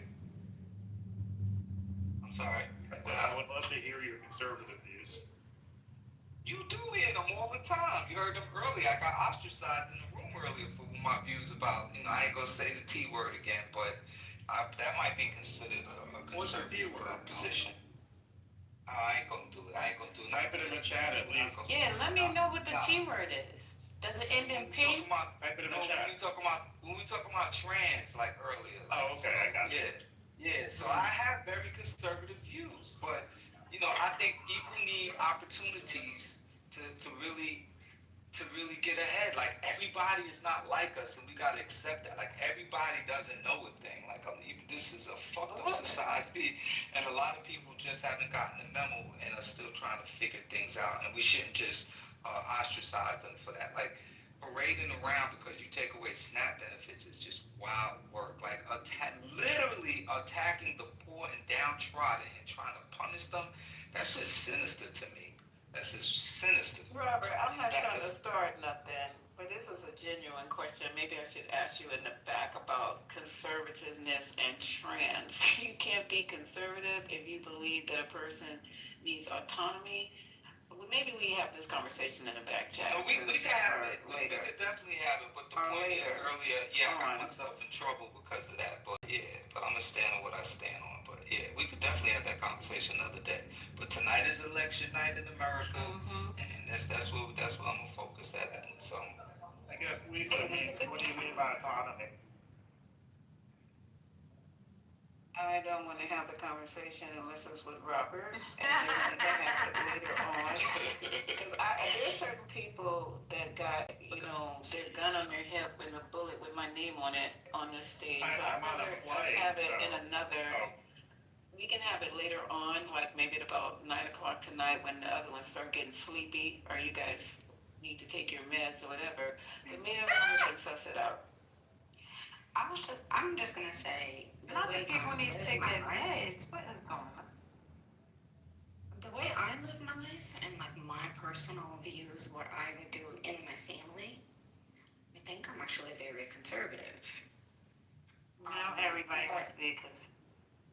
Well, what I'm saying is that the difference is what you do in your own home and what you do with your own self. Those are your views. It's not, we're against others. I think when somebody says I'm a conservative, or somebody says I'm conservative, I don't know, it's about treating other people, right? Like, are we now to this point where, like, I would never personally get an abortion, but I'm not going to sit here and judge anybody else. So, like, I'm conservative views on that point. it's not conservative. That's literally, I think that counts. that's literally, I got you. That's literally pro-choice. That's the definition of pro-choice, what you just outlined. See, you guys want to be conservative so bad because Democrat, liberal, progressive, socialist, communist is so tainted with the stench of fecal matter, of dingle-buried assholes, that you'll take any position that you have, which is mainstream Democrat position, and call it conservative. If you believe that other people should have the choice to get it. Yeah. If you believe that other people should have the choice to get an abortion and the government should not prevent them, but you don't want to have one, that is the definition of pro-choice. Well, you remember Ben Carson on this one? I listen to people on the app every day. There was a guy in here earlier who called himself MAGA, but believed in racial quotas. I don't know the kind of trick bag. I gotta give Roger Ailes credit for it. People just won't say what you are. Katrina, you just laid out a pro-choice argument. The Republican plan, the Republican argument, the conservative argument is abortion should be illegal in all or almost all circumstances. That's the conservative argument. That's the whole point, though. But that's the way how can you do racial quotas? Hold on, Katrina. Can I squeeze this in? I don't think I know MAGA, but MAGA, aren't you MAGA if you don't believe or do believe in racial quotas? No, the guy, his name was Man. I call him Man. Oh, Man. Oh, okay, and he Man. said he's MAGA, but he believes in racial quotas for black people. And isn't that MAGA, though? He's a social. No. No? No. That's like radical racial quotas. No, Man, racial baby. quotas. Yeah, he believes that there should be jobs set aside for black people. Yeah, so that's Okay. Oh, I get you. How Okay. do you call yourself a conservative? Katrina just laid out, I don't want to get one, but other people should have the choice to. Quite literally pro-choice. So if that's the conservative position, I guess the Democrat position is every second pregnant woman that comes into Chick-fil-A, they should take the baby out and kill it. Is that the Democrat position? Like, come on. Isn't pro-choice somebody who has a policy? No, pro-choice is have choice. It's choice. Take Okay, away can choice. I respond for 1 second, please? I was actually making that point on purpose. I'm not saying that I am, but if you look at the actual, how quote unquote conservative Republicans and the true definition of it, right? And the whole point of this society right now, how your choice is your choice, but you cannot force other people to your choice. Right? So if I don't choose to be a certain way, if I choose to do a certain way, maybe the way I live it is quote unquote conservative. But No, because you believe other people have a okay. choice, though. You still believe that other people have their own choice. Exactly, but isn't Well, that that is exactly what pro-choice is. It's body autonomy. Conservatives say, hell no, you cannot get one, period. Bottom line. They don't care whether it's their body or anybody else's body. They say that it's a sin. Abortion is murder, period. That's how they feel. That's their values. That's what they stand on. That's it. That's all. They can't see. The thing that's like conservatism and, like whoever can do good things, can do big things, can make people's lives better. If you're a Republican, you don't really, most Republicans think, a lot of the stuff that's not being done right now shouldn't have been done in the first place, right? Like SNAP benefits and other things. These are things the government shouldn't play a role in. So in some sense, if you're a Republican, a traditional Republican, your base, it probably supports not doing some of this stuff. The problem is, added to the traditional base is Trump's base. Trump won people making under $50,000 a year, right? As Trump said, won them not bigly, but he did win them. And, those people, a lot of them are on SNAP. And so, how do you sort all this stuff out? I mean, is it worth